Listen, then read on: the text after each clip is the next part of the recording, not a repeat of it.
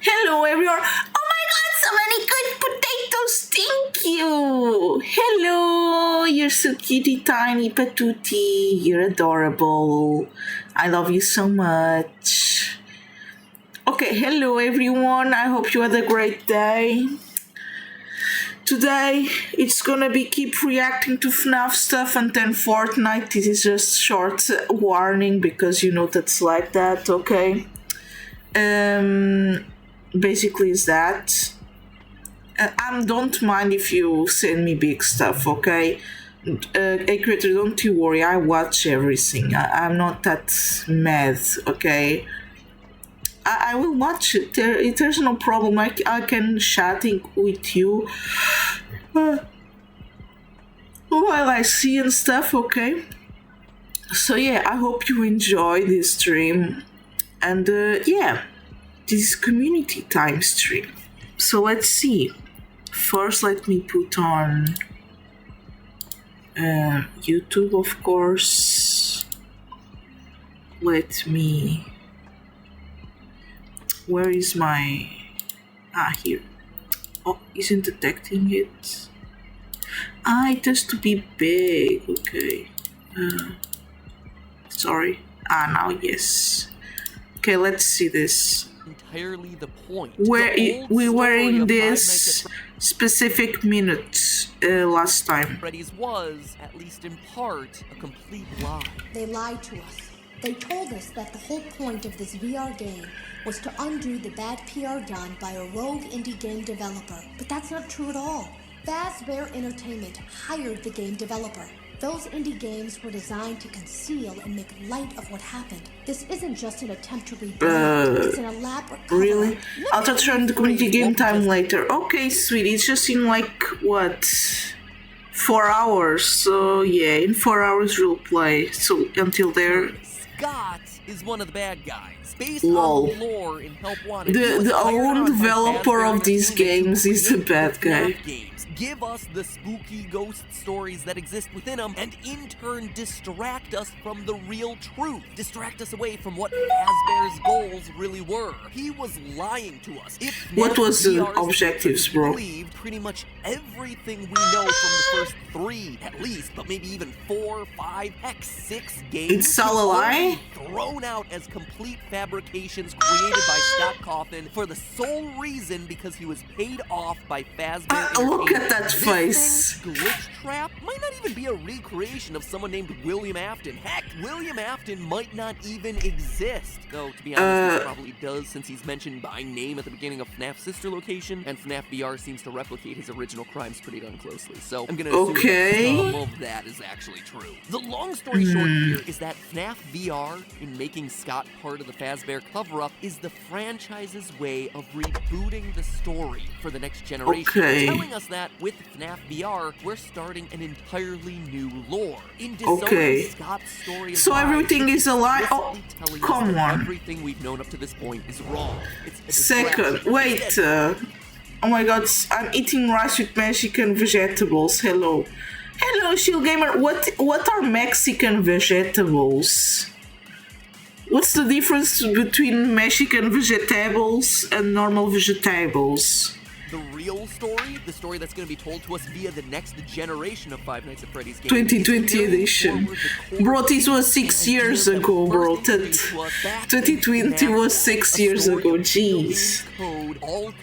Just search. Okay, I will search after the stream, don't you worry. Look back to FNAF World, it was trying to tell us the truth about this theme the entire time. As 8-Bit Glitch Bear tells us in that game, don't be deceived by the one pulling the strings. It's why Scott is technically the final boss of the game, but the true ending, the clock ending that unlocks the key Easter eggs from FNAF 3, it has nothing to do with him at all. It's entirely disconnected from why Scott that's so weird. There. Again, just search the American FNAF World. Yes, I installed FNAF World, don't you worry. I installed FNAF World, I didn't play it, don't you worry. Think again, Scott is trying to clue us back into the importance of FNAF World. As many of you know, Scott has his website, scottgames.com, where there's always some new teaser images. Jesus Christ. And I'm there right now as a really cool teaser for the next Ooh. FNAF game coming out in 2020. Clearly, by looking at it, it's a FNAF Stranger Things crossover. Stranger Things? You got it, yes, I got the FNAF World game, don't you worry. 3 of that show. But what's a little less well known, though, is Scott's second site, FNAFworld.com, which has been dormant for a really long time. Dormant, at least until a month ago. You see, it was updated to have a big old number 58 smack dab in the middle of it. So and weird. You brighten things up because The zip file was a game. things up when you're given something by Scott Cawthon. You see a bunch of funny reviews appear for whatever this new game is going to end up being. Now, the number 58 might seem like it's completely Like an app. random, right? A weird, mysterious number, but it's actually not. It all goes Was not back supposed to be like that. FNAF World. In that game, From there's the a site you demo told for the me. latest unreleased FNAF game, Freddy in Space. That game's number, installment number 57.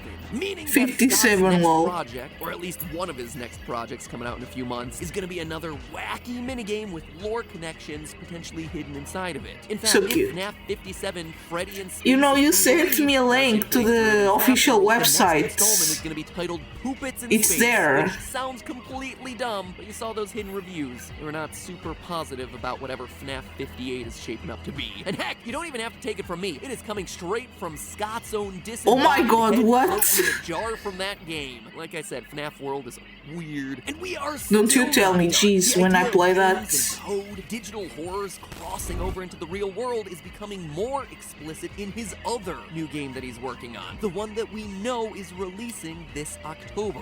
FNAF Special Delivery. An Special augmented reality title that based on Yeah, the there trailer is a titled link, FNAF there is like a way of installing the game, so don't you worry, I guess I did everything right. Around your home might just seem like a fun, quirky new way to play these sorts of games, but from a lore standpoint, you wouldn't be surprised if what this is actually doing is forwarding the core themes of the new direction for the story of these games. Okay, what you could actually have done animatronics in your house with the phone? Is that even available anymore? If not specialism, we'll have to now continue. No, I never tried it! Come on! No, I'm sad. Also cute tiny sad faces, thank you, Shield Gamer. Bro, come on, why do they discontinue that? Don't be surprised if this franchise, as we know it, really starts to change.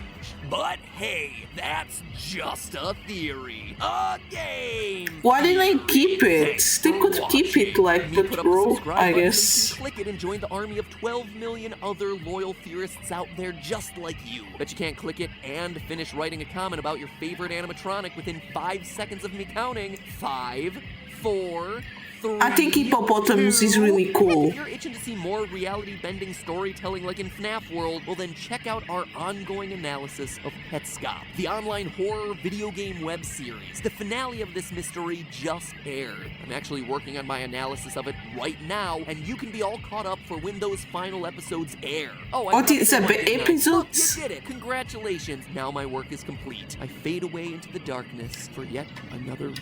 I'll see you next time for Kindergarten. What? That's so weird. Okay, let's wait.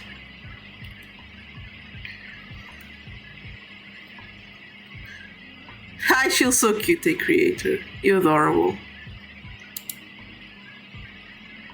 Ready for a huge special There's a announcement? cult now. Markiplier, Doggo, the kings of Five Nights at Freddy's. Kings, together in lol. one room against a brand new FNAF game with thousands of dollars at stake live. Do I have your attention? Great! Because it's happening right here on the channel December 3rd.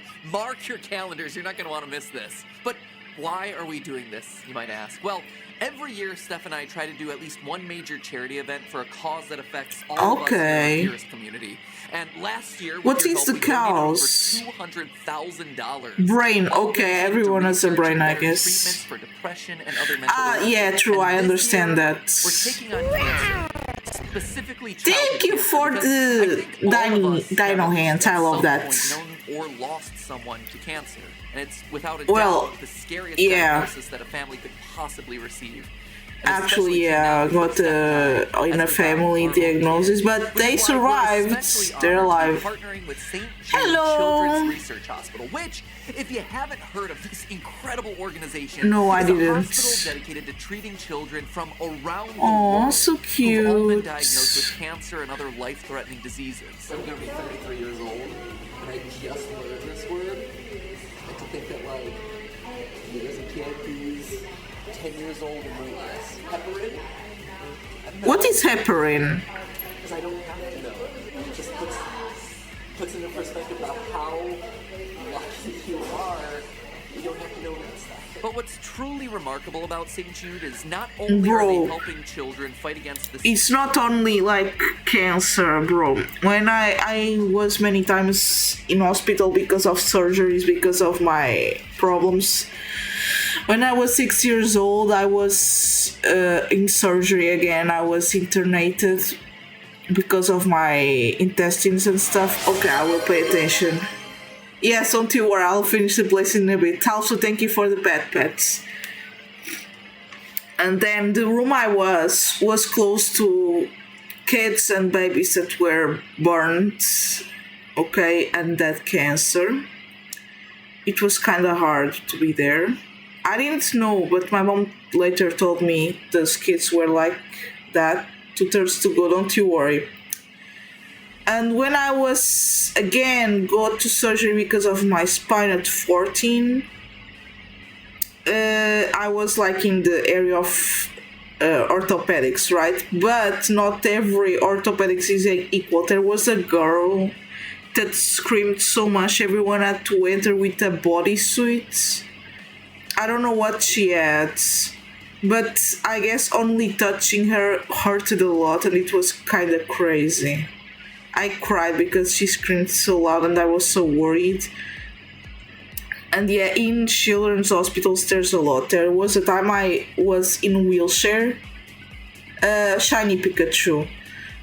I was in a wheelchair for some time in the hospital. And one time my dad sent me, like, we walked a little bit of the hospital out of the internation area. But people look at me like, Jesus Christ, it was so weird. Not like a human being, they look at me like something else. It's so weird. I was just a child, you know. Shiny also sent a full Minecraft playthrough. True. But okay, I'm sorry for talking about this. the scariest diagnosis that you could possibly receive, but no one who's a patient there ever has to pay a single... Wait, actually, another stuff. I had in the family, I didn't know this. I think I was a little kid when this happened, I don't know. There was a kid in my family that was diagnosed with cancer, leukemia, and died with 9 years old. It was really sad. But yeah. ...cent for their treatment. That is hundreds of thousands of dollars of medical treatment. Yeah, free. For free. And their It's work good doesn't for just being stop free. at helping individual families either. They aren't just helping to treat cancer in single patients. They are the foremost leader in researching new Slay. ways to stop cancer, to Help kill it dead, everyone, and please, then think. spreading that knowledge for free to the rest of the world so that everyone can use that information to try and find better, more effective cures. Also, I had Most like other organizations would hide that sort of another information. family They would member that was really cool. keep it for themselves She so that died they of can cancer make a lot of too. money Was so off of it. sad. But here's St. Jude, right? Who are all about this idea of working Okay, creator, together to find a way to you kill decide. You're cancer the once and master. for all. One child treated at St. Jude literally translates to 1,000 more that are treated in hospitals around the world.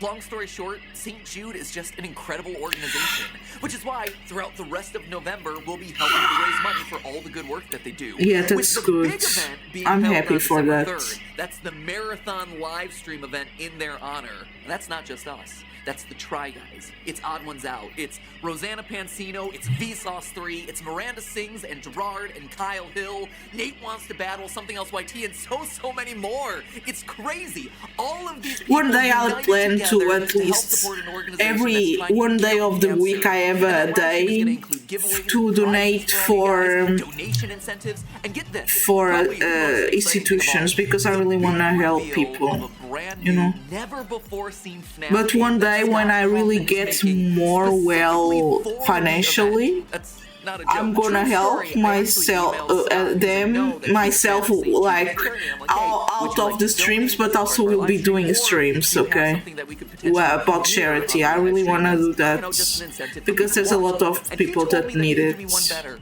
that he could create for us a game that apparently will have dollar amounts hidden throughout it, and that What? the more we find, the more he ends up Slay. donating to St. Jude.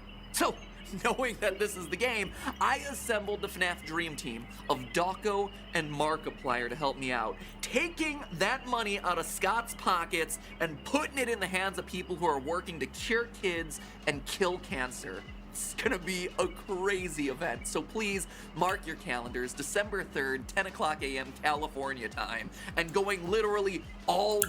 Wait, I guess I 6 years late now. And Come if on. you do want to start donating now to this incredible cause, the link is right here on the video. Yeah. What's that Where, series? really? How to make FNAF not scary? Well, guess what? I guess You I help can make donate cancer through other not stuff, scary. right? Like Help with the Twitch, I don't campaign know. And donating either today or during that big live stream event. Now, enough with me on the couch. Let's get to the episode. Ay, Jesus. Oh my god, that's so scary. Jesus. Hello, Internet! Welcome to Game Game Theory, where Theory. today it's time to meet a new villain, because FNAF's next major killer has a face, a voice, a motive, and we even know their name. So today Really, is actually going to be a big Slay. one, my friends. The Finally. official game may not be releasing until 2020, but we're already well on our way to understanding where this franchise is headed next. Just as long as Scott doesn't shred it, burn it, and mix in another 5 monochromatic characters with Whoa. frontal lobes bit off dreaming on their deathbeds. You see, over the Whoa, course of I October, guess. we saw the release of FNAF VR Help Wanted's Halloween DLC, The Curse of Dreadbear, which at this point is getting close to like the longest game title in history. And despite the game's repeated Jeez. insistence that this little fall fest was purely for fun, Keep in mind that this DLC pack is nothing more than a festive holiday-themed add-on, which has absolutely no hidden intent or purpose. That's I don't know sus, complete bro. lie. That's One does not sus. simply include casual references to 1983 in a Five Nights at Freddy's game. And when it comes to Easter eggs, I'm not just talking about one or two things here. Whether it was the FNAF 4 house perched high on a hill in the background, Ooh. trick-or-treating at an animatronic-filled mansion, inching your way through FNAF 4's haunted hallways, or just taking a Disney Ooh. ride that suddenly goes off the rails to revisit a familiar-looking pizzeria, Easter eggs were hidden in Easter every eggs. pixel of this DLC. Here's a list of a few that were worth calling out but don't merit a full-fledged theory. First, the masks that you wear for the trick-or-treat minigame are most likely the real-world versions of the masks that we see the bullies wearing during the Five Nights at Ooh. Freddy's 4 bite. Maybe This not, because reinforces they idea have that the in eyes grand separated. timeline of events, Freddy Fazbear's Pizza was popular enough as a franchise by 1983 to have its own line of Halloween masks. In other words, I it's guess. more evidence to suggest that this location that we see in FNAF 4 isn't the first pizzeria. It's not the beginning of the timeline. Point number Okay. two, when you win a minigame, you see posters randomly generated around the walls. The thing is, all of these posters have appeared in a previous game. They're FNAF weird. 6 Pizzeria Simulator. They appear in the alleyways where the salvage So weird. animatronics can be found. Man-Wolf clown pictures referencing Baby, and Spookfest. What's particularly interesting, though, is that Spookfest one, which could in fact be referring to the exact fall festival that we're attending. That poster in particular always felt like a random addition to those alleyway scenes, and as we know, Scott don't do coincidences. It's also worth noting that I've seen one playthrough from the channel Johnny Blocks that had 3 Ooh. clown pictures appear on the walls. After throwing a dart at each one, the barn suddenly switched over to rave mode. Black Let's lights on for the go. party, becoming possessed by Golden Freddy. what? We can tell that as evidenced by the It's Me banner hanging over the top of the barn. What? Now, No, I that's can't so sad. dead. whether this is real, because he's the only playthrough I've seen been able to do this, and also spawning 3 clown pictures randomly is just seemingly impossible odds. And also, it strikes me as weird because from a lore perspective, Golden Freddy is supposed to be hanging out in the afterlife with our dearly departed William Afton. But still, it is something that's definitely worth calling out, and if any of you out there have a means of testing it, go forth and double check it. And lastly, why don't you try it? Maybe it's really hard to get that. Ooh, looming over top of the hillside covered in that's scary. On top of the hill, you can make out what appears to be some sort of purple glitch. By hacking outside the bounds of the game, just like the channel Kuno Leo did, you can see that it's indeed a glitching gravestone, surrounded on all sides by 7 normal-looking gravestones. Okay. Now, 6 gravestones would seem to be a reference to Pizzeria Simulator's gravestone ending, symbolic of the 5 murdered children during the missing children's incident, as well as Charlie, the girl who dies and goes on to possess the puppet. In short, William Afton's 6 victims. But okay, who's the 7th gravestone doing there? Well, in my estimation, that one would seem to belong to Michael Afton, his son and his final and unintentional victim. Which would suggest that the glitching gravestone is William Afton's grave. It's got the purple color, it's got itself the glitch, which clearly ties it to Glitch Trap, but further cementing this is the texture that you see running along the grave, which, while hard to make out, clearly has rabbit ears. But it's the last and hardest to achieve Easter egg that I want to focus on today. The one that reveals our new killer and starts setting up the story that we'll be watching play out over the next few years of games. You see, William Afton has started himself a cult. Let's call it the cult of Glitch Trap. No way, bro. Our job to rescue the people who've fallen under his spell. Now, if you've been watching over the last few FNAF episodes, I've been talking a lot about how FNAF VR Help Wanted is a passing of the torch, a sort of reboot for the series, an ushering in of the next generation of stories that this franchise wants to tell. Stories that, yes, still come from the series' murdery past, but also move beyond it, beyond the timelines, beyond all its baggage, now with new faces and new murder to be done. And the that's kind of scary, that's sweet. Confirms that theory. Oh my god, Kitty face! Ring the bell, my friends. That's right, I got a FNAF theory correct. The largest, longest, and quite frankly hardest minigame of the DLC pack is called Corn Maze, which has Dayglow Foxy hunting you down as you search for keys in an abandoned maze filled with what are truly the scariest part of the game, really loud crows.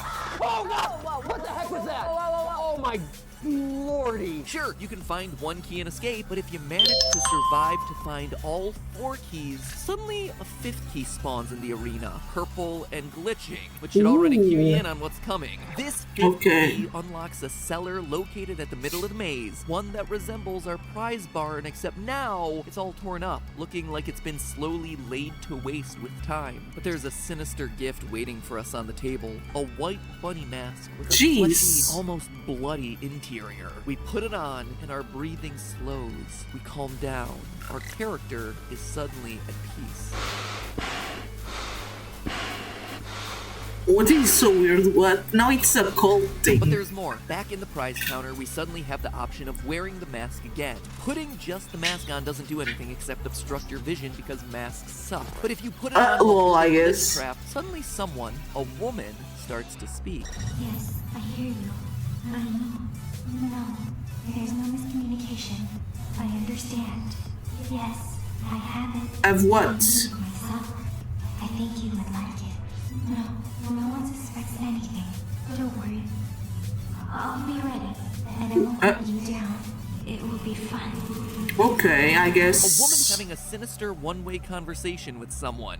Or something. I don't think I need to spell this one out for you, right? She is clearly talking to William. Glitch Trap. The fact that this conversation requires so you weird, to be wearing bro. the mask, which represents her, and holding the rabbit, which represents him, seems to be all the proof that we would need. But now let's look at specifically what they're saying. Based on her saying things like, yes, I have it, I made it myself, you would like it, she seems to be referring to the bunny mask. That is her creation. The voice, William, clearly dictated to her that she needed to create some sort of bunny mask to carry on his tradition of Lappin-themed murder. The line, why is there a cult on this? Clearly seems to indicate that she's been hiding in plain sight, much like a pizzeria's security guard who's planning to kidnap kids. Or, as I brought up in a previous theory, a game tester who's suddenly been brainwashed by a rogue piece of malware. Which leads us to the other lines about there being no miscommunication, being ready, and not letting him down. down. Those all seem to indicate that William senses hesitation or fear in the woman about fulfilling on his plan. This is reinforced by the name of this voiced character. On Scott's Voices.com page, where he tends to hire out actors for their various roles in the game, the listing was named Reluctant Follower. So this woman is clearly a devotee of Afton, but oh my god, he's going so far as to actually kidnap kids and, you know, turn them into remnant soup or something. Jesus Christ. Anyone, honestly. It's also important to note here that the word reluctant doesn't necessarily mean unwilling. I mean, it can, certainly, but in this case, it seems like she's trying to please her master, William Afton, saying things like, why, bro? Why is it the master? It's not that William has control over her body and is forcing her to do things, she's just nervous to take that final leap. What this all tells us is that William has been successful in what Tape Girl warned us about, that FNAF VR is a Trojan horse. It's carrying the virus that is William Afton. Now, William Afton is a virus now. His spirit being passed along isn't really important. What matters is that he's suddenly able to enter the minds of that distortion image is so funny. Of Jeremy throughout those FNAF VR tapes, a man who went crazy and ultimately sliced off his own face. Jeez. Probably starting to slip under the control of Glitch Trap, but tried his best to fight back in whatever way he could. That's also why every ending of that game is a bad one. The fact that we need the green bunny to hear this dialogue confirms that all those vague cutscenes at the end of the game are of him escaping. Because without the tapes, Glitch Trap is still disassembled in the game, and this dialogue of a brainwashed devotee isn't possible. But what we're also learning here is that while Glitch Trap is able to invade the mind of a person, he can't fully possess their body. He's limited to only being a voice inside their head. He has to convince them to do his bidding and continue to push them to fulfill their mission. Mask Girl is scared, she's hesitant, she's reluctant, and must be cajoled into acting on William's wishes. She's slowly descending into madness. Oh my god, no. Wait a minute, why does that sound so familiar? I don't know. Because it's one of the upcoming projects that Scott's been teasing for the better part of the last year. It's a oh my god, Slay, I guess. For a game where your villain starts as a normal game tester, but then is forced to listen to the voice in her head telling her to kill. It's also worth noting that there's a similar conversation currently hidden in the source code of Scott's website, except here we actually see both sides of the conversation. Stay the course. I will. Focus on my voice. I will. Don't let anyone lead you astray. I will. Astray? What is that? I have. That line of "don't let anyone lead you astray" really stands out. Yeah, I guess I don't understand that word. Idea that the followers aren't fully under Afton's control, that they can be swayed or saved in some way, just like people in a real cult. It looks like we might be able to save these innocents from Afton's grasp before they commit any sorts of crime this time. And where will those crimes be happening? Well, a few weeks ago, this was the image on Scott's website. Just more cool 80s-tastic FNAF teasers for the new game that's coming out in 2020. Freddy now has an earring, let's go, so Slay. The image got altered slightly to this. Notice those floppy ears? Looks like our new killer might be on the hunt in the mall. Looks like 2020 found itself a new female FNAF killer. And if she's truly working undercover with no one suspecting anything, clearly she must be a mall cop. Segueing to a murder scene near Spencer's Gift. Oh, what? End it there, except we can also figure out her name. Brightening images, digging through source code. That is so FNAF 1.0. At this point, the series is 5 years old. It's matured, and the fan base has matured. And the way that we're able and perhaps even expected to dig for clues has gotten significantly more advanced. It's like an arms race. Scott finds a new way to hide clues, one person in the community breaks the code, and suddenly it's in our tool belt. Next time he releases something, boom, we immediately whip that tool out. That sounded wrong. Maybe let's not whip out our tools and instead smartly and respectfully remove that tool from our tool belt and apply it to the problem at hand. Let me give you an example of this. Brightening images. The first 1 or 2 times Scott did this, it was completely unique. No developer had ever really done anything like that before, and as a result, it took a little while to discover his hidden messages. But after 1 or 2 times, now we know it's a trick he can use, so no one even bothers to look at the image itself. It's just straight into those contrast sliders. The same thing with looking at source code, the same thing with digging through game files, and on, with each one slightly more complicated than the last. And now we've unlocked ourselves a brand new clue-finding technique.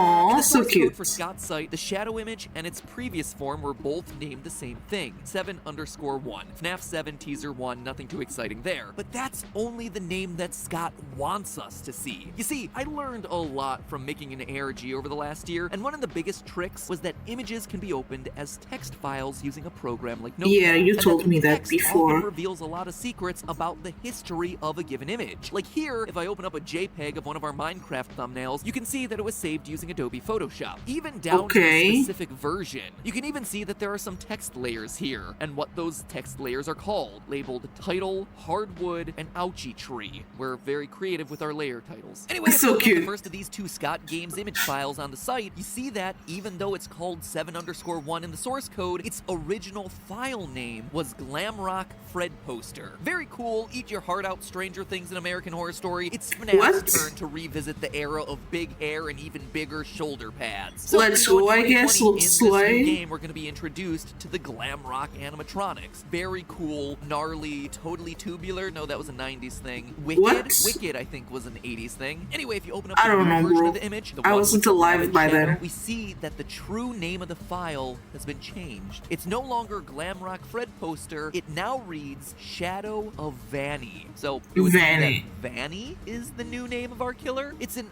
odd one to be sure, but I honestly don't think that's it. I actually think it's probably a combination of her real name, Vanessa, and her mask, the White Rabbit or Bunny, Vanessa Bunny, Vanny. Just like Will Trap and Mike Bot and all the other weird ship names we have in this franchise. What? Every time. So there The guy's tired. Preview of the coming events in the FNAF franchise. It's the story of Vanny, Vanessa Bunny, a normal person driven into madness by the voice of William Afton talking to her in her head to go out and kill people. She might be the only one right now, but there could be hundreds out there. A cult of Glitch Trap, if you will, following in his bunny toad footsteps. And we know that this is the case based on the fact that Glitch Trap is still seen dancing in the background of that DLC. Oh my god, he is so now creepy. apparently able to copy himself. It's worth noting that that's an Easter egg that was left in, actually overwriting an oversized Dreadbear. So you know that this one's intentional, right? It says that Glitch Trap is a copy, and that he's able to copy himself over and over and over again. The cult of Glitch Trap spreads. Now we just have to wait. He's so creepy. Why did he get to this? Maybe it's in the new book series that starts coming out in December. Maybe it's in that new game that Scott's sending us on December 3rd for our big St. Jude charity live stream. Who knows? But in the meantime, stay vigilant, my friends. And remember, it's all just a theory. Well, what the picture? Game theory. What the picture, Jesus. Done. Just done. More FNAF's over. Done until December 3rd. I'm gonna rip my microphone if I jump off this couch. I'm just gonna lower myself slowly. Bye. Well done.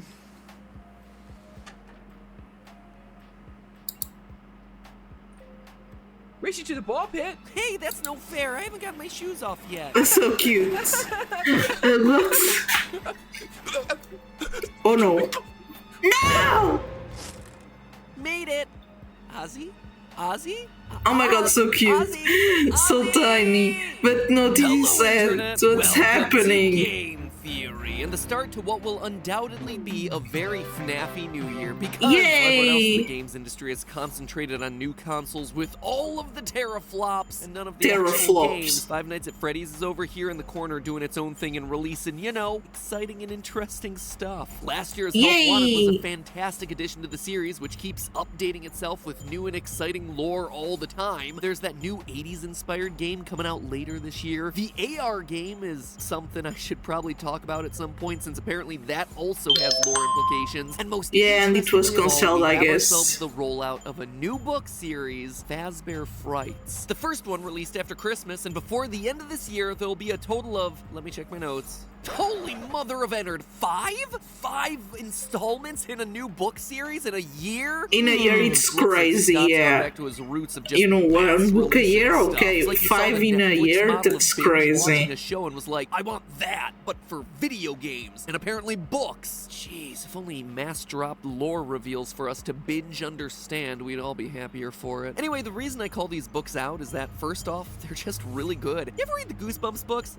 I definitely did. Every No. single one. Night of the Living Dummy and Ghost Next Door. Never heard every about day, those. fam. Well, Fazbear Frights is just a modern version of those, with each book containing 3 short horror stories all set within the FNAF universe. And, true to them being a part of the franchise, they aren't afraid to get super bleak. Today's episode is going to go into detail for the first 3, so if you want to read them blind, consider this your spoiler warning. Anyway, to give you a sense of tone, one story ends with a girl finding her severed body parts hidden away in plastic bags, only to then realize that she herself has been piece by piece replaced with a robotic body. In Bro, another, no, that's teenage girl is creepy. imprisoned and forced to choose the way in which she is gonna die, with options ranging from boiling alive to electrocution to Bro, no. decapitation. She chooses the decap attack. Dear FNAF viewers, I know we were all Jesus. super worried about Kappa coming in and striking us down, but when we're covering stories like these, I think we're pretty darn safe. But of course, I wouldn't be talking about all this on Game Theory if it wasn't for the lore. These aren't just random horror stories. Each one is connected back to characters and locations that we know from the original games. The girl who makes a wish to be beautiful and then is unknowingly hacked to pieces? Well, the fairy godmother doing the hacking is a red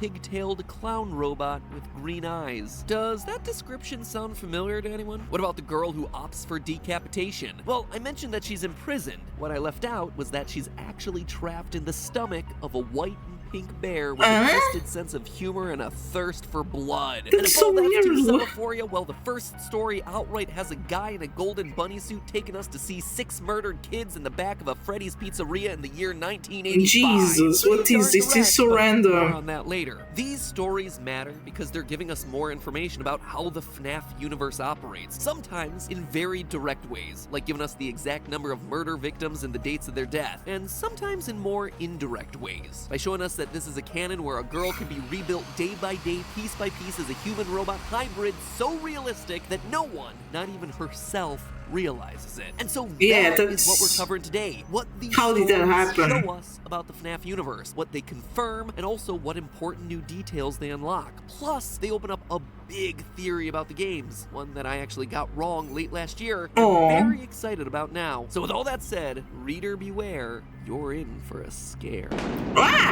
Oh, and for those of you who dismiss the stories as non-canon, I wouldn't be too quick to judge these books. Each one of them has this in its official description. Quote, in this volume, horror master Scott Cawthon spins 3 sinister novella-length stories from different corners of his series' canon. End quote.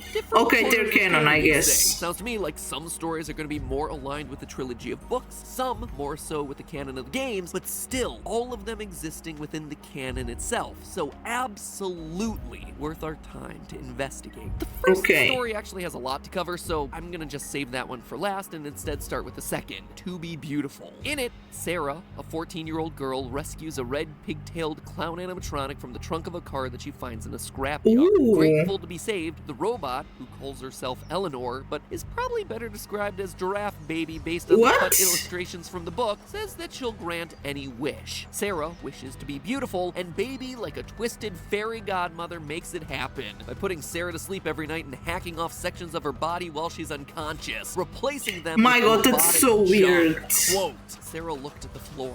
One bag contained a human leg, another a human arm. Bro, what is this? The bottoms of the bag. This is so the bad. legs had been severed neatly, as if in a surgical amputation. Another bag stuffed with bloody snake-like entrails and what appeared to be a liver slid from the cabinet's shelf and landed on the floor with a wet splat. What is this? Never work out for you, baby. Beverly Hills plastic surgeon is a great backup career. The only stipulation is that Sarah must wear a special necklace to keep the illusion alive. When the necklace inevitably falls off, Sarah's new junk body is exposed and falls apart. She dies, surrounded by her own severed body parts as she's forced to watch Baby walk out into the world having stolen her old look and identity.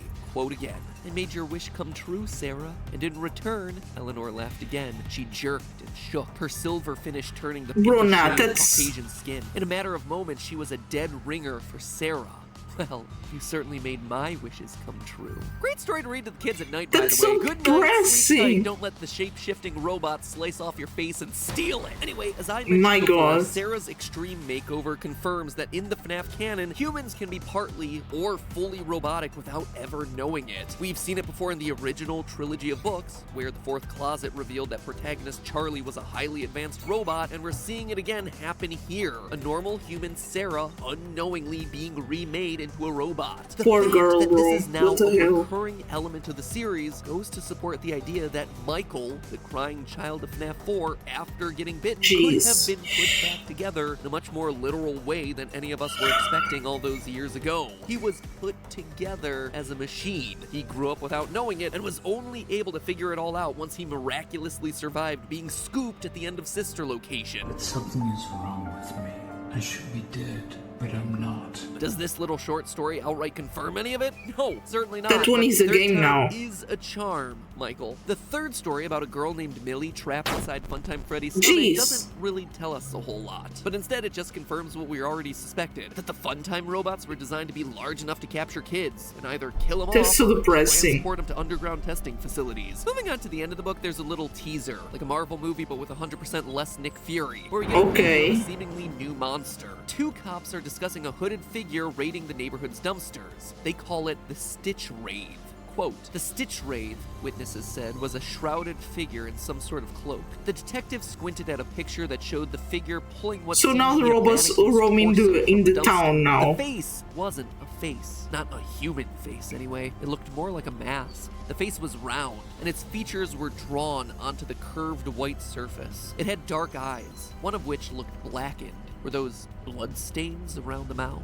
End quote. To me, the Stitch Wraith is just a cooler name for Ennard. I mean, you got yourself Yeah, a I creature that guess. has a white mask with a missing blacked out eye, sharp, potentially bloody teeth, and a lurching walk. Definitely similar to the way that he's shown in the games. Ennard's obsession with trash would also be appropriate for the Trash? Stitch Wraith. I mean, it's He just loves a massive trash. light. You need something like a mannequin. They torso love to give it trash, I form. guess. We actually see the same thing with Scrap Baby's design from FNAF 6. Between games, she clearly assimilated any and all garbage into her form to be more passable and human. To me, I gotta be honest, I just Jeez. think the Stitch Wraith story is cool because it shows the outside world's reaction to the Freddy creatures that we all know. It starts to show what happened to him after the events of the game. It connects the dots for the story after the credits finished rolling. To know that Ennard, after he escapes from Sister Location, to the in-universe people going about their daily lives is just this urban legend named the Stitch Wraith, I guess that's just pretty interesting to me. think Yeah, I it's guess fun. it's Anyway, also interesting, worth noting yeah. here that the teaser attributes 5 dead bodies. Oh to my Ennard. God. Quote,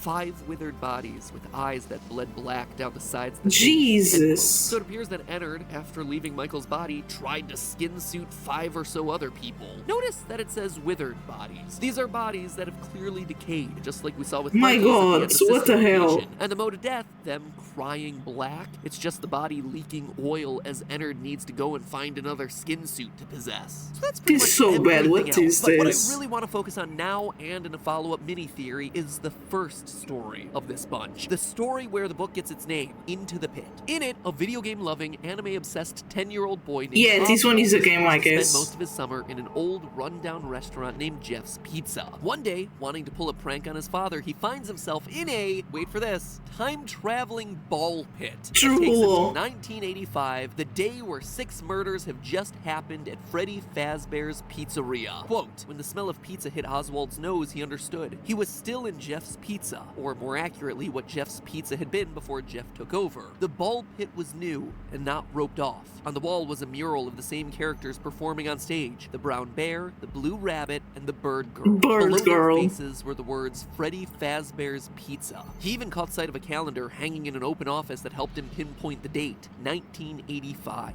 End quote. Way to take the mystery out of it there, guys. I was all ready to cross-reference all the arcade cabinets that you saw in the pizzeria and the allusions to the Smurfs and other popular popular media at the time to find the date, but you just had to go and take that all away from me. Oh, come for on, it's more saving me simple like research, I that. guess, but no thanks for taking away my deserving YouTube watch minutes. And Oh, here's it's the okay, don't first you big worry. mind blow of this book series. First, because I think there are actually two in this one story. Okay. In this story, we get ourselves clear, indisputable evidence that in 1985, 6 kids were killed. Quote, the rabbit stopped in front of a door with a sign reading party room. Half a dozen kids, none of them older than Oswald, their lifeless bodies propped into sitting positions, Oh my God. their legs stretched out in front of them. They were all wearing Freddy Fazbear birthday party hats. So Oswald couldn't so tell sad. how they died, but he knew the rabbit was responsible for it. That the rabbit had wanted him to see his handiwork. End quote. On one hand, it's incredible to finally get ourselves a date and a firm number of dead children. But get ready to Yay, change your this is Facebook status because it is impressive. complicated. You see, 1985 has never once been an important date in the series. 1983? Absolutely, that's FNAF 4. 1987? You betcha, that's FNAF 2. We've got ourselves 80s representation everywhere. Slay, I Mods guess. Boingo boingo for days, but never, not once has there ever been a mention of 1985. And while it might be easy to immediately write that off as a typo or some non-canon event, it's definitely not. Far from it. In fact, for as wacko as it seems, this time-traveling ball pit from a short story and a spin-off series of books takes Oswald back to a pizzeria that we've never seen before, but one that we have absolutely known to have existed since the second game in this series. As proof, let me pull up a clip from Okay. my second ever episode on FNAF, back when Purple Guy was actually Phone Guy. True. Those were Lol. the days. Every way to Sunday, this game is a prequel. Posters everywhere in Five Nights 2 welcome you to this new location,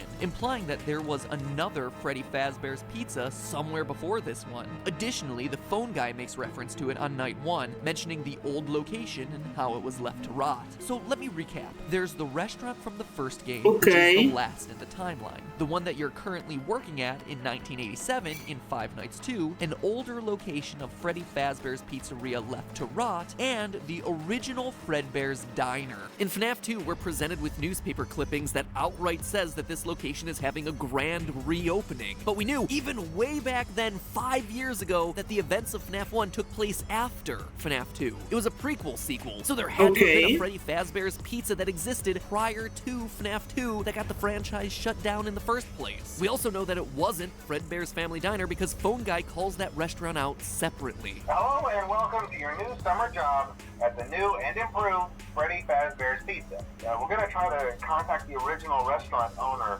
I think the name of the place was Fredbear's Family Diner or something like that. So in this one random little scene from Fazbear Frights, we uncover a pivotal piece of the timeline that's been missing for the last 5 years. A mystery pizzeria that's been gone since the very beginning of this franchise. A pizzeria that looks to be home to the first 6 actual murders of the Fazbear story. In fact, I can actually do you one better. I believe this to be the 6 dead kids that we end up reuniting in the Happiest Day minigame from FNAF 3. Notice that detail about all of them wearing party hats. True, they were all wearing party hats. And the Happiest Day minigame from FNAF 3 has us reuniting them to finally finish the birthday party that got So cute. prematurely and gruesomely cut short. This is huge information here, guys. However, true to form, as it always is with this story, not everything lines up. With this being chronologically the earliest set of murders that we see at a pizzeria set before 1987, then we should be seeing the animatronics get possessed here. It's something that we've never actually seen in the games. This should be the missing children's incident, where the victims' bodies are shoved into the suits never to be found. But it's clearly not. The book makes it very obvious that these bodies were clearly out and visible. Quote again, there were noises, but not the usual ones of Freddy Fazbear's. Screams, crying children, yells Oh my of God. chaos. Oswald's stomach in knots, he moved through the crowd, past crying mothers running with their toddlers in their arms, past dads grasping children's hands and leading them swiftly What is towards the happening? exit, their faces masks of shock. End quote. My work is easy because I Well, use sorry for the Here's how I ad. keep track of all my tasks. I start by brain dumping everything I need. the bunny had laid out all his victims for everyone to see. A far cry from the bodies being shoved into the suits and then not being discovered for years on end. Hence, the missing children's incident. And we know that the missing children's incident is most likely where the animatronics got possessed because, you know, their bodies are in the suits, along with the metal. So the metal and the souls fuse together to create living animatronics, roll into FNAF 2 That's so 1987. crazy, Oh my actually, gosh, but look, okay. there's living animatronics roaming around this pizzeria. Oh, and we installed security devices just because we know a murderer came around the last time. There's a reason I stopped talking about the timeline of these things. Additionally, there are 6 children dead, and the missing children's incident only had itself 5. That, in and of itself, would be okay, right? Since FNAF 6 children has always been the magic number. It's weird to mention a magic number when talking about murdered children, but you know what? This series descends Yeah, I a guess. lot. Our list is Susie, Fritz, Gabriel, Jeremy, Cassidy, and Charlotte. The core 4 animatronics, Golden Freddy, and the puppet. 6. The problem is, Charlotte the puppet always seems to have a separate death outside of the building, outside of the realm of the other 5 children. So having her Yes. suddenly lined up with all the rest of the kids at the same time just doesn't make a whole heck of a lot of sense. I don't know. Maybe I just need to think on it more because everything else lines up. We have ourselves a golden bunny leading kids down a hallway into a back room, just like Yeah, those it's original scary. newspaper clippings describe. He's also very clearly visible, which means he'd likely be taken into custody. Again, just like those original newspaper clippings describe. As it always is with this series, so many items line up, but there's just one or That's so two many little stuff,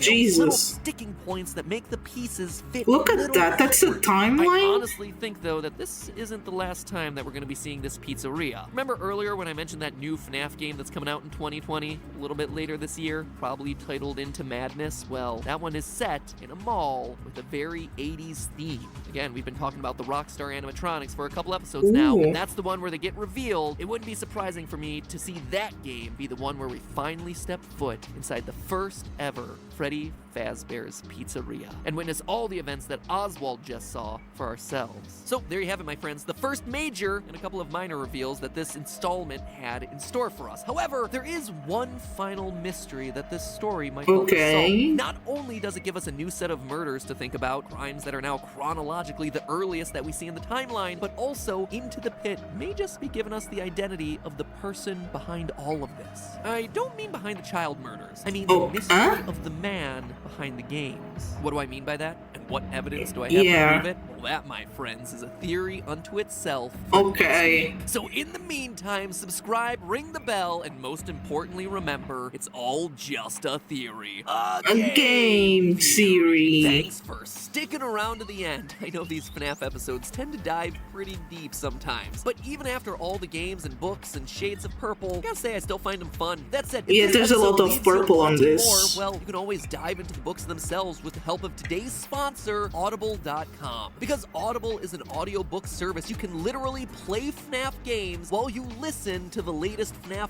books in the series. I never tried to listen to a book. I don't know if that's cool. Audible has an awesome selection of FNAF books just waiting for you to listen. Really? Including that brand new Fazbear Fright series. Look, Into the Pit. It is right there ready to tickle your eardrums for free during a trial month with Audible. Using the link audible.com/MattPat, M-A-T-P-A-T, or heck, if you're on a mobile device, text MattPat, M-A-T-P-A-T, to 500-500. You can also already pre-order Fetch, Book 2 of the Fazbear Fright series in preparation looks for even scary, more but okay. animatronic spoopiness. That one's coming out as soon as March, which is just incredibly soon. I told you he's rolling these things out at a fast pace. And again, if you're tired of FNAF, but Yeah, you how- still how want fast he creepy, writes, wild bro. genre goodness, well then I'd highly recommend diving into Audible's library of Goosebumps titles. I mean, I told you earlier, Ooh. I absolutely devoured these things as a kid and teenager, and even now as an adult, they hold up really well as fun, easy books to listen to when you're not looking to rack your brain. So Audible has all the classic Goosebumps I loved growing up, including the two I mentioned earlier, Night of the Living Dummy, So Creepy, and Say Cheese and Die. I mean, these things are classics, so if you've read them already and you want a nostalgia hit, boom, Audible's got you covered. If you have never read Goosebumps before and you like FNAF, you are gonna love this series. I guarantee it. So get going. Your first month is free and includes any free audiobook of your choice, plus 2 Audible originals. Audible works on any connected devices, so it goes with you from work to school. I still like to read.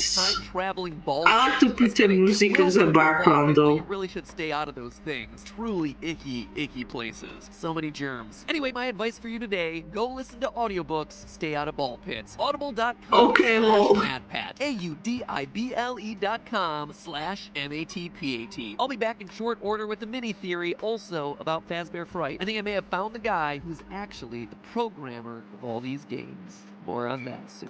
Wasn't that Scott?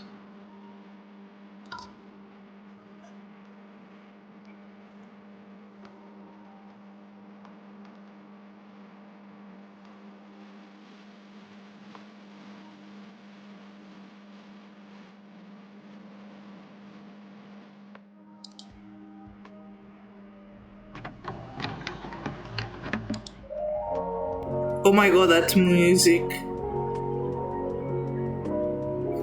Look at drawing. So cute.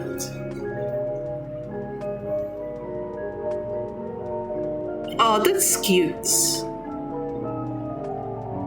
Oh no, that's not cute.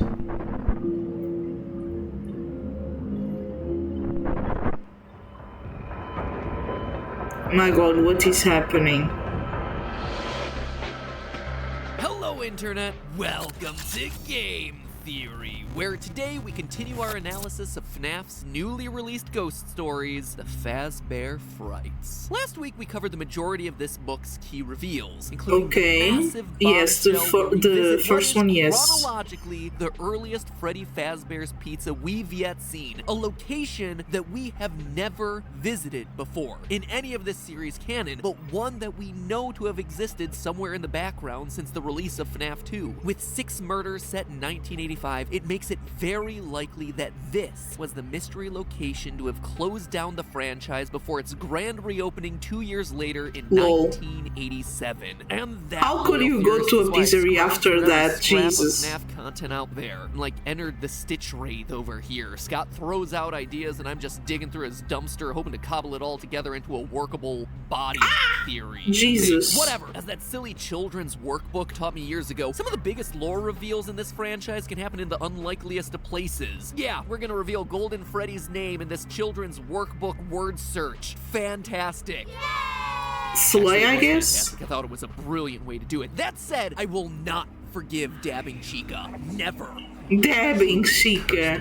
But you see, I think Slay, I there's one guess. other massive lore reveal hidden in Fazbear Frights, buried amongst the tales of Extreme Makeover Robot Edition and Ball Pit Time Machine. A lore reveal that is absolutely worth our time exploring today. A lore reveal that introduces us to a character who's been helping to pull the strings since the very beginning. One who's been misleading us about the horrors of Fazbear Entertainment. Someone whose importance goes far beyond just the 40 pages he appears in throughout this book. I think Into the Pit may have just introduced us to the creator of these games. And I'm not talking about Scott Cawthon. Okay. Let me explain. One of the strangest inclusions in FNAF VR Help Wanted was a reference to a game designer that was telling lies about the horrors happening at Freddy Fazbear's Pizza. We know that Fazbear Entertainment has developed something of a bad reputation over the last few decades. And while it's true that some stories associated with our name were loosely based on actual events, the majority of them were total fabrications from the mind of a complete lunatic.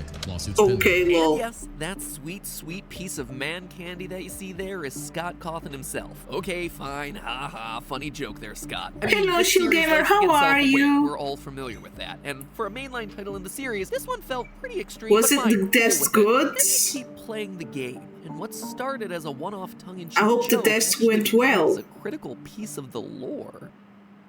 Oh my god, an ad, I'm sorry. You're watching a toothbrush play Billie Eilish.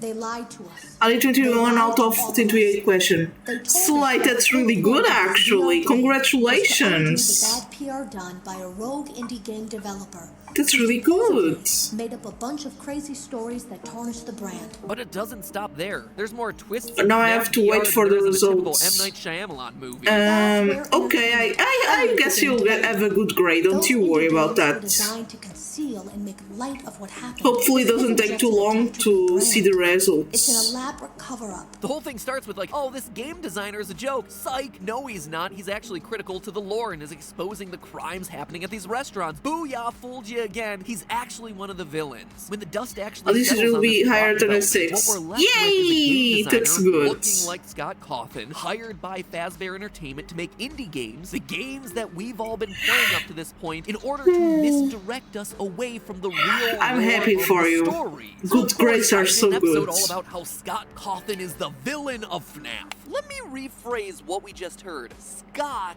is one of the bad guys. He was lying to us. Because I In have two FNAF, VR sixes are and to 6 is believe the pretty much limit. everything we know from the first 3, at least, but maybe even 4. Wait, if 5, 6 is the 6 limit, how can you games get all higher than thrown out as 6? complete fabrications created by Scott Cawthon for the sole reason because he was paid off by Fazbear Entertainment. Except I was How can wrong. you get higher than a Sure, 6 but if 6 here, is my timing a couldn't have been any worse. is See, a earlier that limit? very I'm confused, week that I sorry. uploaded that video, Scott made a post on Reddit saying that the indie game developer from FNAF VR isn't him. Here's what he had to say, quote, "The question is this, is Scott Cawthon now a part of FNAF lore?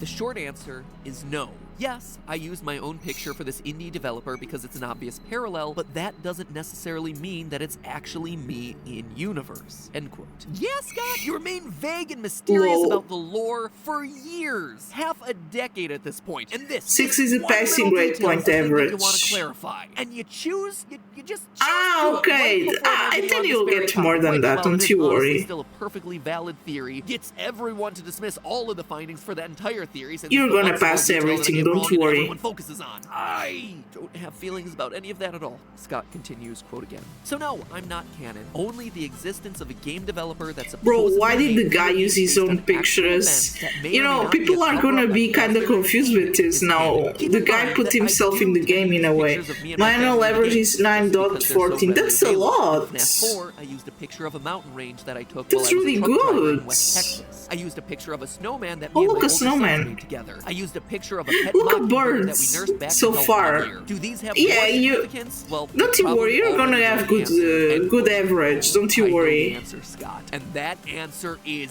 yes. You breathe and it becomes canon. My ever-decreasing sanity aside, Last it was does leave 8.9. open the door Okay, as to you're the really identity good of now. this You're rogue really indie developer improved. is. And I think that Fazbear Frights' story. But I into hope the it's pit not getting reveals hard to us get those who it grades, might okay? actually You be. need, you Admittedly, don't this need is to a bit always study. You deeper of a need to theory, rest but here's what I sometimes. suspect. Study is I believe important. our secret game Okay, but designer, don't the kill one who's yourself been studying, leading us okay? through these games is the story's main character, Oswald. The little 10-year-old boy Oswald. who winds up in a time-traveling ball pit to visit the 1985 Yeah, time-traveling murder scene ball of pit is Freddy crazy. Fazbear's Pizza. I believe he grows up to be hired on by Fazbear Entertainment to create these games. Now, that What? might seem like a stretch for Huh? a character that we only get to know in the span of 40 pages, but Don't you tell me the kid is the one who there are created a games. lot of What do evidence in you those think 40 I do pages to every... back that assertion up. Shortly into his story, Ah, Oswald is well, shown to be you obsessed with study? animatronics for no apparent And you reason. chill a little Quote, by he didn't know streaming, why. I Lately, guess. he'd been drawing mechanical animals, bears, bunnies, and I birds. stream. He imagined them Yay! being human size and moving Oh my into god, that's so futuristic cra- robots in an old science fiction movie. That's so Sometimes he drew creepy. the animals' exposed metal skeletons or sketched them with the fur peeled back. It was a creepy effect, like seeing a person's skull peeking out from beneath the skin. And Just now, so mind you, creepy. this is without Okay. him ever having a connection to animatronics. Heck, he doesn't have a connection to the pizzeria at this point in the story. He has never been there. Okay, Nothing. so a This is random just kid him now is the naturally developer. choosing I to can't draw wait for these you to obvious stream specific Dolmer. things without any True, outside I references or agree. influences. So already this boy seems Don't to have you himself a worry, strange probably connection to the FNAF lore after or his Ultra just Kill Cop, I psychopathic still need to training. plan that, don't For you such a worry. short story, Into the Pit takes a lot of time to establish Oswald as a fan of video games, B-grade Japanese movies, and manga. A lot Ooh. of time for a 40-page story. We hear about Manga. him listening to video game soundtracks. We witness What? the debates that he has with his father Did over you cheesy did you hear Toho-style that? Godzilla to video game soundtrack. I thought someone had put the sticker on. It was a video. Oh my god. Because I also want to stream it and I don't want to get any spoilers. Yes. Okay, don't you worry then. I'll try my best. Oh my god, a horse! It's the debates that he has with his father. Bro, over the choosing music total there. Godzilla monster. Don't you How worry, funny I'll he try finds and actors' lips stream not it matching up with the dubbed early, in don't words you in those worry. sorts of movies. He visits the library and we hear about his enthusiasm for the latest manga installment. Now, Thank you so video much games now. is pretty obvious here, right? If he likes video games, well, there's a chance that he wanted to grow up to be a designer of video games himself. But it's his connection to old, cheesy Japanese films and manga that really got me into this movie. Think back to Ultimate Custom, the various point thresholds in the game would unlock the Bear of Vengeance cutscenes, each one clearly inspired by those so old, beautiful. poorly dubbed Japanese samurai movies. The art style clearly riffing on classic anime and It's so manga weird. animation. The mysterious designer of the FNAF games, who presumably made Ultimate Custom Night, would need to be a fan of this style of storytelling to want to incorporate it into It's his kind of work. weird. And here They're we have ourselves actually well Oswald, drawn, but the it's person weird. who exists in this universe, whose limited characterization is spent establishing him as a fan of exactly this type of storytelling. Speaking of limited characterization, Rewind to the it's a radio minor music connection, but parts. a key point of the story is how we were at 9:23. made Japanese movies and manga. A lot of time for a 40-page story. We hear about him listening to video game soundtracks. We Done. 9:23.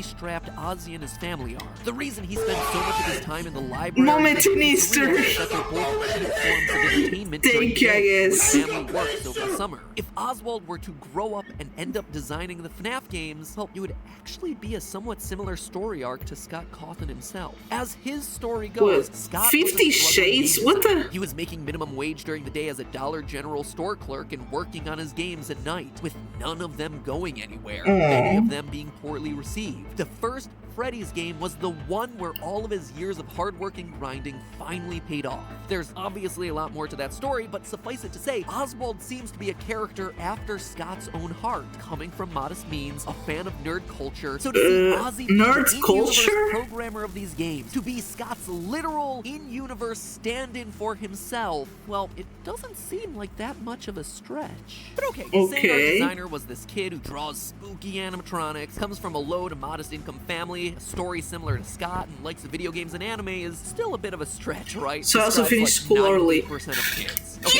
well, maybe Yay! not Now all you kids go have to psychic house, connections to with the home decades and of murder rest. But the rest of it, sure, pretty generic kid. Here's the thing though, we're not You know, just when school talking ends about early is so Oswald's good. character I traits. actually If you love look at that. Ozzy's experience You know, with the when I Fazbear was restaurant on in the story, you school, could see where he'd be inspired to include Wednesdays certain were game always, elements that we ourselves always the day The first and where most school obvious finished is at Jeff, the current owner of lunchtime. Jeff's Pizzeria, It was really the pizzeria good. that took over the abandoned Freddy Fazbear's in Oswald's time. He's described in the book like this, quote, Jeff was creepy too. He looked 100 years old, but was probably just 30. With those Jesus. heavy-lidded, bloodshot eyes, the stained apron, and the slow speech and movement, he was like a zombie pizza chef.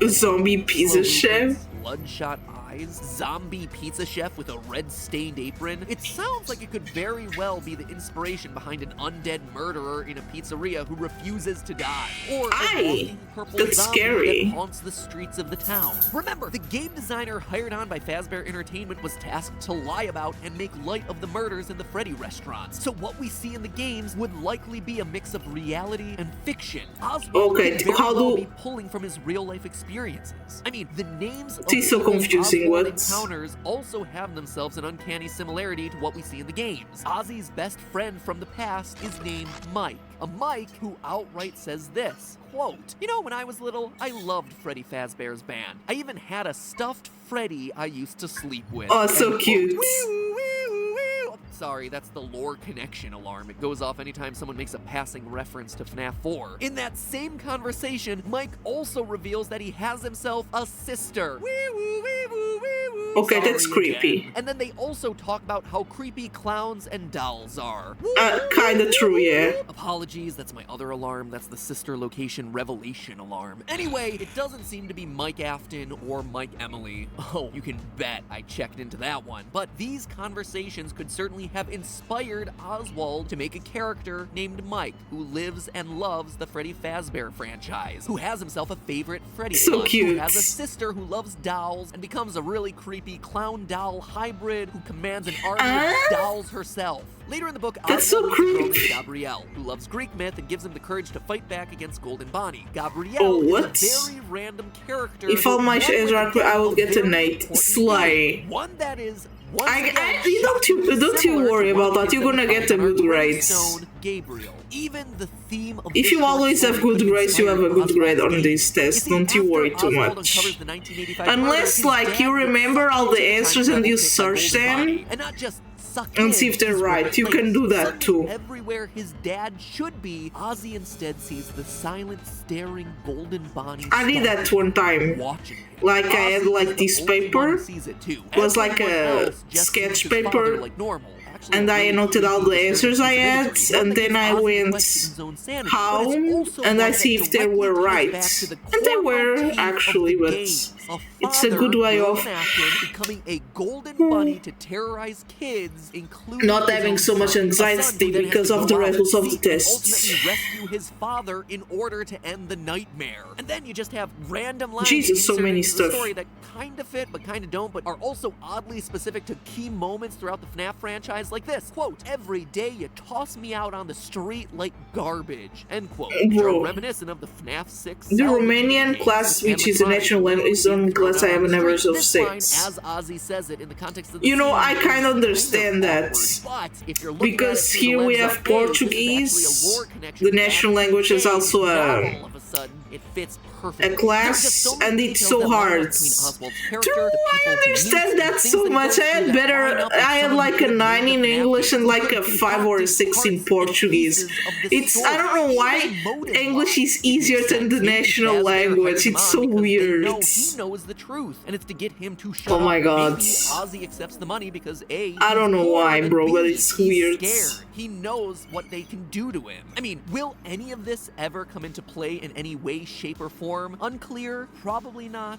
But one, it actually may be able to help us better separate. It's out also the what truth how I from the express. fiction in the early games of this franchise. Yes, Like I guess zombie there's people like inspired by Jeff, the owner of Jeff's specific Pizzeria, the exams zombie on those guy, maybe classes to take see how all you of that talk and information off stuff. the table and really let us focus in on what truly matters, a specific subset of murders. But even if it doesn't do anything grandiose like that, too, I wouldn't be surprised if we end up seeing Oswald again at some point. I mean, already there's a new teaser for the next installment of Fazbear Fright, Fetch, up on Scott's website. I have an idea. So you can bet that Say, we have a lot more to say about this I will series stream and it. its Okay. connections with the games in the coming months. But hey, that's just a theory. My name is Jeff. Well, I guess. Mortal Kombat 11. I never tried that game. Ooh, donors.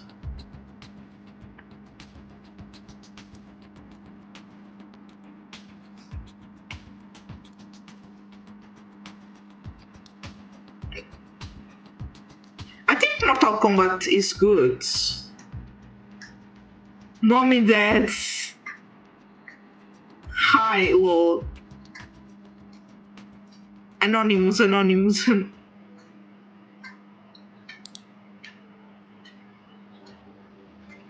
Game series. Book Ooh, series. a card. Help wanted. New book series. Oh, come on. Oh, what is Fine. this? Phone guy. Phone dude. Phone Purple guy. guy. Orange dude. Didn't you just... What is Wild this? card. Change the category. Timeline. Bite of 87. Chomp of 83. Party of 85. Wait, but Time traveling ball pit. you can't just... Reverse. Oh, yeah? Reverse. Reverse. Reverse. Reverse. Reverse, Reverse. reverse, Reverse. reverse, Reverse. What is happening?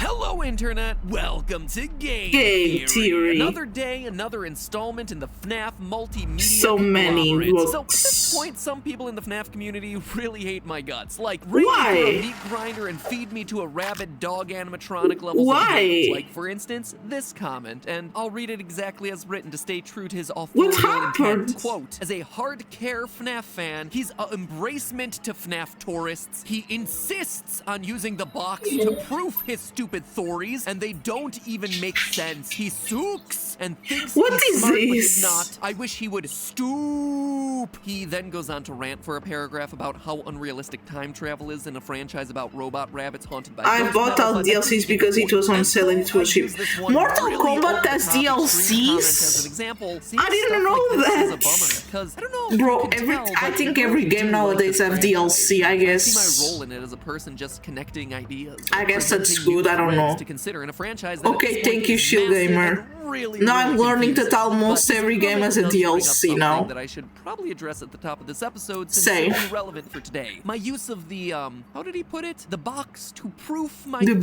box. Here's the thing, friends. I think this is something Have you heard what I said in Discord? as a reminder. That My Woolhaven FNAF DLC theory will followers and only my be FNAF released haters, after there's a some difference random between ice sculpture canonicity and is continuity. melted or And I think a lot something. of the times in these sorts of Yeah, that's discussions, really they bad. I confuse don't each like other. that. Something being listed as canon just means that it's official. That's It is really blessed by mean. the person who is overseeing the rules of the universe. It is self-consistent. Yeah, it's mean, within bro. the I don't like boundaries of that. fictional world. They On the other shouldn't hand, do a that. continuity, at least as I'm People referring are to it here, is a waiting. timeline of events, a And they continuous give a story date and they thread say, where one oh, event well, leads to the next, not that today, leads to the bro. next. Take Star Now Wars let's as an wait till example. this Rey ice having magic statue healing melts. powers in Rise of Skywalker, or Leia flying around like Mary Poppins in The Last Jedi. Because they're appearing in official works of the franchise, those powers thereby get the green light as being canonical. We have to powers find the of address and Force get in the overall Star flamethrowers Wars melted. universe. The problem Really? people have with them, though, Oh is that my they don't god, fit in don't... cleanly with the continuity that Poor was people, previously wait, established. If Force healing is in fact a thing, You then have to why hasn't actually it been do used that? to save literally anyone before this point in the series? Tell you what, it would have been really handy for old How do Qui-Gon you know Jinn where over it there in episode is? 1, but the fact Imagine if remains, they put it in healing the is middle now of a canonical Force forest. power, which means that the canonicity of certain powers is presenting challenges to the established continuity of events that came before. Now, this is where FNAF comes in. You see, you can have multiple continuities all Yes, existing under the canon. same canon. Okay. And it appears That's as what though people this said is in how the FNAF franchise comments. is working. I The guess original novels and maybe the original games exist people- in an alternate I don't universe know, from bro. one another. Maybe They are separate continuities. it depends Yet what the they're game all developer deemed canon. said, This was all expressly you stated know? by Scott years ago. Quote, so yes, the If book it's is like in canon, a just as public the games are. place, That doesn't mean that they are I guess you intended to can do put together that. two puzzle pieces. The book is a reimagining of the Five Nights at Freddy's story, and if you go into it with that mindset, I think you'll Time really travel. I have a enjoy it. better And idea. now, Time what I've been travel. trying to do with my theories, Where? and what I think some people on both sides misunderstand destroy is that I'm not the trying to use the books to the solve ice a statue? continuity. I'm trying to use the books Jesus. to establish a canon that will then allow us to solve a continuity. The books present us with themes, concepts, characters, and motivations in one continuity that can then inform our understanding of a separate continuity. Or, at the very least, give Time us travel in questions that we FNAF can is so ask weird. of Why that is it a continuity. thing Charlie now? being a robot in the books tells us that in the canon of the Five Nights world, passable humanoid robots can actually be a thing. So are there any characters in the games who this may or may not apply to? I don't know, but it's a question that we owe it to ourselves to ask because it's been established to be canon within this franchise. Do we know what these little pins are on Baby's design here in the game? I don't know. No idea. In fact, most people probably didn't even remember that they existed in the first place. But in the books, they play an important role. These are the things that allow Baby to transform into a human disguise. Now, What? is that Really? necessarily what they're doing in the game? No, definitely not. Is the best and likely only clue for what they really are coming from a separate continuity? Yeah, in this case, yes it is. This isn't us trying to shove puzzle pieces together like Scott warned us against. It's about seeing that in one puzzle, there's a piece that fits in a certain location. Okay. And in a separate puzzle, you have a similar piece that might end up acting in a similar Makes way. sense. And here's the thing, you don't have to take my word I like on any of this puzzles, anymore. too. Scott recently made a new post about all of this to clarify the situation. In response to the question of whether the lore of FNAF is solvable, he said this: all I can do is say that some questions will be answered, even if it may not always be the answer you wanted. Be patient. Let me at least say this: future games will look forward, but look to the novels to fill in some of the blanks to the past.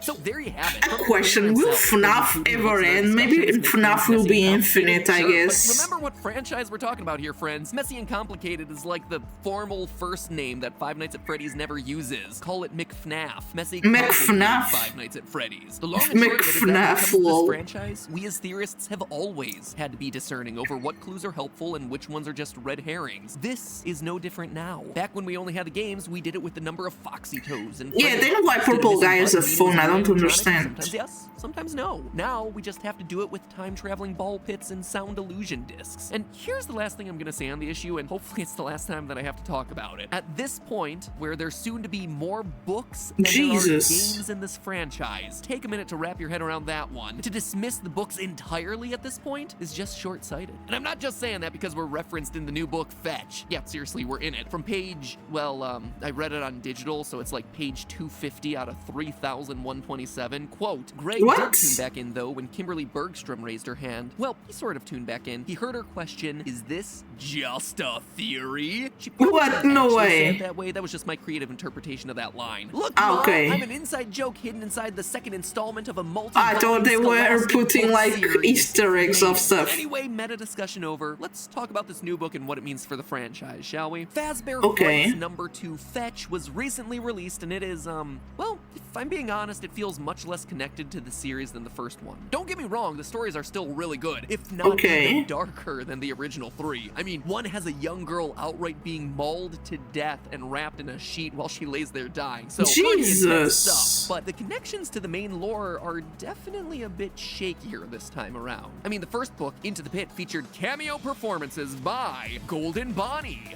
Baby, Funtime Freddy, The Missing Children's Choir, Cool and representation. more. This one, meanwhile, introduces us to a lot of new things. A smartphone-powered animatronic dog named Fetch, tiny so free-roaming cute. versions of Freddy Fazbear called Lonely Freddies. Lonely Get some quality Freddies? time with Plush Trap, but, you know, it's Plush Trap. Like the D-Stringer in the Plush? FNAF canon alongside the Bitty Babs and the Endoskeleton 2.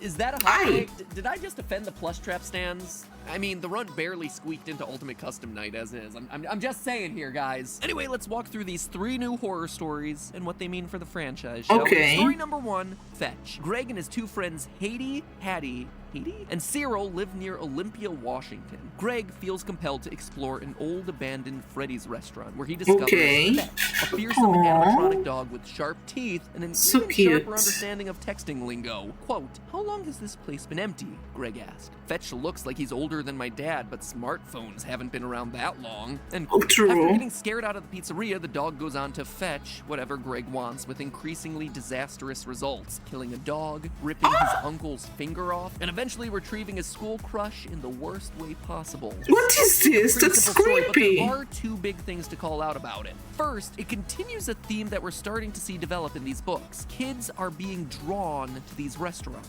It's never explained in the story, but Greg feels compelled to go to Freddy's by some unseen force. Quote from the book, "This might be what he'd felt in the field, what had called him here." And again, a bit later in that chapter, Greg was afraid he might not have gotten what he was there for, had he done what he was meant to do. End quote. Greg is now the second character to have some sort of psychic connection to these restaurants. As I talked about in our last theory, Oswald from Into the Pit had the exact same thing, where he inexplicably found himself drawing horrific animatronic monsters without ever knowing about Freddy's to begin with. It's also worth noting that both are the first stories in their respective books. It'll be interesting to see whether this trend holds in future installments. The second important part of the story, though, is that it clearly establishes Freddy's as a place where technology is advanced far beyond where the rest of society is. Why though? It's just a random pizza place. Smart devices like cell phones, despite being older than the kids' parents. The reason I call this out is that in theory crafting for this franchise, I've seen a lot of theorists use the more modern, sleeker designs of the Funtime animatronics to put them later in timelines. But it seems like this story is telling us that those sorts of details don't matter. Hello, Kitty Patootie, how are you? Always be fantastically ahead of the curve when it comes You're to so kitten time. especially technology for kidnapping small children. Oh my god, that's so more in that creepy. story about random event generators and plants/machines being able to read our minds and summoning stuff to you via mental focus, but I can't quite think of how it's important to any of the actual overarching narratives for the franchise, so maybe it's a discussion for a mini theory at some point down the line. Mini theory, but it's so now I'm cute. just gonna skip it. Story number 2 we'll come back to in a minute, as that one has the most to discuss. Story number 3, out of stock. A new Plush Trap toy, the Plush Trap Chaser, a light-activated chomping green rabbit, is all the rage. Selling out in stores across the nation. It also retails for $79.99. Jesus! So Scott be making those fat stacks both IRL and in the book world for his killer merch. Jesus! A boy named Oscar, fed up with never getting what he wants, shoplifts the last one that someone had supposedly returned for being defective.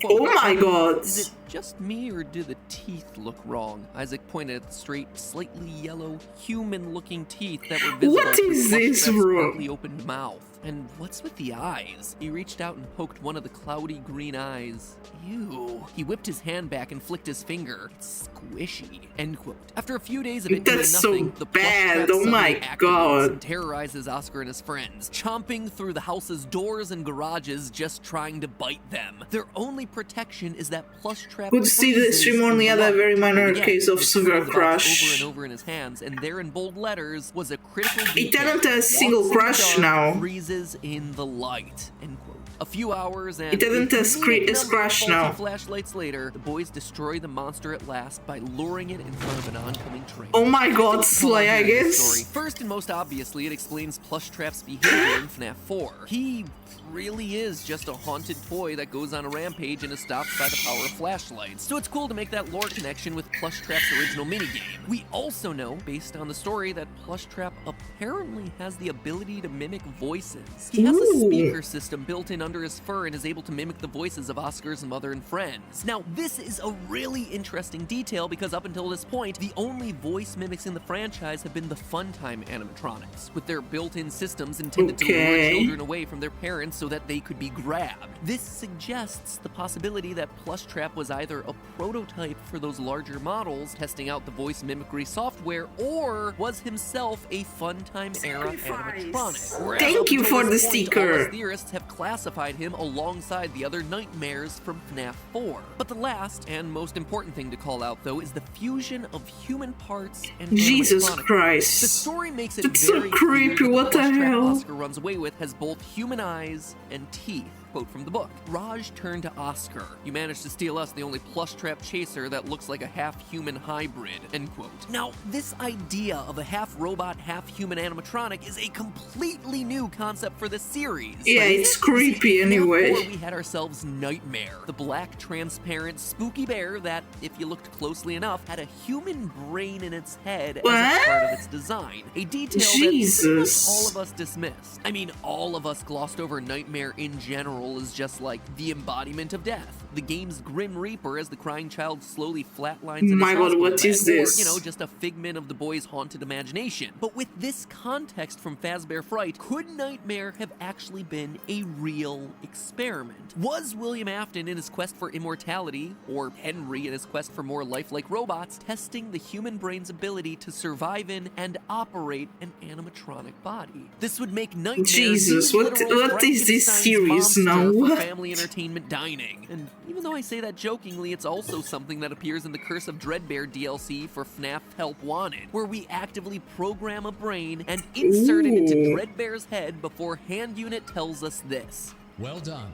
It's time to introduce the creature to the kids for focus testing and troubleshooting. We know What is from the this? original trilogy of books that Afton was obsessed with recreating living metal just Funny like enough, those I realized that original Frederick's haunted will animatronics. deal is that the robots are Nightmare, half human, Dreadbear, it's just a funny and small Plushtrap detail. all as potential experiments Okay. looking to do exactly that. Lastly, we come to story number 2, Clone My Number god, this is so my weird personal now favorite of the already. bunch. In this one, we have rebellious teen Alec looking to expose his goody two-shoes sister Hazel for the fraud that she really is. Oh Alec my in god, this story Slay, is I actually guess. a really He's played tragic as a character. joke. He's a teen Slay, who I acts out guess. because he's ignored by his parents. And the main reason he's trying to bring down his sister is because she is always the one who gets the attention. The two of them inexplicably team up to torment their parents in the lead up to Hazel's birthday party at Freddy Fazbear's, with Alec planning on double-crossing her the day of the party. When the day arrives, Alec's plan backfires. It's revealed that Hazel is truly just that pure and good of a person. It's No been Alec way. who's been the jerk pushing everyone around him away, thinking himself as the victim when he was actually making himself into the victim. With the parents just trying to cater to his needs and Hazel just wanting a brother who liked her. Alec runs off, ashamed of his actions, and hides in the storage closet. Just as he starts to make a promise to change for the better, he meets with a short little lonely Oh, so Freddy, cute. free-roaming 2-foot doll made to entertain kids that are ignored or forgotten about at parties. But things are never quite what they seem in Freddy Fazbear's Pizza. The cute little bear hypnotizes Alec and then body swaps with him, imprisoning Alec's consciousness inside the tiny bear body. Quote from that moment, there, sitting across the table from his sister and his parents, was Alec. It was the same rumpled t-shirt he'd thrown on that morning before the party, the same ripped jeans, the What same is this? Now golden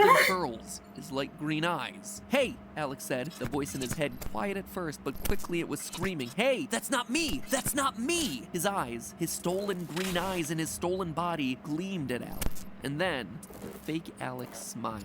As Alec, trapped in the lonely Freddy, was carried away by a store employee, he saw fake Alec wink at him from the table before returning his attention to a smiling, happy family. dark. Bro, right? no way. And Alec isn't What alone. is After this? he's puked on by one of the kids at the party, he's picked up and thrown into the dumpster, where he meets a couple new friends. One final quote. His fall was broken by dozens of plush bears that looked exactly like him. Dozens of discarded, lonely bears. Help! Alec thought he heard himself say. Pretty soon, it was every bear in the bin, their thin, muted screams for help swallowed by the metal. Bro, they were darkness that possessed, ensued. bro. Alec and his new friends, dozens of the lonely ones. Ah, what a great closing line for that story. It is It's so depressing. What the heartbreaking to see hell? this misguided kid suddenly learn to love his family, only to have his chance at redemption ripped away by these animatronics. It is so sad as a story. True. But here's the thing. For as sad as it is, this story carries over yet another recurring theme that we're seeing develop in these books. That animatronics are stealing the identities of kids. In the first book, we got the story To Be Beautiful,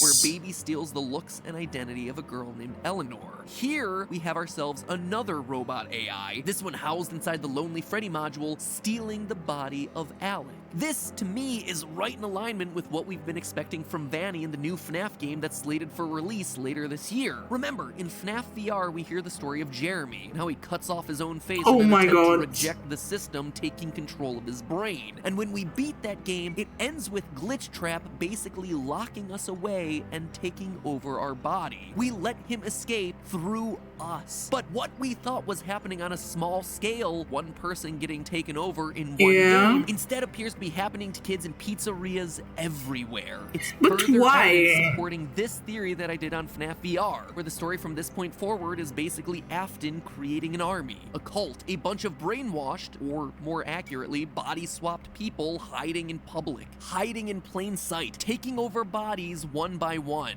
Kinda makes you wonder what FNAF 2020's got up its sleeve, right? But before we look forward, we actually have to look backward. You see, there's one last topic I'd like to explore with this final story, but it's a doozy. It's the parallels that this story has with FNAF 4. In fact, I believe that the Lonely Freddy story is so cute to one of plushie. the longest-standing mysteries in this franchise, Yeah, and the also box. one of the strangest inclusions that we've never really had a solid answer for to begin with. And that, my friends, is the true story of Psychic Friend Fredbear. So cute. He's here, he's there, he's everywhere. Who you gonna call? Psychic Friend Fredbear. But in order to tell you why, we need a bit more time. So until then, my friends, there's only one last thing to say. Do you want to save money on pizza? Yeah, that's right. I want Freddy pizza. Fazbear talk has gotten me hungry for a nice old slice of pizza. Luckily, restaurants and food delivery are considered to be essential businesses right now, which means that you can still get yourself a steam and slice delivered right to your door by a service like Papa John's without breaking quarantine rules. But even Okay, better, you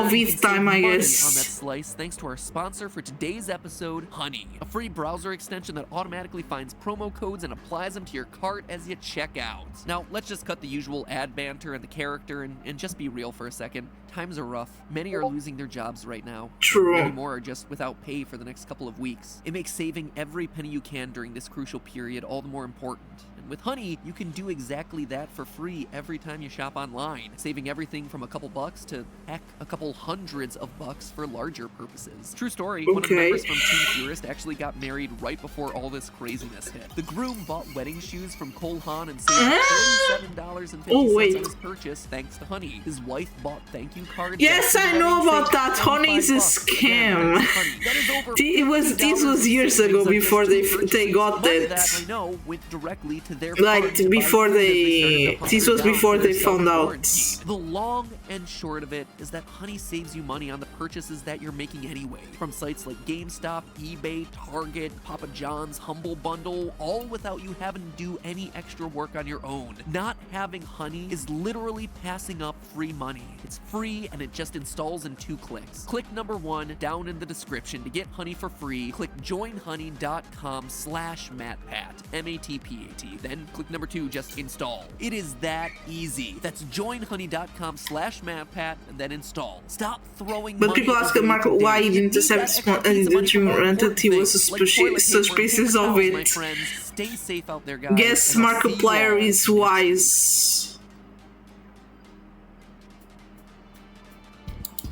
He's your buddy. When your brother is a jerk, he's your pal. When your dad is off at work, he won't leave you. When you go get a bite at least until the 6th night. He's here, he's there, he's everywhere.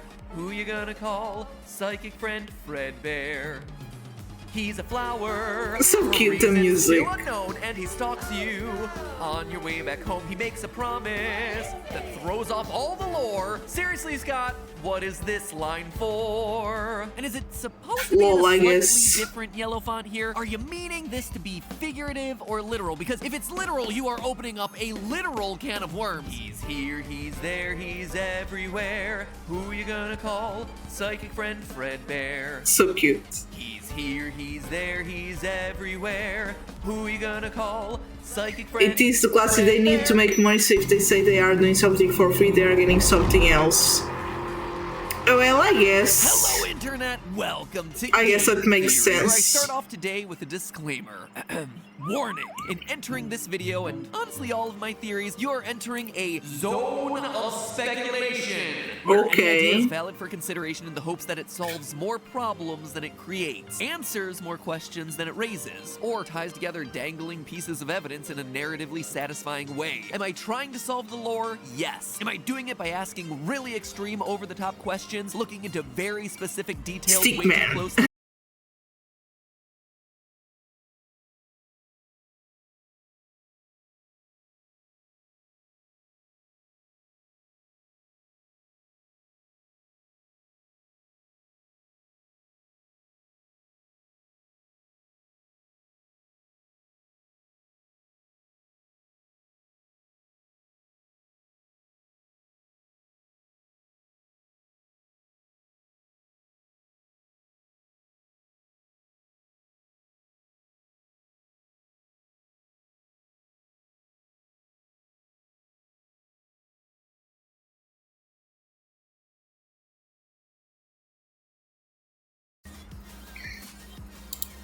Sorry, the stream crashed, everyone.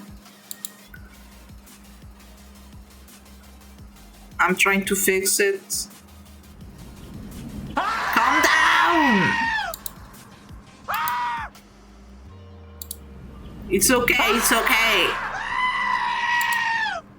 Don't you worry, I'm fixing it.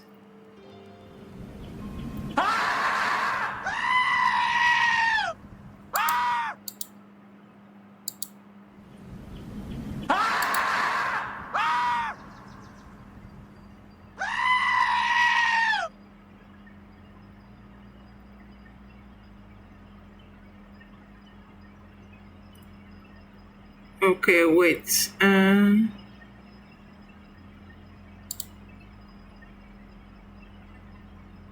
Wait, let me see something.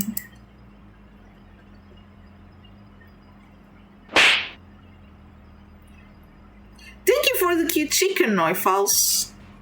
Okay, I guess it's good.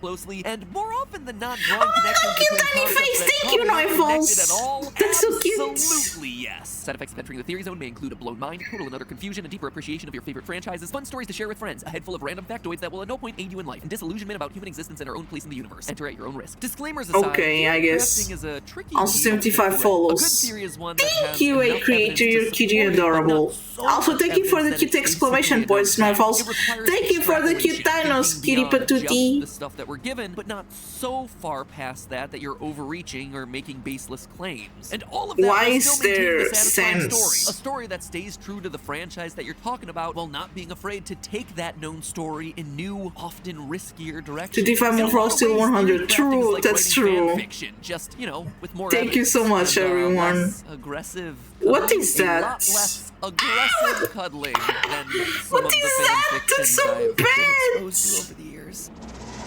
Oh my god, what is, Anyway, what the is, reason I say what, all of this right now is that today's theory Oh my is, god.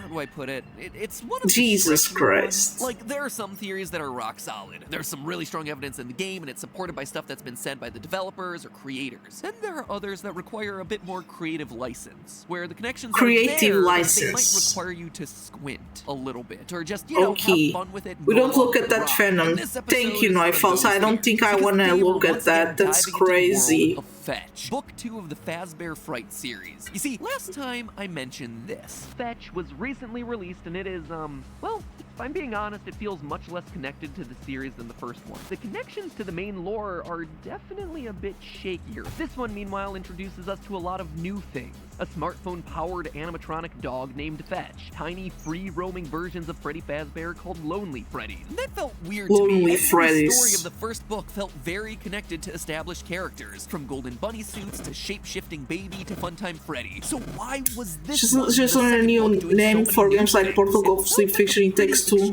What's the name? Especially considering Scott had just posted about all these books with Couple So then I slop. thought about it. Oh, come on, it's not that bad. A collection of stories might be trying to fill. Something clicked. I It's think not that slop. there's a chance that one of the new inclusions in this book is actually something that we've known about for a long time. An oddball character that's confused us and stymied our theories for years. I believe that there's a chance that True, you're Fetch's adorable. Lonely Freddy's may actually be the real identity of FNAF 4's psychic friend Fredbear. You remember that plush doll from FNAF 4 with the living eyes that tracked your movements as you walked around the room? That But I stalked do you in agree streets with the and first disguised itself half. as a flower. The thing that could Couple. actually read the crying I child's agree too. innermost thoughts. Mwah, mwah, I think cutie that guy was a patootie. type of Lonely Freddy So doll. adorable. But to truly understand why I think these two are connected, let's begin with Lonely Freddy's story. To quickly recap the story in a bit more Look, a detail than I house. did last time, because now the details actually matter for the theory. Alec is an angry teenager who's upset that his Jesus. younger sister Hazel gets all of their parents' love and affection because she's practically perfect in every way. So when Hazel, just out of the blue, starts being overly nice to Alec and wants to join him in making their parents miserable, he doesn't trust her. He suspects that she's up to something, and so he concocts a plan to expose her for being a spoiled brat at her upcoming birthday party, Bro. which happens at, wouldn't you know it, the local Freddy Fazbear's Pizza. His plan, well, it's not a particularly good one, and if I have to fault this story for one thing, it's that the mechanics of how it all works is kind of confusing. So stay with me here. At Freddy's, they have this big money booth. You know, those What is a weird money boxes with booth? fans that blow all these tickets around you, and you try to grab them, and you walk away with whatever you're able to capture in the booth. And in the booth, there's a special Ooh. ticket that allows you to win the top prize of the Gambling for restaurant. kids. A Yarg Foxy. Basically a large Foxy doll with extra hook-swinging action. Okay, so it Ooh. seems like Hazel really wants to win the Yarg Foxy, so Alex sabotages her chances by taking out the special winning ticket before she gets in. Except she does win. By some weird, magical, unexplained miracle, the ticket winds up What? in her hair and she wins the Foxy doll. The twist, though, What? is that she didn't want to win it for herself. She wanted to win it for Alex. You see, Alex secretly Aww. loves Freddy's Pizzeria, but he Aw, never so gets to have his cute. birthday there. And of all the characters, he loves Foxy the most, Aww. even pretending to be Yarg Foxy around the house when no one's looking. But when That's Hazel so tries to give it to him cute. as a sign of friendship, as a way to try and finally make him happy, all it does is infuriate him. Once more Wow. bested by his perfect sister, Alec loses it, he rips the Foxy doll and runs off to the storage room crying. Once there, he meets You're a so lonely Freddy doll, a crazy. small, free-roaming version of everyone's favorite bear. The bear You're so hypnotizes mean, him what the and then hell? body swaps with him, leaving Alex I agree, consciousness Norfolk. What the trapped hell in is the doll's this? body, while an AI with his face roams free, unbeknownst to his family. So forgive me the detailed Hopefully plot the description, but I AI need is to add better. it in because Alex's Jesus. story, strangely enough, closely matches what we see happening in FNAF 4's Crying Child. Now, I don't think Alec is the Crying Child by any means. There are just way No, too many well- differences here, but I did want to call out how similar these two stories are because the parallels seem intentional. They seem to be inviting us to compare these two stories. So let's do exactly that. Just like in FNAF 4, there's a countdown to a birthday party happening at Freddy's at the end of the week. Though in this case, it's a sister's party and not his.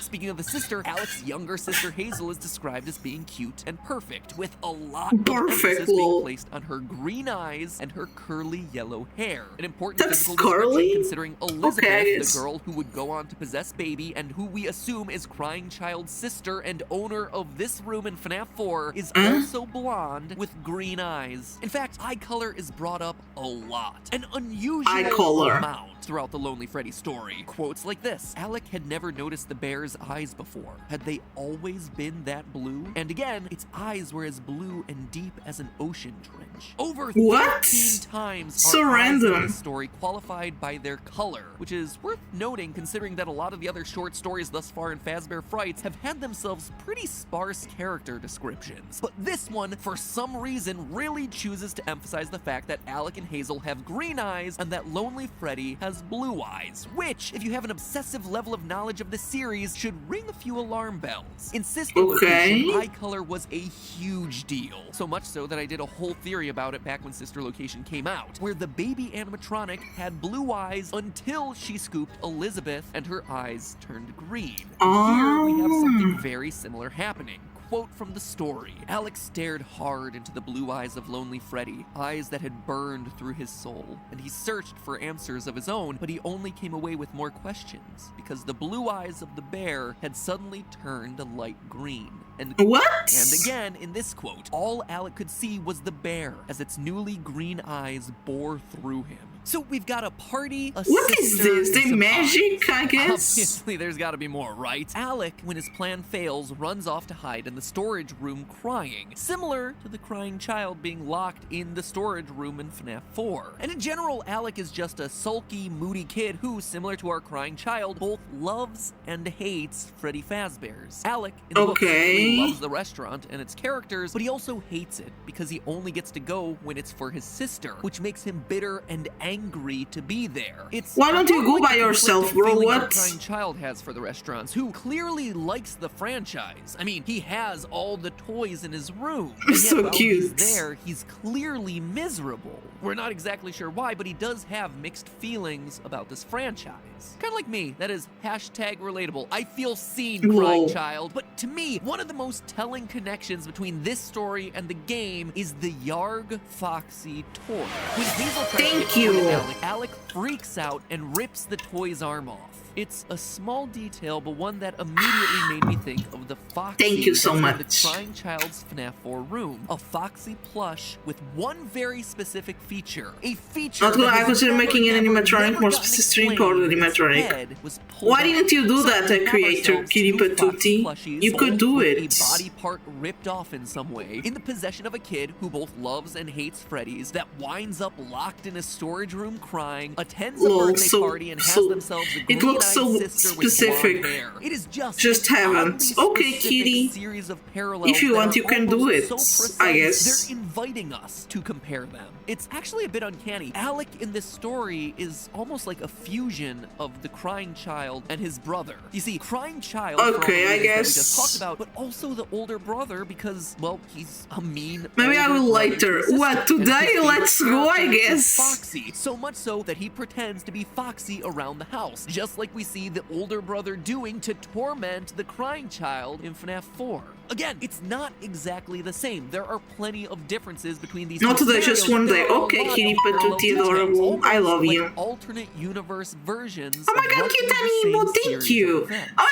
So god, what another cute does any animal, of this have thank to do you. with Psychic Friend Fredbear? Well, I believe that all of these parallels with FNAF 4 are intentional. They're drawing lines between the two stories, inviting us to compare them. And when you do that, it becomes undeniable that Psychic Friend Fredbear is a Lonely Freddy. To understand why, let's start with the book. This is how Lonely Freddy is first described. Quote, "It was a weird name for a toy, but the weirdest parts of it were harder to define. The bear stood stiff, almost at attention. Its eyes stared straight ahead at the stage, but Alec had the strangest feeling that it was still watching him." End quote. Okay, so a small that's Freddy toy creepy. with eyes that watch you as you move around the room. Definitely sounds like what Psychic Friend does as we maneuver our way through the FNAF 4 yeah, minigames. true, His true. white eyes That just move happens, around yeah. with us wherever we go. We're also told that the Lonely Freddy is able to free roam in order to follow the kids around. Again, explaining why he shows up that's in practically crazy. every screen of the FNAF 4 minigames. It is literally True. designed to be a moving surveillance camera. I mean, maybe it can't lol. disguise itself as a flower or whatever, but just chalk that So one up cute. to Scott's artistic license. Later in the story, we're told what the purpose of the Lonely Freddy is. Quote again, "At Freddy Fazbear's, we believe that no child child should have to experience the wonder and delight of Freddy Fazbear's Family Pizzeria alone. Using patented technology and a touch of that Freddy Fazbear magic, Freddy will learn all about your child's favorite things just like a true friend. Aunt Gigi goes to their mom. Is it just me, or does Lonely Freddy sound like the cure for the unwanted kid? It's a mechanical last resort, as in no one wants to play with this kid, so here's a machine that'll do it instead. And okay, that's kind of depressing. A friend to sad and lonely children. Children just like FNAF 4's crying child. Children just like Alec. And in a line, again drawing parallels between the two stories, we get ourselves this, quote, if there was ever a kid who would have been foisted onto a Lonely Freddy at a birthday party, it would have been Alec. Now, this is important. One of the strangest things about psychic friend Fredbear in the game was his knowledge of crying child's innermost thoughts, saying things like, remember what you saw, and he hates you. It's the whole reason I started calling him psychic friend Fredbear in the first place. The toy's knowledge of what was going on inside the boy's head was just uncanny. Just one of the many strange things about this character. One of the many strange things about this character that gets an explanation via Lonely Freddy's behavior in the story.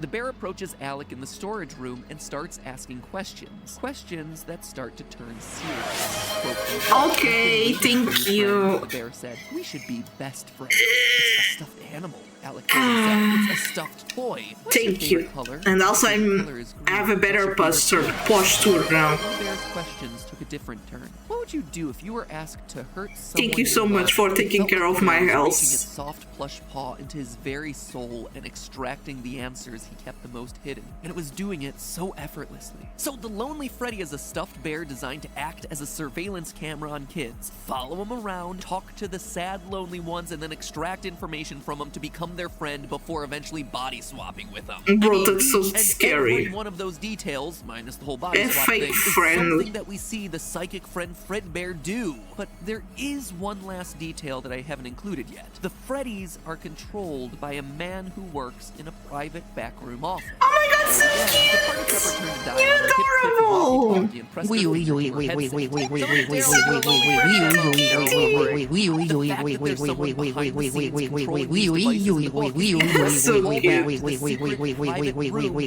adorable, oh my god.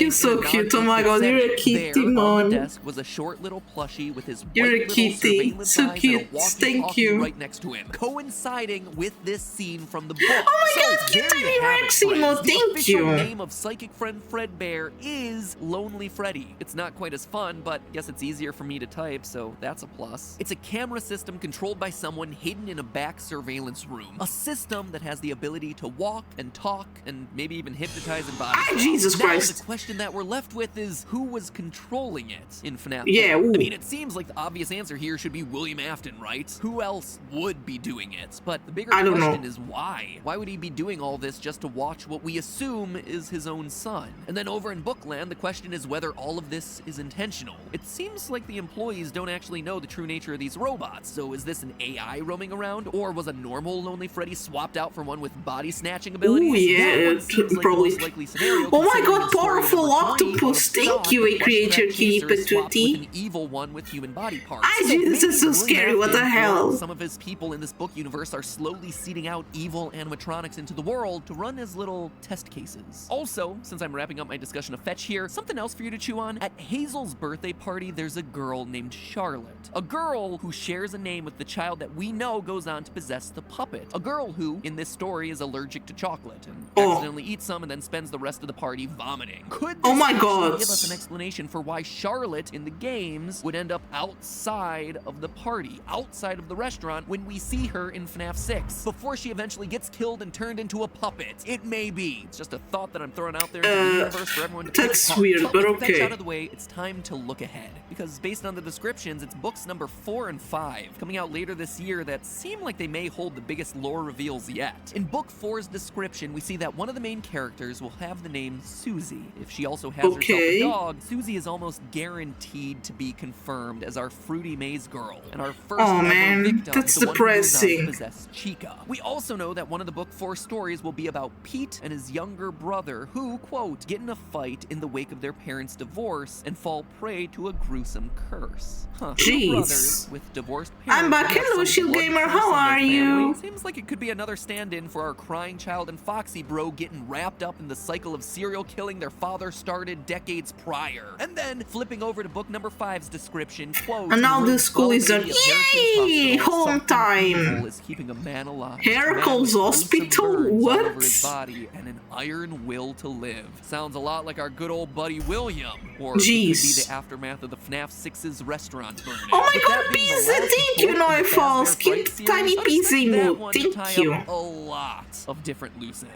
I Speaking love of loose pizza. ends, by the way, hey, Pizza no, is that good. why this show exists, to get rid of narrative I loose ate ends, it to yesterday, tie them up, put pizza, them I guess. neatly I and don't organized remember. back on Yes, the I shelf. ate it. So you know what I really appreciate? What doesn't have loose ends? Wireless earbuds. No wires means no obnoxious tangling, which in turn means less stress. Bro, I And it is a prefer very stuff stressful with- time right with now, so I'll put wires. less stress anywhere I can get. Don't know If you wanna why. give yourself some top quality, stress-free earbuds, You're then I also cute in recommend the our chat. sponsor for today's Amazing. episode, Raycon. Let's be honest, we're all stuck in close quarters these days, which makes privacy hard to come by. If you want to listen to a video in private, it's hard because someone's always nearby. If you want to listen to music while you work I prefer out in your wires room, to thank someone is you. right there trying to work. I don't and know your why, I music just is bothering prefer. you. It's times like this where having a quality set of earbuds I don't really have to helps. be You get to always listen to like. what you want, I like as loud as you headset want more. it, True, while I still being use respectful headsets. every Headsets once are in a more while. And the comfortable. Raycon With Everyday wires E25s too. are the best choice for all of You your know, listeners. imagine it's First and kinda. foremost, they're half the I'm price kinda of any lazy other to be premium wireless always earbud out there, which you gotta say being is like incredibly important considering how charging cheap and money is stuff. right now. If it But doesn't even though they work, cost it's because less, the that wire no doesn't mean that connection you're issues. sacrificing on their quality. The everyday E25s have more It's bass, they Mortal have more fun Kombat, colors, they have don't a you full worry. 6 hours of playtime per charge, meaning that you're Yeah, spending more time sometimes listening you know and if less it's off time the with them being wire. stuck in a charger. And at this point, as I literally pace aimlessly from room to room in the house looking for stuff to do, I just really appreciate the fact that they're the shape that Bro, fit I and could stay in your literally ears. play Not fighting having to games. How you can? constantly You're adjust not a them. fan of Long that. story short, if you want portable privacy in these very claustrophobic times, Raycon delivers big sound at a not so big price. Plus, if you click the link in the description right now, you get 15% off your order, making that low price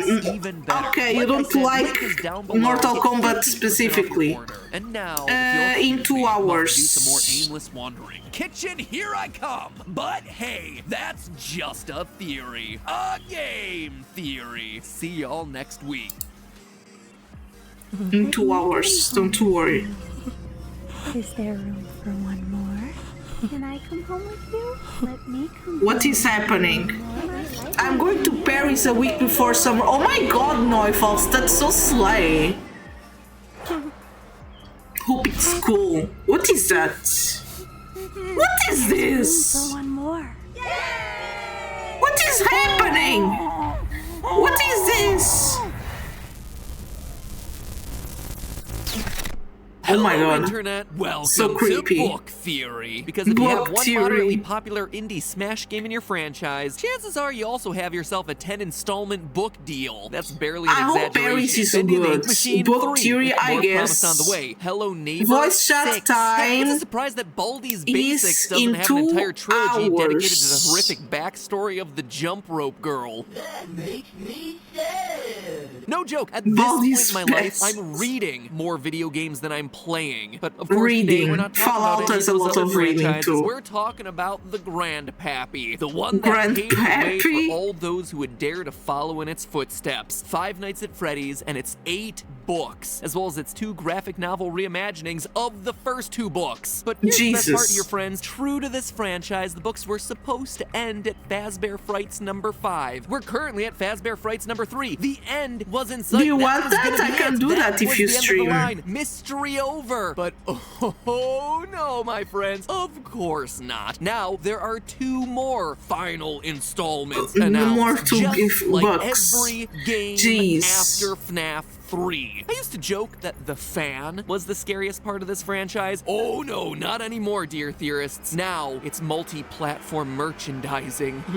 Multi-platform merchandising, what a weird 1:35 a.m. just thing. came out, and oh boy, there's What does a that lot mean? to talk about with this one. If you'll remember, Scott has made it pretty darn clear that this new book series is meant to help us solve the mysteries So I may get from it, the it is past, going and to that eat all the stories books are, and as they games say on in game every materials book's official till us description, able pulled to meet from the all franchise different corners of the for FNAF 60 more lore. But videos. Yes, Unlike dear the past lord. two Fazbear Frights books, Yeah, where the I connections guess. have been a bit looser, I suppose is the best way to describe a time-traveling ball pit that leads Milk. to a scene of some Where is the 1985 milk, pizzeria though? murders. The stories contained in this one, in 1:35 a.m., all feel very strongly connected to, well, like I just said, every corner of the FNAF canon. The stories here are starting to show how they're connected to not only each other, but also how they're connected to the original book trilogy, and yes, how they're even connected to the games, creating this elaborate web of complicated animatronic death. But more than anything else, these books are starting to confirm things for us. Theories and suspicions that we've had for the better part of the last 5 years, which, you know, is kind of nice to receive some level of validation. Like I said, it is a lot to cover, and so I'm going to cover this one like I've covered the last 2 books. Today's episode is going to be dedicated to a general overview of the stories, spotlighting some of the most important details for theory crafting,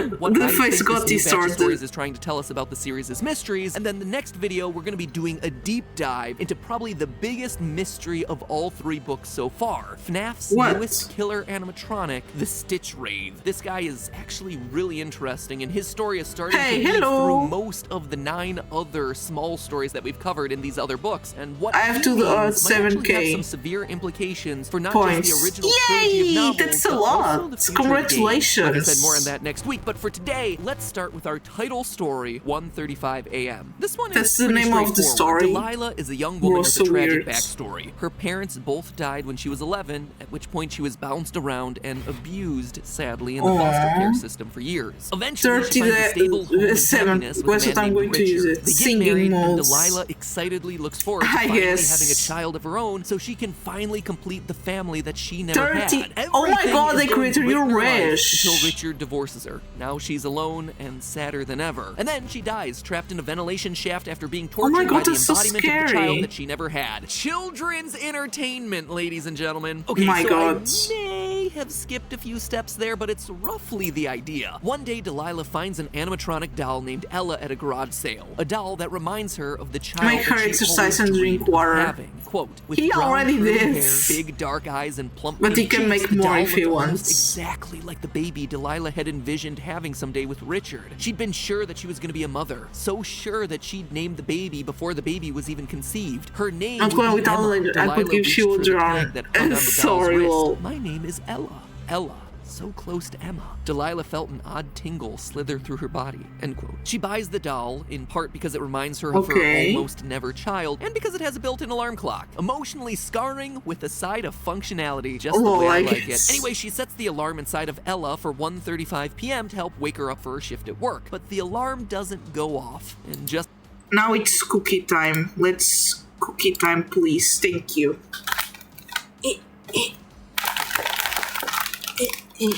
Cookie time.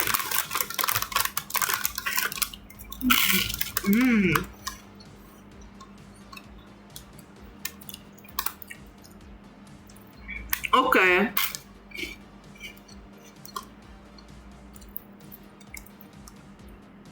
What word don't you want me to say?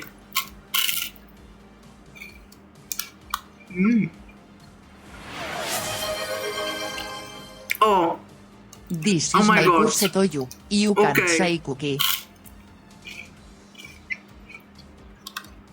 I won't say that word, don't you worry.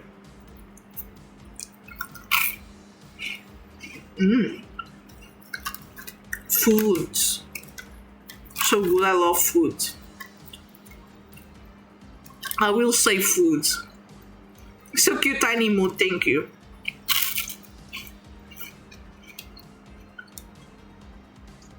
British.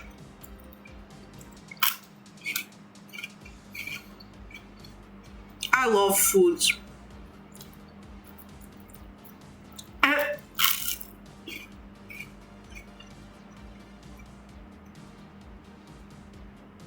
I love biscuits.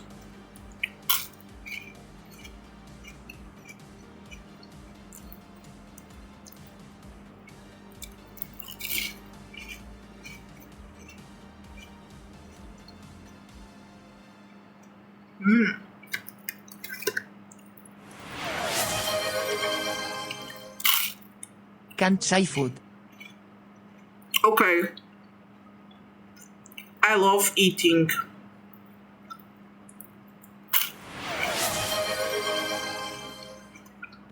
can't say biscuits. Okay. It is so good.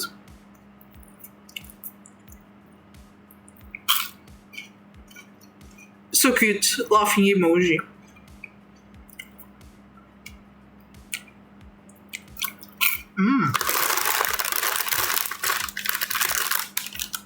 Coffee time is so. Ah!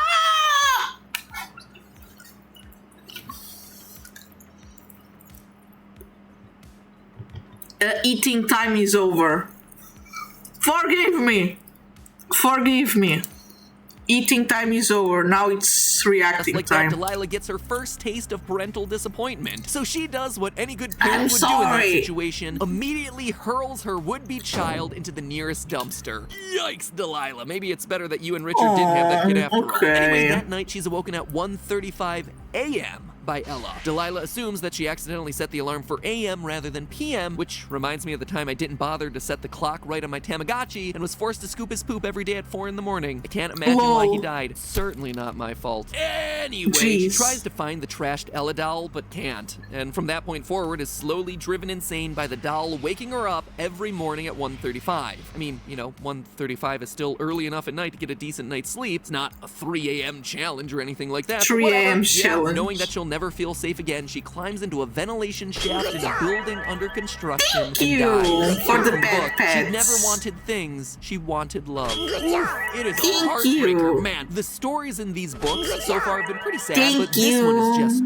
tragic. And in fact, all Thank 3 stories from this you. particular book are just rough. Now, this Thank story you. has 2 really important details in it. Details Thank that you so much make for all the Delilah's bad horrific bets. struggle a strange I love it. nexus point for both the original book canon as well Distorted as the game. face, oh so my let's God. start with the books first. In 1:35 a.m., the Ella doll is described as a, quote, helper doll manufactured by Fazbear Entertainment. Continuing Whoa. forward with that quote, the booklet had a list of what Ella was designed for. She could keep time and serve as an alarm clock, manage appointments, keep track of lists, take photos, read stories, sing songs, and even serve drinks. Serve drinks? Okay. Delilah shook her head. Now, in the games, we never really get to learn much about Henry, the If you creator won't of the pay her, I'll animatronics, do. but in the Okay. novel trilogy, Oh Silver my Eyes, God, Twisted Ones, thank and Fourth you. Closet, we You get to don't meet need to not do only his that, daughter though. Charlie, It's okay. but also some of his other creations, including, wouldn't you know it, a doll named Ella, who is built to serve tea. From the Silver Eyes novel, quote, outsailed Ella on her track, I have a pet, child-sized doll Slay. bearing a teacup and saucer in her tiny hands like an offering, end quote. Now, across all 3 novels, we never get a solid physical description I of like the pet Ella doll. pets. But in another book, The Freddy Files, which collects all the main information about the franchise, we do get to see our first unicorn. illustration of the doll. And wouldn't you know it, everything matches the description of Delilah's little garage sale find from 1:35 a.m. I have a channel wearing award a idea, puffy-sleeved say. 1980s era bright blue full-skirted dress with pink ruffled trim and a big bow around the waist, end quote. It's the same doll, meaning that this first story is happening in the novel timeline after the events of Fourth Closet. Somehow, this is the doll that Okay, Henry for 1K created for his daughter points. Charlie, who I need to Skip technically video. remind you is his Oh, daughter. I because can't again, do remember his daughter that. died at a young age, and he replaced her with a series People of 4 will. robots that There's people represent that Charlie want me to growing up see at their various videos. I ages. can So just Ella skip technically them. is an early version of his own daughter. Figured I'd throw that little factoid in there since, this is a real and totally valid plot point from the novelized series of events in this very easy to understand series. But that's not all. While I was reading the story, the way Delilah decides to hide in the ventilation shaft felt really Oh my God. strange to me. Like, why? It was super random, but also was one of those things that felt so oddly specific that it felt like She's it had crazy to have had now. a bigger purpose. I have So something else. dug Okay. around and found this for you. For your consideration, I present to you Night 2 of Sister Location. So, Okay. funny story. A dead body was found in this vent once. Okay, so not that funny, but it's a story. So, could Oh my Delilah God, no be way. that body that was actually found in the vents of Circus Babies Entertainment and Rentals? Maybe, but Forces probably more likely it's eating alluding time. to that story Okay. from Sister Location rather than directly Okay. the same one. You see, in the book, we're told that Delilah's vent is in a site that's under construction. Okay, let me do that then. I will do that.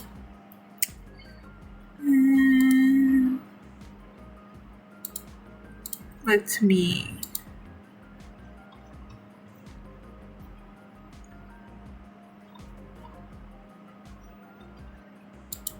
Okay. Force it. Time. Eating more. Okay, how much for...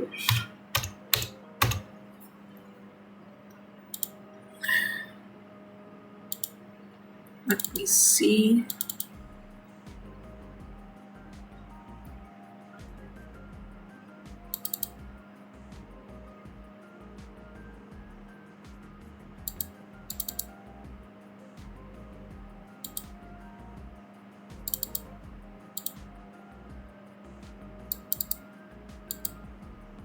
Wait.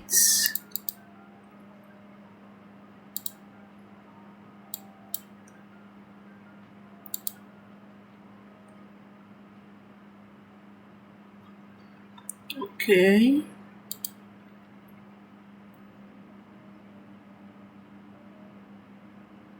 You have infinite points. I know.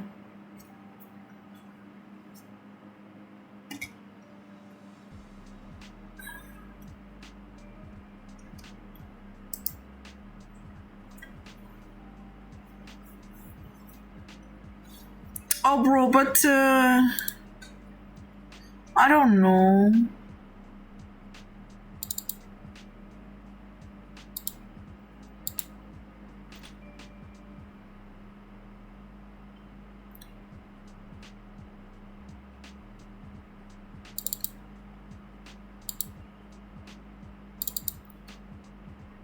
I'm trying to fix this. Wait.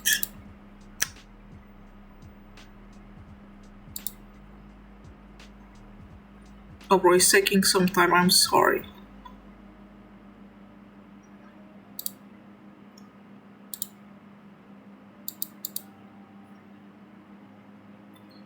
Okay, I guess it's done. Karaoke modes. Oh, bro, I will get copyright. Three-story structure that feels a bit like like different from Sing mode is it? I don't know. Underground facility underneath a residential home, so it's probably not the same building. At the same time, though, the story makes it clear that Delilah was drawn to this place. Quote, the answer to her plight was in here. She was sure of it. Someplace here, she was gonna find a way to escape Ella forever. End quote. Time and again throughout all of these Fazbear Fright stories, we're shown people being drawn to the Freddy Fazbear locations through some supernatural force. So could Delilah to make her sing. What if I don't know the song? Have been compelled to come there, and this story is just giving us a hint as to how that happened. Maybe. And whereas the Delilah sister location connection might just be me reading too far into things, that certainly isn't true for our second story, Room for One More. In this story, and stop me if any of this sounds familiar, Stanley is a night guard at a mysterious underground Well, if I only sing without music in the background, probably there's no problem, I don't know. Ding, ding, ding! It's like in one sentence we just won FNAF bingo. Each night, he falls asleep on the job, wakes up to find a mini Rena doll on the desk asking to go home with him. Stanley falls asleep again, and when he wakes up, the doll is magically gone. Over the next few days, his arms start to swell, his throat starts to bleed, and yet he keeps going to work, keeps finding dolls, and keeps falling asleep. Eventually, he learns that the dolls have been crawling into his mouth while he sleeps, causing his body to swell to the point of bursting. No way. The moral of this story, kiddos, be a good employee. Don't sleep on the job. I'll have to search if it's okay to sing like a cover versus copyright. Oh, I don't know, bro. What's also I like the idea anyway. Stanley's dreams. Each time he sleeps while on duty, he has himself a strange dream. In the first, Funtime Foxy is a cab driver. In the second, the facility's power cuts off and he comes face to face with Funtime Freddy. And in the last one, Ennard is a dentist and Ballora is his dental assistant, which I would say is one of the strangest things to ever appear in this franchise. Are not. Then again, I turn your attention to this corner where we have time-traveling ball pit, Anime Foxy, Yandere Chica. Anyway, this one's pretty obvious, right? Stanley is working at Circus Babies Entertainment and Rentals, that underground facility from sister location, and the dolls crawling into his mouth are a parallel to Ennard using Michael's progressively decaying body as a skin suit in that game's secret ending. I think this story might be trying to give us a more realistic interpretation of those events, or something that more closely matches what we see happening in those ending cutscenes, that instead of Michael being scooped and having his his skeleton removed and all of that at the same time, that our Jesus. protagonist Michael instead is being slowly filled up with animatronic pieces night after night, giving him that progressively sickly look that scares all the people around him. Stanley's story even mentions this, quote, he staggered Can't hear and the name stumbled Stanley, down the the name sidewalk. same after Passers-by Stanley's stared, parable. some seeming worried. What others is a just Stanley annoyed, like it parable? inconvenienced them to see another person suffering, which feels right on I'm point sorry with how for those the cutscenes question. were depicted in Sister Location. But okay, of the 3 stories in 1:35 a.m., it's story number 3. It's a game. That's the most Oh exciting yeah, I to talk remember about, someone at least talked for today's about that. episode, I because forget, this one sorry. gets to the heart of what is still to this day the single biggest question of the series, and that is the identity of Golden Freddy. Let me tell you, Stanley I thought parable. we had this one pretty well nailed down, that it was Cassidy, aka the vengeful I sometimes spirit from forget Ultimate stuff, Custom I'm so Night. And sorry. yet this story, well, it causes me to question a few things about our If you want, you conclusion. can stream First, it, yes. Let's go through a quick summary. Devin is a 9th grade social loner alongside his only friend Mick. One day, a new kid in school named Kelsey shows interest in spending time with the two of them. Kelsey is good looking, he's charismatic, he immediately attracts the attention of all the cool kids in school. And even though Kelsey, Devin, and Mick all get along as friends, eventually Devin gets jealous of Kelsey. Because Kelsey has everything that Devin wants. And so to get some revenge, he lures him to an Deluxe abandoned version, and you can long watch. forgotten Okay. outskirts of the town. Deluxe His plan is to version trap is so Kelsey in a slight. spring-lock suit for a few About hours the music to scare him, say. but, well, you know what's gonna happen. The sheer mention of spring-lock suit immediately gives you a spoiler alert as to what's gonna go down. Kelsey puts on the Golden Freddy suit and gets skewered alive. Jesus. The blood saturated the bear's matted fur in seconds and began pooling on the floor. Devin stared at the moving blood. It looked like it was a living thing. A thinking red liquid lake stretching out. End quote. Mick and Devin leave Kelsey for dead for fear of Devin getting in trouble, but they're not quite No, sure yo no conozco ese juego por Nearly a week later, Devin is convinced to go back and check on Kelsey, but when he does, he's in for a surprise. Kelsey is vanished. Devin eventually sticks his hand inside the suit's mouth to feel around for Kelsey's slumped-over dead body. Okay, I can't use even instrumental, I should use royalty-free music, okay. Bleeding to death, he gets a final glimpse into the suit and, well, let's just say what he sees inside rocks the foundation of what we know about this franchise. How do I get a Devin license, wiggled in one more though? attempt to free himself. The mouth opened even more, and Devin got a sudden glimpse inside the suit. He gasped. Down low, past his arm, Devin could see a body, a dead body, just like he thought he'd find when he came back here to check. But it wasn't exactly like he thought he'd find. This one had curly black hair.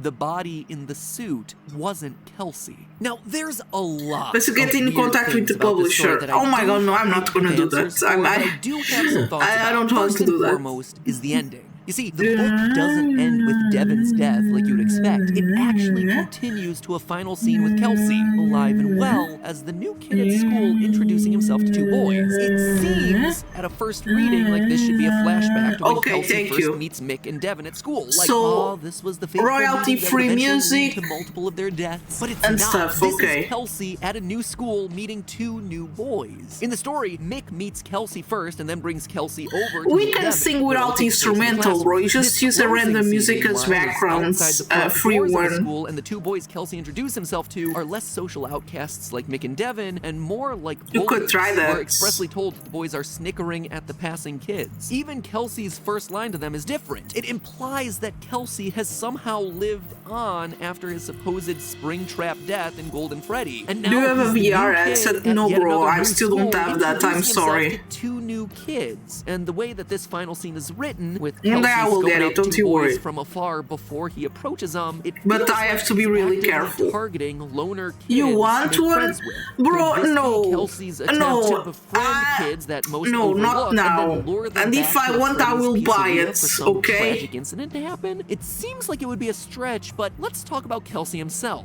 Mr. Perfect. Kelsey is a weird entity in all this. Throughout the Ooh, story, Way there are Creator moments is when his Slay. behavior is He has a specifically cardboard called out one. as slightly off. Quote from the book. Kelsey tilted his head and studied Devin for a couple of seconds. For those 2 seconds, Devin had the weird feeling he was being evaluated. And again later, Devin was tempted to stab Kelsey to see if he was a robot. Kids don't say stuff like that. Once they're actually at the pizzeria, things go surprisingly smoothly for Devin's plan. The line in the book even goes like this, quote, this was going even better than he imagined. He thought he was gonna have to talk Kelsey into trying on the Golden Freddy suit, but it looked like he was gonna do it all on his own. It was like it was meant to be. Hey, creator, don't say that in the... on Kelsey's true motivations. Stop, That's yes, even stop. mentioning the fact that his body just goes missing at the end of the book when it has been skewered and bled to death. Thank you. It feels like Kelsey may just be our Oh vengeful my god. spirit from Oh, Ultimate it feels so Custody. In the guilty, story, bro. Don't Kelsey give me is stuff, described as okay? having wavy blonde hair I'm and already blue eyes. grateful Now, for we have a Buckshot pretty solid Roulette and idea that it's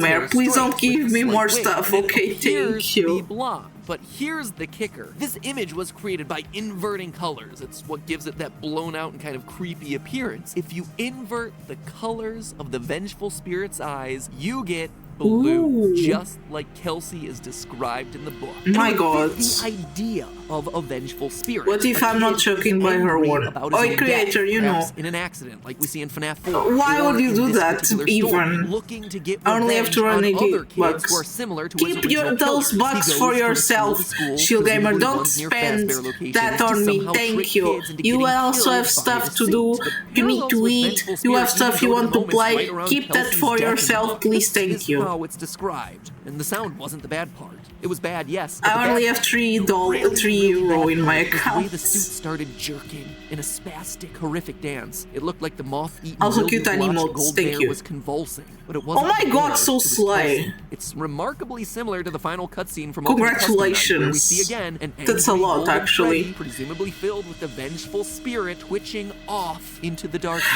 Also worth noting is that the Springlock suits are apparently Also, big enough for VR kids to assets slow are down more into the expensive body. than a Devin, when he initially PS4 can't or find Kelsey's body PS5. inside the suit, decides to dig Birthday deeper is down in into early it. Quote, and February. Kelsey somehow slid down Wait, I into can the say suit. that Was yet. that his hair? But I that hope Devin you could have see? a This, to me, good confirms what birthday we see in party, FNAF 4's or it's just storage room birthday. cutscene. The strange tuft of hair that's coming out of the body of the suit. Back then, we weren't Hair? sure what this was trying to tell us, what that tuft of hair was meant to be. But now, I think we can safely conclude that it is indeed a child stuffed into that body, and that we're only seeing the top tuft of hair poking out. It would seem to imply that there was a victim before the bite of 1983, and that the crying child was somehow aware of at least one, if not multiple, of past victims shoved inside the suits. But all of this brings us to the obvious question of this story: the curly black I'm actually getting hair an at extra the two. bottom of the Let's suit. go, Who's more that? money. And honestly, I'm not sure. Cassidy, which is what we've been assuming to That's be Golden good, you Freddy's know. name this entire time, does indeed Then you buy have stuff black for hair. yourself, It's always been treat described as yourself long and stuff straight. like In that. Fourth That's Closet, good. we physically see Cassidy, and she's described as this, quote, "That's Cassidy,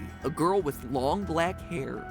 No! And in the survival logbook where we Don't first learned of stop! Cassidy's Please name, don't there's this buy girl me who, stuff! again, has long, I already black, told you to not straight buy me hair. stuff. That's something worth pointing out. For as Please chaotic don't as the buy me story stuff. in this franchise has Oh my been god. for all its iterations, names I and will feel so hairstyles and colors guilty. of the You don't victims need to buy that seem for to be me. fairly Buy it consistent. for yourself. Susie is always associated with her dog. She has Thank you. blonde Someone hair supports with me, curls creator. and blue Don't eyes. do that. Cassidy always appears to have straight black Also hair. cute animo, Fritz thank always you. has freckles. The names Freckles. and faces of the surrounding characters may change, but the missing children all seem to be fairly consistent in both name and physical description, which is an important detail to keep track of moving forward. So could Please all of don't this buy mean me that stuff, vengeful okay? It's spirit already and good enough Cassidy what are I two have. separate entities? That two spirits might both be in possession of Golden Freddy, or that Cassidy isn't really associated with Golden Freddy at all, and is instead the identity of one of the other animatronics. Because in Fourth Closet, she technically wasn't the one who was associated with Golden Freddy. Honestly, I don't know. I need to actually review the At least evidence let for me this one, play and I all the encourage you to meta do the games same. The first. last thing worth True. mentioning for all of us to chew on I is have the like more mysterious than Slytherin 100 that's heard games throughout the already. story. While the boys are exploring the And abandoned all of them pizzeria, are they gonna hear be something voted next inexplicable time in the I walls. finish They were in the Minecraft. bathroom. Devin was pretty sure he heard something slithering through the walls. He didn't say anything. What? From the way the other That's boys' weird. faces paled, he knew they heard it too. They didn't mention it either.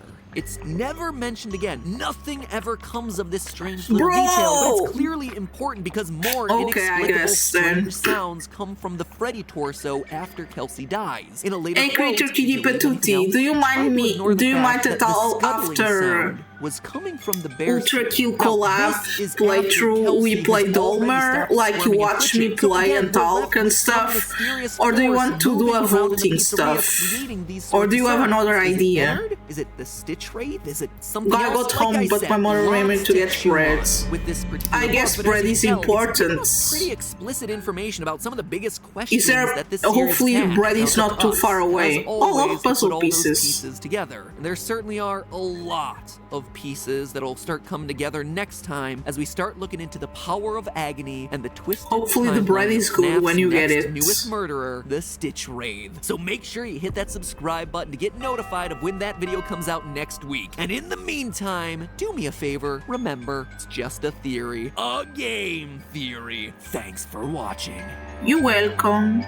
Play normal instead of Ultra Kill. No, we have to play Ultra Kill. Wait. We can't just do that. Calm down, okay? We have plans. I have to do those plans. After Ultra Kill, I'll play Dolmer, but please stop buying me games. Thank you.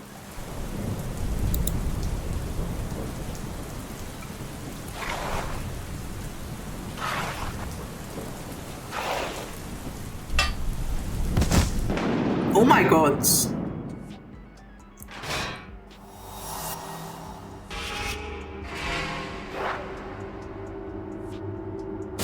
What is that?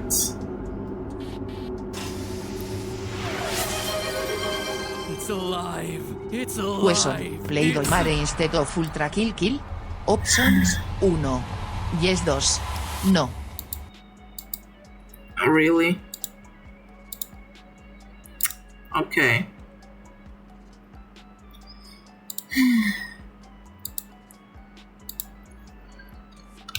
Play Ultra Kill. Oh, you know what? I'm gonna.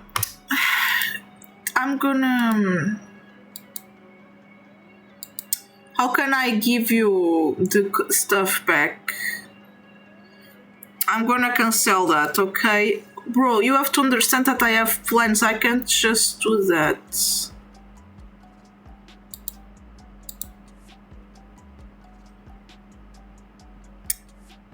Okay. I'm sorry, bro.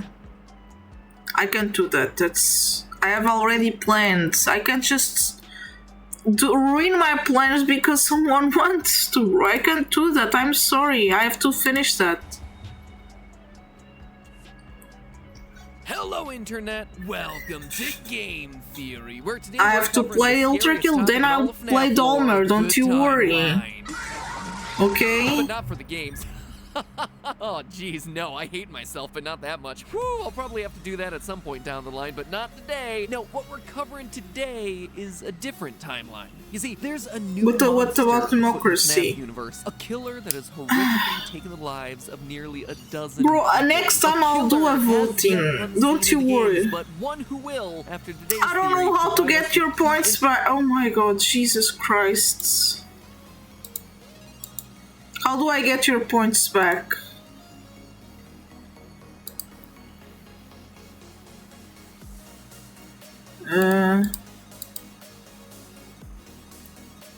Come on, how do I get... Jesus Christ.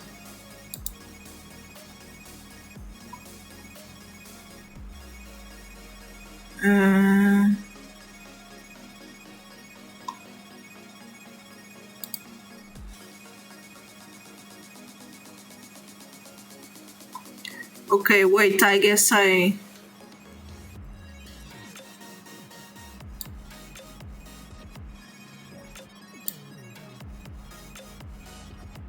Wait. Oh, bro, I don't know what to do.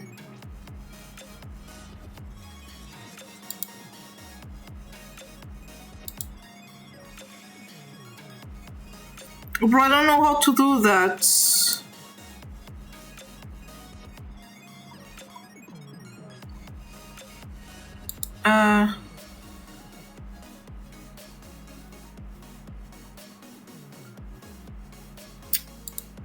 I don't know how to do that. Oh my god.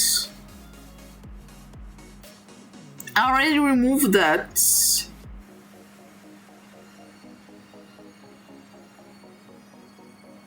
Oh my god, I'm sorry, I don't know what to do. I'm sorry. I will. I don't know what to do. Into how this whole FNAF universe works. In the mod settings. Mod settings. Where is that?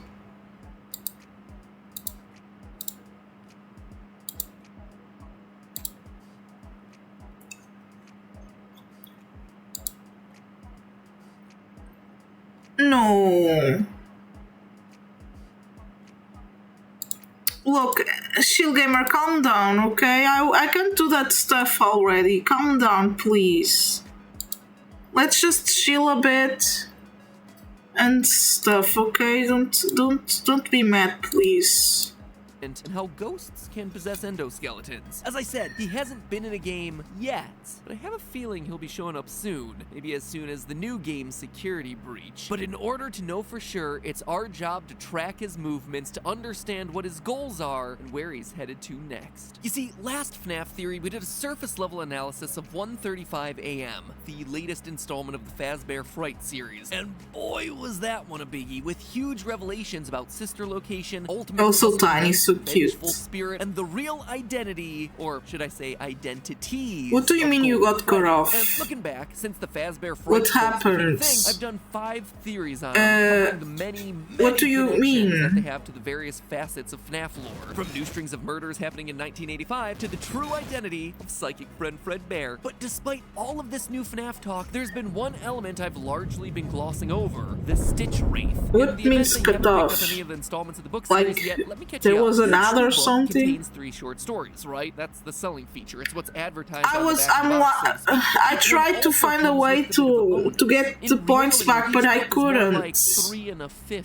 stories. You see, each one ends with an epilogue, our little MCU post-credits teaser, giving us oh my god, Thanos has blue eyes. Story, the tale of the Stitch Wraith, a story that appears to be spanning out across the ending of each and every book in this new series, and that alone would be pretty darn cool, right? Also, it's a brilliant marketing tactic to keep us buying more just to see the end of this thing. Slow clap, Scott Coffin. Slow clap. But 3 segments in, and it's becoming clear that the tale of the Stitch Wraith isn't just another horror tale. It's instead a running thread throughout nearly every other shorter story that we've been reading through, which in turn seems to connect it both to the original trilogy of books as well as even the games. So why? In order to understand what this thing is and where no, the let lore it is be. headed, it's time to go Come on, please. for a monster. Now, admittedly, my first theory on the Fazbear Frights books briefly covered the Stitch Wraith, and back then I assumed he was entered. The Wraith was described in that book as a mysterious figure wearing a black cloak and wearing a white mask with features drawn in thick black marker. The description specifically calls out his 2 eyes, one of which appears to be blacked out, a big toothy grin with a blood around the mouth, and a limping or shambling walk. White mask, blacked out eye, shamble, shake. It seems like a slam dunk for entered. However, the epilogue for 1:35 AM threw that hypothesis out the window, as it I guess exactly how I'll do that. was brought to life. A process that actually reveals a lot about how this series' mythos works. In this epilogue, we're introduced to Dr. Phineas Taggart, not to be confused with his friend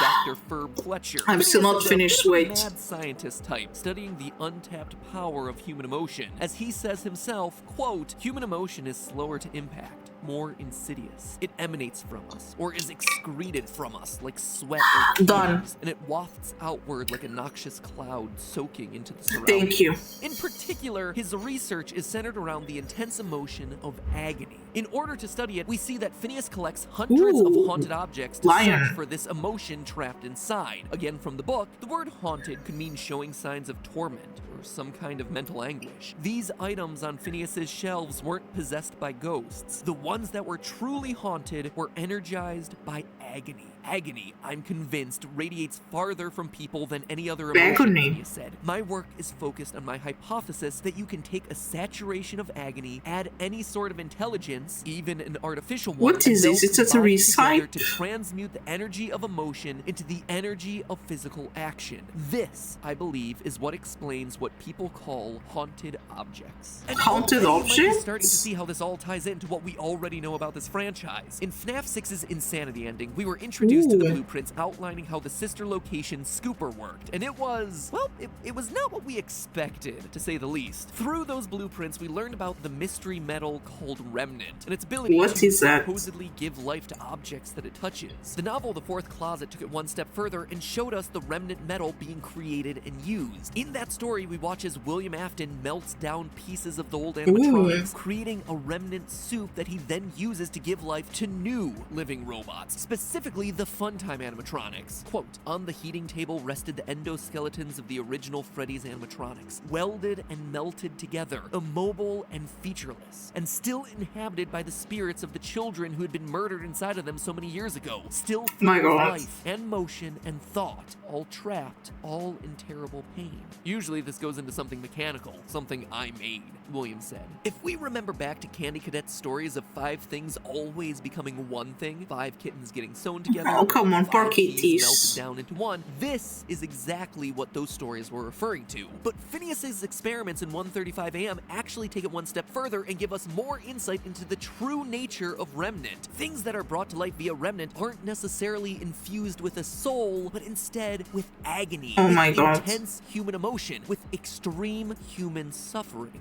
This is important because it means that characters like Balloon Boy, the Bitty Babs, and the Mini Renas and Sister Location, heck, even animatronics like Mangle, don't necessarily need to have actual victims associated with them. We used to look at solving the mysteries of this series as having it be 1-to-1 all the time. Susie equals Chica, Charlie equals the puppet, Cassidy equals Golden Freddy. But what we're starting to learn is that there are other ways to bring things to life in this series, that some animatronics may contain multiple souls, like we talked about last time with Golden Freddy, and some might not contain any souls at all, as long as it always ties back to some extreme tragedy, filled with this all-powerful emotion. Hope you're okay. So with that little analysis, I'm watching FNAF Theory. Phineas collect objects associated with horrific tragedies, and via some means funnel all the agony from them down into an endoskeleton, which we're specifically. But why does make agony them alive? That's so weird. FNAF 1 or FNAF 2 era endoskeleton here. Phineas then puts the head of a large so creepy 3-foot doll on it. A doll whose description bears a shocking similarity to Blank, actually, from the fan game Five Nights at Candy's. And Five Nights at Candy's? Before turning this beast on. And not only does I never heard about that one. come to life, it immediately kills its creator, Phineas. My God. By accident, surprisingly. Accident? And then runs off, no way. under a black cloak. I'm just chilling on Twitch before bed. Oh, that's so cute. Why does this Betty's comfy. Well, because solving it's a FNAF knockoff. Like a game unto itself. Okay, thank you for telling me. Subtle clues hidden throughout the 9 other stories in this series that connect things back to the Stitch Wraith. My first clue was the battery pack Phineas uses to power the Stitch Wraith as he's building it. Because it's not just any battery pack. It came from Fetch, the murder animatronic dog from book 2 of the series. Quote, the item in the second box was an animatronic dog that clearly no longer functioned. The dog was an ugly dog, with a triangle-shaped head it was and a ugly, wide poor mouth full of dog. sharp teeth. In minutes, he'd revealed the dog's battery pack. So immediately we know that the Stitch Wraith story is happening after the events of the Fetch story from book number 2. So I dug around deeper and more connections kept coming. Earlier in this same book, in the title story 1:35 a.m. about the haunted Ella doll, there's one line referencing a man named Phineas looking online for a particular toy. Quote again, one of the searches for special Ella doll led her to an online ad posted by a user named Phineas who was trying to find one of the dolls. His Phineas AMD Ferb. Phineas and Ferb, you mean? Yeah, that was a show. It was kind of cool. I like the platypus. seem to tie back to the Stitch Wraith. Was it called? The Platypus. So bear with me as Barry. we go through this. Barry was cute. 1:35 Yeah. a.m. and Fetch must come first because Phineas is alive and looking for the Ella doll, like I just mentioned, and the evil robot dog has just started his murder spree. From there comes the Platypus. Yes. 3 and the Stitch Wraith's. Phineas and Ferb have a platypus called Perry. Collecting body parts for some purpose. Perry the Platypus. Yes. Perry the Platypus. Very so cute. In order to steal her identity, Sarah is rebuilt out of junk, only for her to. Oh my God, Jesus! Well, in epilogue number 1, we hear that the Stitch Wraith was seen collecting those junk pieces of Sarah. Odd, right? And it's not the only time that it happens either. In book number 2, there's the story Out of Stock about a group of friends Out of Stock. Plush Trap doll. One with True, yeah, I remember that. It was some videos ago. Rampage. The boys manage to escape by luring it in front of an oncoming train where it gets shattered to pieces. Jeez. And again, in epilogue number 2, we see the Stitch Wraith on the scene, salvaging whatever he can find of the What, bro? That's where it would seem to end if it weren't for one other small detail. You see, in one of the other stories in this book, Room for One More, about a security guard being force-fed mini Rena dolls in the basement of Circus Babies Entertainment and Rentals, there's a passing reference to a restaurant called the Snack Space. Snack Space? I was picking up a takeout order at Luigi's the other night and saw your ex on a date with the manager of the Snack Space. Seems super unimportant, right? Snack Space? If this was the only time that it was mentioned, but it's popped up in one of the other stories. In Into the Pit, the very first story, the one about the time-traveling ball pit. Oh my God, time-traveling ball pit. Father works, which means that Circus Babies Entertainment and Rentals' sister location is also in that world, which in turn connects it to one final story, Count the Ways, where we see an old, broken Funtime Freddy planning to execute a girl trapped inside of his stomach. And while these aren't necessarily oh my God, that's so creepy. Wraith, it certainly feels like at some point FNAF is really creepy. Stories will come together, as though we're working on chunks of a larger puzzle. Ooh, We've got puzzle a big pieces. chunk over here, that's the Stitch Wraith connections, and a big chunk over here that's all connected through sister location and the Snack Space, and then you have a few other random pieces over here, and by the end I expect all of them will come together. So assuming that they are all connected, the timeline seems to go like this. Lonely Freddy, the story about the kids getting mind swapped with mini Freddy dolls, has to be first, because it's the timeline on this, I think it's kind of confusing right now. Locations are open and ready for business. At some point, Freddy Fazbear's closes, leading to Room for One More about the underground facility filled with mini Renas hoping to escape, which would parallel what we hear in Sister Location. Due to the massive success, and even more so the unfortunate closing of Freddy Fazbear's Pizza, it was clear that the stage was set, no pun intended, for another contender in children's entertainment. At some point, Baby and the mini Renas escape from that underground facility, leading to 1:35 a.m. with Phineas looking for the haunted doll and Greg activating the murder dog in an abandoned Freddy Fazbear's in Fetch. From there, the next major moment is Stitch Wraith's creation in Epilogue 3, which then leads to his quest for body parts. Oh my God, that's so sad. Epilogue 1 and Out of Stock Epilogue 2. We also know that Into the Pit and the New Kid happen near the end of the timeline, since they both feature a closed down, forgotten, or repurposed Freddy's building. Also, there's Count the Ways, which is towards the end of this timeline, grouped with these other stories, since a retired Funtime Freddy is just randomly sitting in a garage killing kids. What does all of this tell us? What was the purpose of doing all this work? Well, first, all of this seems to connect us pretty solidly into the book trilogy. The fact that we have an Ella doll infused with agony that Phineas wants his hands on perfectly matches the Ella doll that Henry made for his daughter Charlie. To quote from the fourth closet, agony erupted, flooding the room with its sound. Bro, but agony is not a soul. How can agony make someone live? And when his mouth opened, the room shook with the sound of his anguish. Who is that? Charlie said anxiously. What is he holding? You don't recognize her? Elizabeth said. That's Ella, of course. It's all your father had left after you were taken. He cried over that cheap store-bought rag doll for 2 months. Cried into it, bled into it, poured grief over it. And bled? Jesus! Ella doll that we talked about in the last episode. So what we're seeing in these stories appears to be, at least to some extent, the aftermath of that trilogy of books. Which also means that we might already know the true identity of the Stitch Wraith.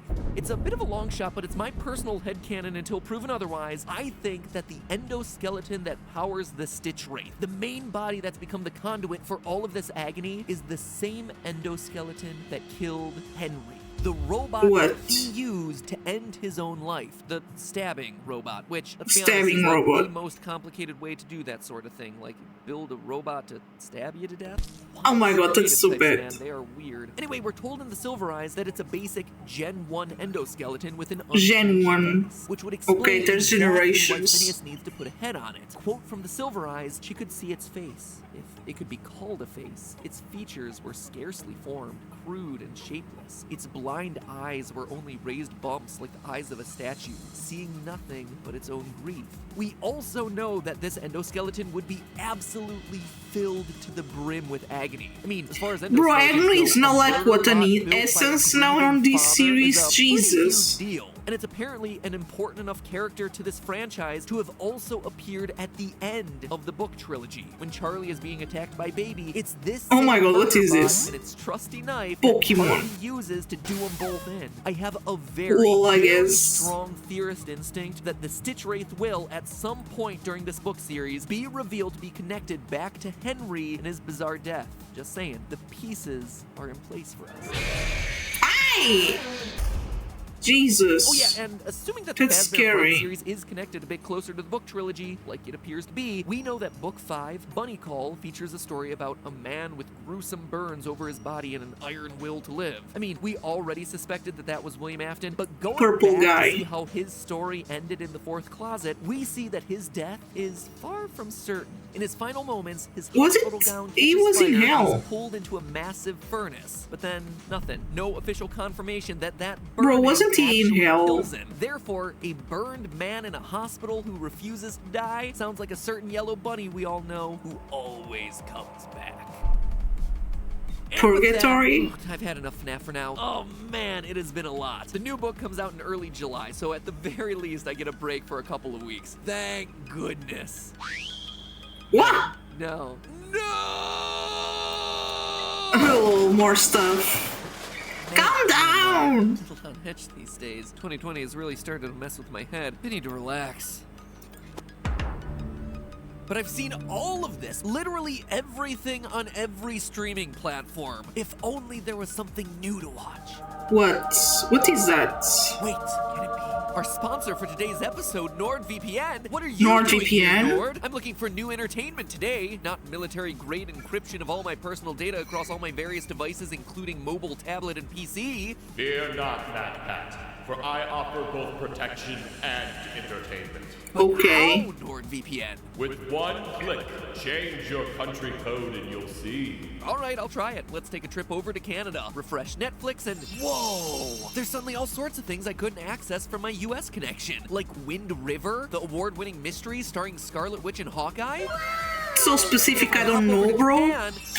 No, is that Dragon Ball Z streaming? And Demon Slayer, Anime of the Year 2019. Remember 2019? And Studio Ghibli classics like Princess Mononoke and Spirited Away? I always Bro, wanted to that watch was those, in but you only Portugal's had to buy it Netflix separately here in too. the US. It's like a trip around the world without ever leaving your home. And that's just a few examples. It looks to me like international Netflix has all sorts of gems like this. Especially when you consider Nord has thousands of servers across over 60 countries. Wow! Nord isn't just protecting me, it's So also many information. entertaining me. And right now, everyone who's going stir crazy at home like me can go to nordvpn.com/MatPat, M-A-T-P-A-T, and use the code MatPat at checkout to get 70% off a 3-year plan plus 1 additional month for free. That means a Nord subscription is less than $3.50 That's per month. more, I can buy Security bread with plus that. entertainment, unlocking the truly global internet. That's nordvpn.com. Why is FNAF there? Link is down in the description. NordVPN away!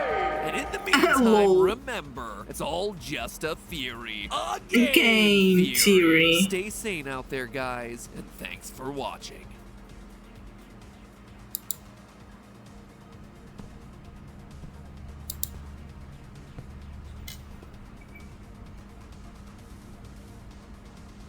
Oh my god, what is gonna happen? Showtime, okay. Doesn't look that bad. Oh, so cute. First, you'll have to lose an eye and an arm. You can be a pirate. To lose an eye and and an arm. First, to lose an eye and an arm. Lose an eye, lose an eye, lose an eye. Okay, no, wait, no, that's scary. Oh my god, what is this? And an arm. What is this? Oh my god. Hello, That's scary. Internet. Welcome to Game Theory, the show that is, without exaggeration, thinking of reaching out to Scott Cawthon so that we can jointly buy Chuck E. Cheese's quickly dying restaurant franchise so we can transform them into what they were always meant to be, real-world FNAF experiences. Heck, I guess they were... pizza taken care of. We could probably even sell the idea to YouTube Originals and make a whole series about transforming the pizzerias into horror-themed dining experiences, which would also help mitigate the costs of doing all that. No joking here, Scott. This is something we absolutely can and probably should do. I've recreated your games before in real life, and they seem to be pretty well received. Oh my god. My feeder background and your, well, you know, your gobs of money and masterminding of the IP, I think we can make something that's really cool. And yeah, the reason I'm bringing it up here is so fans can start talking about the idea both here and on Reddit to show you how excited they are for this to happen. So Let me cute. just leave it at, you have my email. I eagerly await your response. Who knows, you've probably already bought it at this point. You're just waiting to reveal that fact to the world. Speaking of Chuck E. Cheese restaurants, the grandpappy of FNAF, I actually have a theory in the works about those pizzerias that any FNAF fan will enjoy. The episode will be going live in the next few weeks on my newest theory channel, Food Theory, which, if you haven't checked out yet, you totally should. Link is down in the description. Yes, it sounds like a joke. No, it's not. We've not only got episodes about Chuck E. Cheese on the way, but also horror episodes like how the ghost of KFC's Colonel Sanders has been cursing people for decades. Yes, it is a real thing that we are currently researching. It's the same science, math, and over-research that we do over here, except, you know, on real-life topics. And for anyone who's hesitant to check out a channel about food, we're already winning people over. Like Jack here over on Twitter, who said he started out skeptical, but watched the episodes and immediately got the concept. We've got over half a million subscribers in the first 24 hours, and we're getting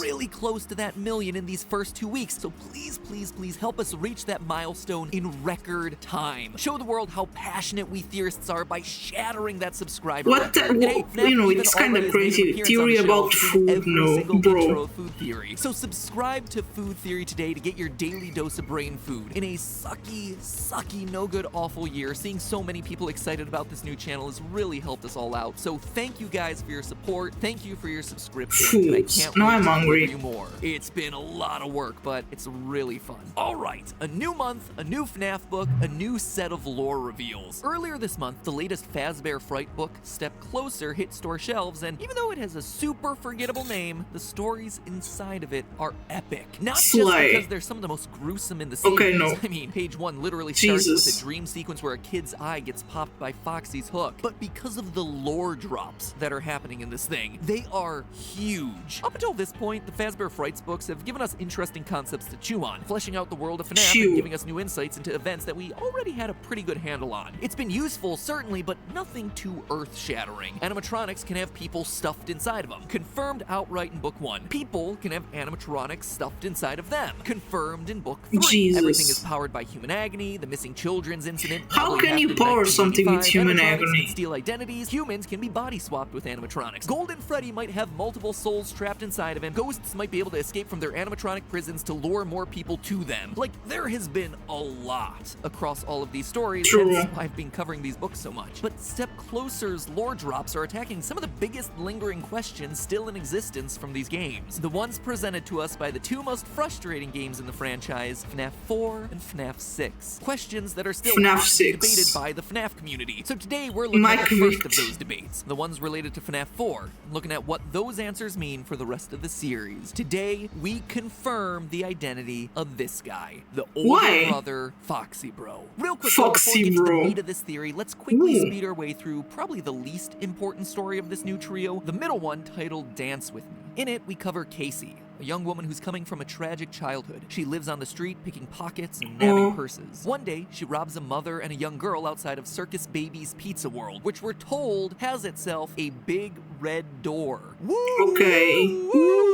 So cute. Potentially important detail alert. Anyway, one of the items that she nabs is a set of cardboard glasses. When Casey puts them on, she sees a hologram of Ballora spinning in the distance. Weirded out by this, she has other people try the glasses on and no one else manages to see Ballora. From that point onward, each time she puts on the glasses, the hologram gets closer and closer, which begins to freak her out to the point of her leaving town and trying to put her life back together in hopes that it gets Ballora to leave her alone. A couple cities and failed jobs later, Casey eventually decides to return the stolen items to the mother and the daughter, hoping that it'll make amends. The family welcomes her in and forgives her, but when the little girl Isabella puts the glasses on, she not only sees Ballora, but she immediately begins dancing. It's a very vague ending because it's unclear whether Ballora, who is one step away from getting Casey, instead nabs the girl because she's the one who puts the glasses on next, and the dancing is the girl becoming possessed, or if it's the girl just excited to be dancing alongside one of her favorite characters, Ballora. Anyway, there's not a whole lot to talk about with this one. The technology is super strange. Freddy's is apparently advanced enough to have holographics that work in cheap cardboard glasses for kids. That would be strange enough, but there's also some extra weirdness that the holograms can interact with the physical world. We see throughout the story that this Ballora hologram kicks up leaves and causes them to swirl around her. To quote from the story, that's not an hologram. Pirouetting among the colorful fall leaves. As she spun, the bright leaves were sucked into her vortex. For a few seconds, it's real then. But then she thought, wait, if Ballora is just a picture, a hologram, then how is she affecting the objects around her? It didn't make sense. Welcome to the world of being a FNAF theorist, Casey. It didn't make sense. Prepare to get that one tattooed on your forehead. But in all seriousness, it does raise a big question. Is she actually a hologram or just invisible and the glasses are somehow revealing her? It's unclear. We're talking a lot about those weird little details but that's that weird. seem so oddly specific for a book to call out that it feels like the book is trying to tell us something. And this seems like one of them, but well, I could spend a lot of time trying to figure it out. To my knowledge, holographic or invisible animatronics haven't really been a thing yet in the franchise, so we'll just have to cross that bridge when it becomes important. Unless, oh damn it might be a phantom animatronic. No,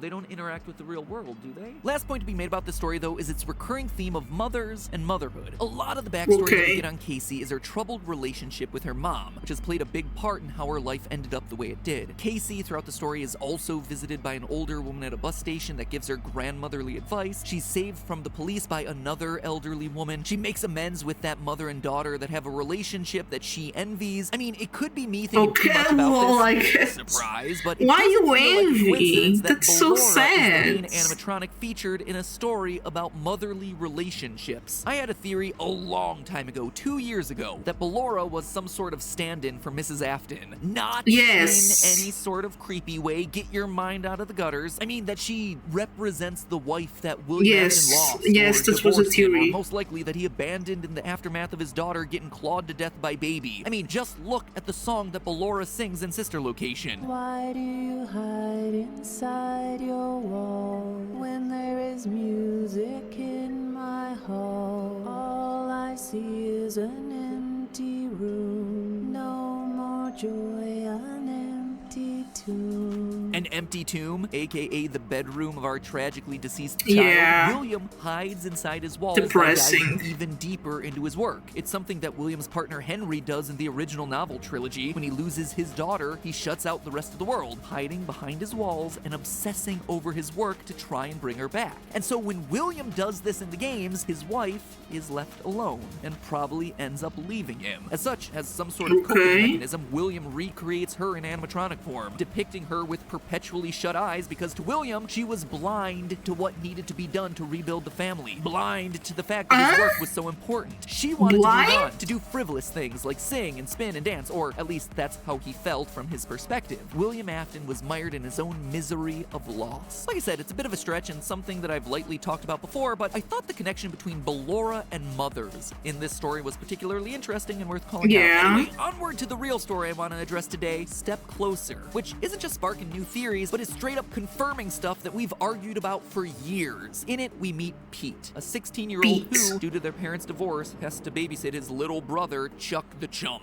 One day, while walking into Freddy Fazbear's Pizzeria, Pete, annoyed about having to be the responsible one, decides to scare Chuck a little by taking him backstage to see an out-of-service Foxy. Pete fires up the machine and Chuck runs away, leaving Pete alone to get seemingly hypnotized by Foxy's performance. A performance that repeats one line over and over. You can be a pirate, but first you'll have to lose an eye and an arm. And from there, you can probably guess what happens. Oh, bro, Over no. the next few days, Pete gets into multiple accidents that put either his eye or his arm in danger. A scalpel nearly hits his eye in science class. A butcher knife almost chops off his hand at the store. A buzzsaw blade shoots out at him from a nearby construction site. He gets hooked in the face by a fishing line, and he almost loses a hand to a Chinese finger trap at the school carnival. Anyway, the two brothers eventually make amends and come to the realization that Pete needs to face down Foxy to break some curse. Pete rushes to Freddy's, but in his panic, he's hit by an oncoming truck and killed. Out of nowhere, it's this awful reveal that you absolutely do not see coming because you feel so bad for this kid. You're like, oh, he's apologized to his brother. They have a good relationship. They have a plan for getting Pete out of this after him being brutalized for the better part of a week. He's on his way to close off the story and then, bam, it just ends. And that would be where the story ends, except for one thing. Pete is still alive. Where? We pick up back in the hospital where Pete's soul is trapped inside of his own dead body. Pete is an organ donor. Against his will, I might add. Thanks a lot for signing me up for that one, Mom. And they just got an emergency request for, you guessed it, an eye and a hand. Pete is forced to helplessly What was not supposed to be an arm? Taken apart by surgeons. Like I said at the beginning of this episode, this story is shocking. But what's even more shocking is the lore confirmation that we get in this thing. Pete's story 100% confirms for us that Foxy Bro, the older kid from FNAF 4 who repeatedly traumatizes his younger brother before eventually getting him chomped in the jaws of Fredbear, that is undeniably Michael Afton. 100% no doubt. It's something that we strongly suspected for a while, and something that later evidence started to throw into question, but this story, happening 5 years after that game's initial release, finally July 7th, that's my birthday, let's go. Obviously, there are some superficial similarities here. Pete has a younger brother who's scared of the animatronics, just like Foxy Bro has the crying child, his younger brother who's scared of the animatronics. Pete is connected to Foxy throughout the story, just like the brother in the Foxy mask. Pete and Chuck's parents are divorced, just like it seems William and Mrs. Afton are in the game, leaving the older brothers alone to care for their younger siblings. At one point in the story, Pete's hand starts to turn purple, which points us back to Michael Afton and sister location physically turning purple. And lastly is that final scene where Pete should be dead, but isn't, which exactly mirrors the iconic words of one Michael Afton. Father, it's me, Michael.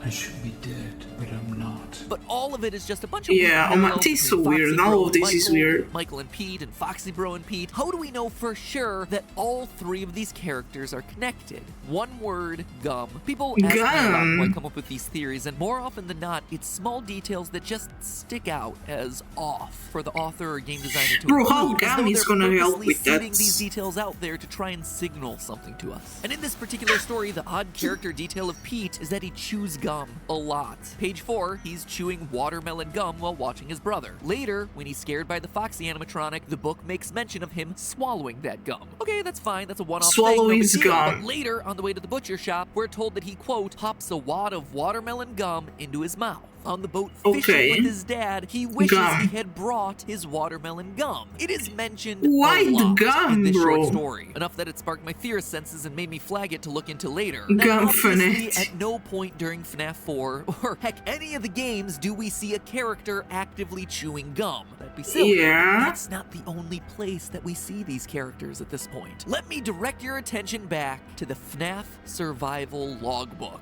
Who knew that a book with dabbing chica as an active selling feature would become the single most important Do item not worry, I won't kill them, only hurt. Okay, no, I false, I guess. It's the logbook. Also, cute tiny face you have besides your name. No, I false. Cassidy's name. And wouldn't you know it, but today it's also the thing that's gonna now reveal to us Michael Afton's true identity. Page 49. Copyrighted Quote, man. bad habits you'd like to break. Number 1, chewing gum excessively. I mean, there it is, plain as day. Pete chews gum excessively. Why, Michael though? Afton chews gum excessively. Pete Why? eventually turns purple and comes back to life after being dead. Michael Afton eventually turns purple and comes to life after being dead. Pete is an older brother who scares People his younger so sibling serious using in that. Foxy. Foxy Bro in FNAF 4 Jesus. is an older brother who scares his younger sibling with Foxy. Pete equals Michael, and Michael equals FNAF 4's Foxy Bro. Done, confirmed, another character identity locked. This detail has been sitting in the logbook for years, just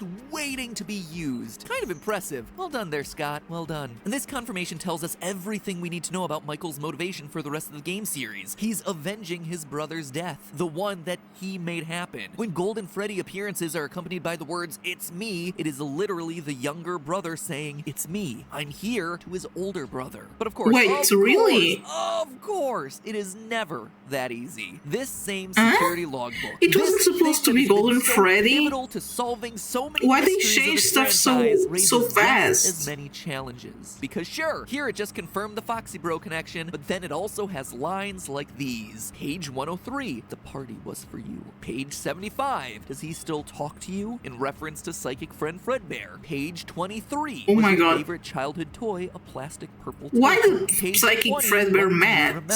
And most troublesome of all, page 31, do you remember your name? All of these questions seem pointed to the crying child. The party was for him. His favorite toy was the purple telephone. Fredbear did talk to him and never to Foxy Bro as far as we know. In fact, these are the exact questions that got us to throw the Foxy Michael connection away so many years ago. Why would the spirit in this book, Cassidy, be telling Mike things that are very clearly true of the crying child? That's If so Mike scary. was indeed the older brother the entire time, like this latest Fazbear Fright story just confirmed for us, it doesn't make sense. Which is why Don't you now tell me. we have to solve these last two questions. What do you remember? Do you remember your name?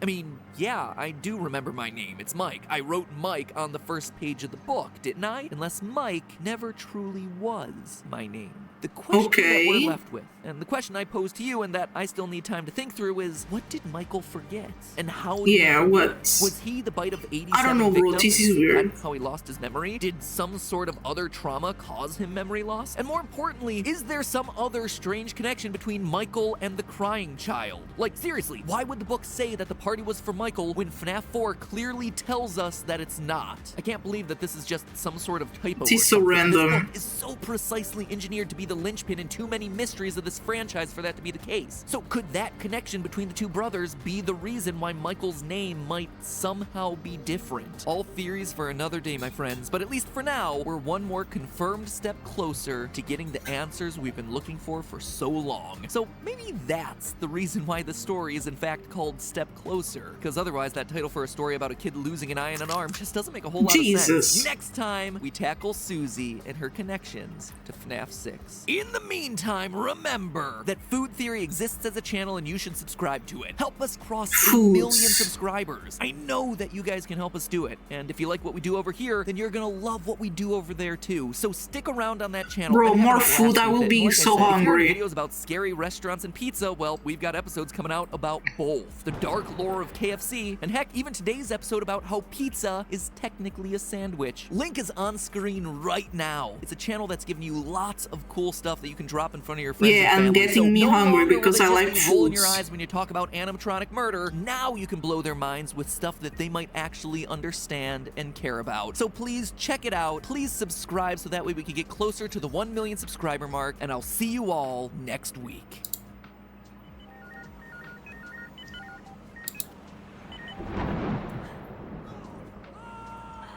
Okay, what's happening?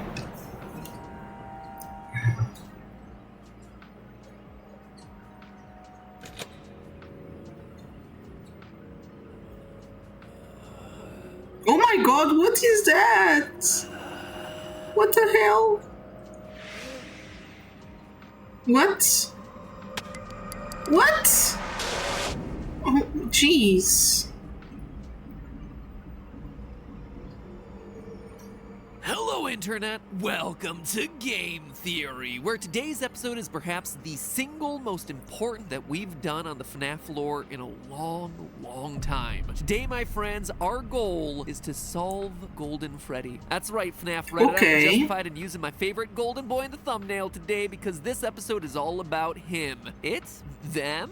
Which I gotta be honest is probably a good thing because I'm running out of ways to make old Yeller over here look interesting in a thumbnail. I mean, the dude's only got like 2 decent quality images in the entire 6-year history of this franchise. Say what you will about milking this franchise, right? Bro, he's a cow! Every other character in this franchise. Slay, I guess. Seriously. With the recent release of Bunny Call, the 5th Fazbear Fright book, I think we have enough information now to finally put together a quasi-definitive answer on who is in that iconic golden suit, which, gotta be honest, is like the biggest mystery to me in this franchise at this point. Solving this one is like why the first Ooh. of 3 massive holy grails when it comes Holy to the lore of this grails! franchise. Oh But my in order god. to do it, we're gonna have to look at the games, the books, and the spin-offs, and by the end, we'll have ourselves an answer that not only fits with the established lore of both game and book, but also an answer that satisfies pretty much everything about this character. An answer that irons out My all god, the so many wrinkles and videos. frustrations that I've had when concocting past theories about this guy. Oh, and it also just picks a little bit at the scabbed over wound of a past theory, poking it just enough that it might get infected. So, are you ready to have your mind blown? Are you ready to finally have the answer to this mystery that has been 6 years in the 6 making? Well, then years. let's begin with the Stitch Raid. For those of you who've missed it, the Stitch Raid story is happening in small chunks at the end of each Fazbear Fright book. It's kind of like an Okay. post-credits teaser minus the color-shifting Thanos. It's about an animatronic Color-shifting pieced together Thanos? from the haunted spare parts of various toys and robots, given life through the power of human agony. Now that it's alive, the creature is wandering the city, collecting more haunted toys, and killing people with its zappy hands, sucking their Why? bodies dry and making them cry oily black. Jesus. And up to this point, that's pretty much all we knew about this monstrosity. Lead me to conclude that the reason we're meeting this thing is to prove the existence of Remnant, and how it works via negative human emotions. Maybe send him up as the new villain for that upcoming game security New breach. villain. Or, at the very least, that's what I thought. Oh no, dear theorists. The Stitch Raid is far more important than we could have ever imagined. In the epilogue of book number 4, Okay. Step Closer, we meet Andrew and Jake, the 2 Oh. souls who find themselves trapped inside the Stitch Raid. And the Why? conversation that they have when they first meet starts to give us some of the lore drops that we have been waiting years to hear. Quote from the book: "Now Jake was inside a metal thing. He didn't know enough about anything to understand what it was, but he did know that he wasn't alone. He was sharing this strange place." "Oh, hi," Jake said. "I'm Jake. Who are you?" "I'm Andrew." The child's voice was rough. He sounded a little like a boy Jake used to know in school, a boy who was always talking back to the teacher and getting himself in trouble. Jake thought Andrew sounded angry, very angry. Angry? We're told that even though both their souls are infused into the same endoskeleton, Jake Jeez. is the only one able to move the Stitch Wraith's body. He's also the only one capable of seeing the outside world. Andrew is blind to it all. It's kind of like those 2-man horse costumes. Oh my Everyone god. wind up being the butt in those things, especially on Chipotle days. It's no wonder Andrew's so mad. I'd be too if I was forced to spend an eternity looking at someone else's soul butt. However, it's when they start talking about their former lives that things start to get really interesting. Quote again, "My memories are kind of fuzzy," Jake said. "Fuzzy? Yeah, so are mine," Andrew responded. "But I do remember wanting to get back at someone who hurt me. I think I attached myself to him. I got into his soul, made sure he couldn't move on when he should have died. I remember I wanted him What to is suffer happened? the way he made me suffer. I remember they tried to kill him, but I wasn't gonna let him go until I was ready." With a story like that, you could almost say that Andrew is a spirit wanting revenge. A literal vengeful spirit, perhaps. Now, loyal FNAF theorists have an idea of where this is all going, right? Back when Ultimate Custom Night first came out, we theorized that the entire game was William Afton trapped in a fiery hexscape, a constant cycle of torture and torment at the hands of his past victims. Or should I say one victim in particular, the spirit of Golden Freddy. Sure, he was called by many names, the one you should not have killed, the vengeful Bro, wasn't spirit, but Golden in the Freddy end, now by have doing like 3 the impossible of spirits? that game and beating 50-20 mode, it's revealed that Golden Freddy lingers on, twitching with rage, refusing refusing to move on into his afterlife. And here, Andrew is pretty much confirming exactly that. Sound the party horns and the children celebrating. Slay, I We guess. got one right. Or should I say mostly right? What's interesting about this whole Jake-Andrew conversation from the book is that back with Ultimate Custom Night, he assumed that William Afton was dead and that this was just his afterlife in purgatory or hockey sticks or whatever. He died in Henry's Fire, the one that was set at the end of FNAF 6, the one meant to bring the whole series to a close. I mean, how could he not be dead? Henry even had that awesome final line for him. Although for one of you, the darkest pit of hell has opened to swallow you whole. So don't keep the devil waiting, friend. You don't just survive one-liners like that. And yet here, Andrew says that he was actively keeping his killer alive against everyone's attempts on his life. Where was he keeping it alive? Still, no. What is that? Always come back. He attack, he protect, he always come back. But just because William may have been kept alive in the book lore doesn't necessarily mean that he was left alive in the game lore too. Well, it shouldn't, but I think it does. Fast forward to this month in our newest book, Bunny Call. What was originally supposed to be the 5th and final installment in the Fazbear Fright series. A literal 5 books at Freddy's. 5 books at Freddy's. Now we have ourselves the bonus 6th and 7th night books. And while the first 2 stories in this new book are interesting and certainly worth talking about on a different day, it's the 3rd one, The Man in Room 1280, that ties into our Golden Freddy mystery today. Stop me if you've heard this one before. It's about a mysterious man in a hospital, burned well beyond the point of death, and yet somehow he remains alive. Quote from the book. Okay. Jesus, what the hell is that? Skull indicated where his nose used to be. Dark, cavernous pits lacking eyes looked at nothing. A toothless mouth gaped without lips to protect it. We'd be remiss if we didn't warn you, the nurse said. We know what that is. Evil, Father Blythe. Evil. In fact, the hospital staff is so convinced that he's the embodiment of evil that they tried to kill him multiple times. Oh my God. Via injections, via smothering, via seances, but nothing will do it. He cannot be killed, but not for the reasons that you would expect. Creepy. It's not an iron will to live or the remnant that's flowing through his veins that's keeping him alive. It's a ghost. Each attempt on the patient's life is thwarted by the ghost of a boy with curly black hair wearing an alligator mask. In fact, the two seem to be intertwined with each other. The story informs us about the patient's brain patterns and they're a bit unusual. Quote, according to the hospital's sleep expert, that particular REM pattern indicates nightmares. Horrific nightmares. See, there and there, the nurse pointed at one part of the brain stem. Really? You can detect nightmares? 2 living things, 2 entities. They're both vying for control of the brain, but they're at odds with each other. We think they're tormenting each other. Sounds a bit like Andrew, right? Andrew attaches himself to the man who killed him and refuses to let him die so he can torment him, which is the exact relationship between the vengeful spirit and William Afton in the games. And if there was any doubt about who this mysterious man in the hospital is, the patient wants to go to a Fazbear distribution center, and we're told that the Stitch Wraith mystery is somehow tied to a mysterious fire involving Freddy's and the former owners of the business. Every which way to Sunday, my God, that's so creepy. Is our William Afton stand-in for these books. Andrew is our vengeful spirit stand-in, and it feels like the book is trying to tell us that Custom Night wasn't purgatory or heck, it was Afton's living nightmare as he was laying in a hospital bed recovering. William Afton may still be alive. Jeez. Or maybe he was alive and then he eventually explodes. Yeah, because of a spirit, I guess. Being wheeled out to the Fazbear distribution center, and then it literally blows up like a bomb. It is just as gross and gory and disgusting as you would expect. I guess. It's a good thing that these books don't have pictures. My personal guess is that this is what releases the angry spirit of Andrew into lots of other toys like Fetch and Plush Trap, and it may also be how Afton's soul gets itself into a computer chip that eventually gives life to Glitch Trap. Okay, this has been a lot about Afton, and I promised that this would be a mega theory about Golden Freddy. So how does it all connect together? Well, notice how I described Andrew's ghost, a boy with curly black hair and an alligator mask. It's the same hair as the mysterious dead body found inside Golden Freddy's suit back in Fazbear Frights number 3. Quote from Fazbear Frights. Down low, past his arm, Devin could see a body, a dead body, but it wasn't exactly like he thought he'd find. This one had curly black hair. The lore lore of the series doesn't tend to give us a lot, but one thing it tends to keep relatively consistent is hair. So knowing that Andrew is an angry spirit with curly black hair, and that Golden Freddy has a body inside of it with curly black hair, Andrew is pretty clearly our Golden Freddy kid. Which Okay. things related Wasn't to it Andrew supposed to be roughly more than related to one Cassidy in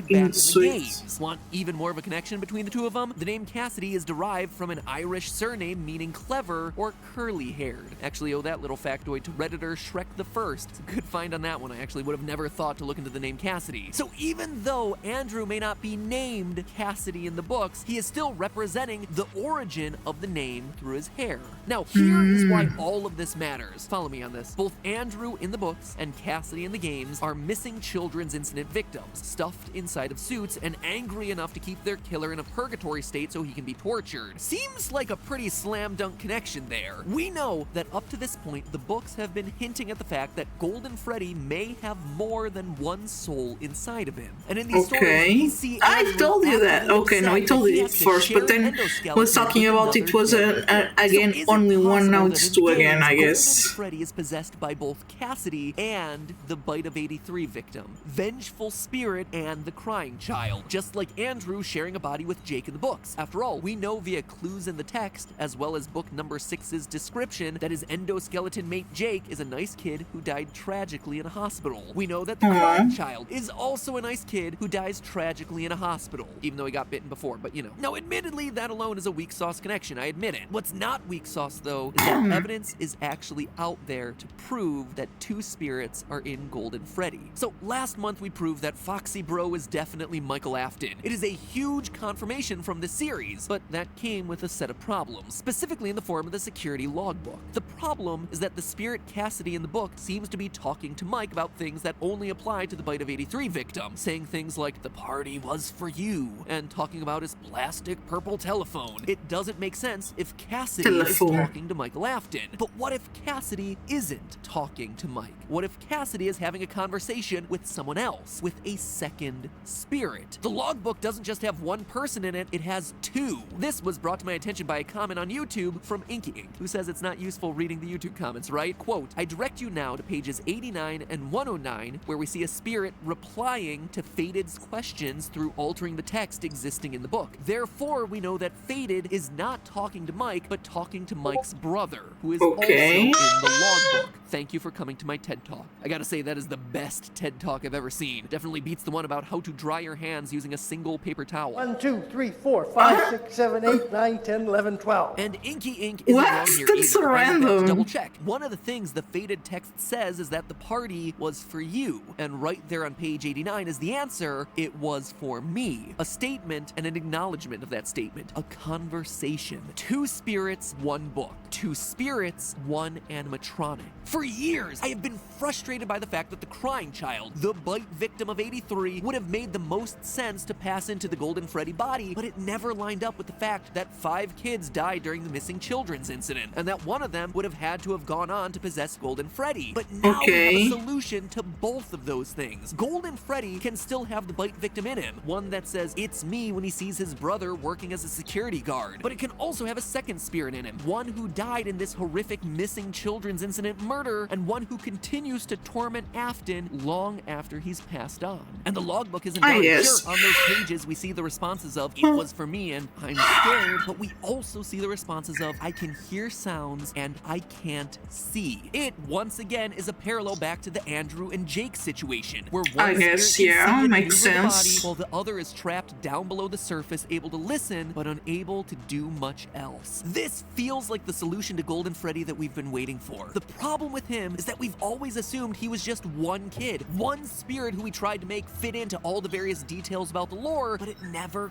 quite worked. And that's because it would never work. In reality, you always needed two entities. One, sensitive and kind, a younger brother looking for peace, and one, the victim of a brutal murder, violently eager for revenge. And here's the real twist, my friends, that might not be all. There's one last small detail in this Stitch story that we have to keep an eye on. We learn in that story that Jake and Andrew aren't intentionally murdering people, that when they reach out to touch someone, they accidentally zap them. Jake assumes it's Andrew doing it, but he's wrong. final quote from the book. I just want to scare people, okay? The zap is killing them. Well, that wasn't what I wanted. So if what you're doing isn't doing what you want, maybe it's doing something someone else wants. Maybe someone else is here with us. You were a hitchhiker on the man who killed you. Why can't someone else hitchhike with us? So it looks like there might be more. True, I guess. Poor guys, they don't want to kill the people, they want to scare them. And with that, my friends, it's the last book until next year. There's definitely a few stories I haven't talked about that merit another video or two, but for now, Fazbear Frights and all its numerous lore reveals have come to an end, which I gotta say I'm kinda sad about. These have been a great way to engage with the mysteries of the franchise with the slow drip coming out over the course of this year, like a book every other month. It's been a really cool release strategy. And honestly, some of these stories are the creepiest things produced by this franchise in a long time. Anyway, I guess yeah, they're really creepy. Crossing our fingers for that new game to come out soon. Now? Alright, Scott, don't you release another game on us or anything. No? Oh, that used to work. Oh well, probably better to wait anyway. Halloween is just around the corner, and there's not a whole lot of other ways we're gonna be able to celebrate it this year. But hey, if you haven't checked out these books yet, but are a fan of the series, then check them out using our sponsor for today's episode, Audible. It's one thing to read these stories, it's another thing to hear these stories. I gotta say, nothing is better than hearing a scary story told aloud, and Audible has great recordings of all scary five for of the reading, Fazbear Frights bro. books, not just fully narrated, but also full of sound effects that really enhance the story. It really gets you into that cool, frightened mood, especially when you listen alone in the dark at night. But okay, you already know Audible is the leading provider of audiobooks, and I'm sure you're familiar with how Audible members get a credit to pick a new title every month, plus 2 Audible originals from a monthly selection. But did you know that Audible is currently giving back to the world in a big way? I actually really love this new initiative of theirs, and I'm really glad that they're letting me talk about it here. Basically, Audible recognizes that we're kind of in a time of crisis, guys, because of the pandemic, school schedules being all over the map, parents looking for new ways to entertain and educate their kids, all of us just being a little bit too sick of our screens. So Audible launched a whole new site called stories.audible.com, where you can stream hundreds of their titles for free. 0 signups, 0 membership requirements, 0 strings attached. It is awesome. It is just a website that you go to and you listen. It's phenomenal. There's also a little bit of everything in there too for all ages and languages, ranging from classics like Frankenstein and Winnie the Pooh. Ollie and I actually just started listening to the Pooh series, and he's really excited about it. And I gotta be honest, I love Pooh. He's one of my favorite fictional characters so ever, cute. so it's really fun Oh my to just, god. you know, relax and listen to Pooh read aloud with your son. So if you've never experienced how relaxing listening to an audiobook can be, or you're just looking to experience some well-loved classics in a new way, stories.audible.com is a great free place to start. Or, like I said, if you want to listen your way through the FNAF series, become a member of Audible. And if you do, be sure to use my code audible.com/MattPat. It's the first line of this video's description. You can just tell them that MattPat sent you. Or, if it's easier, you can just text MattPat, M-A-T-P-A-T, to the number 500-500 on your cell phone, because apparently that's a thing that people are willing to do enough that Audible wants me to remind you that that is a way that you can use it. Did I also mention that they have guided sleep programs for members too? Probably good to mention that bro, one. that's Just say it'll good. be useful after you listen to all those scary If it stories. helps to sleep, that's amazing.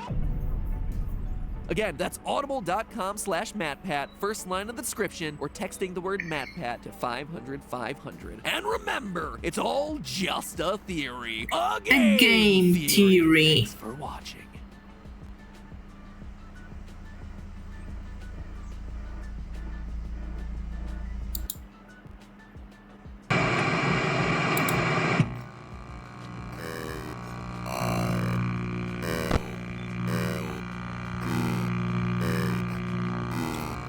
What is happening?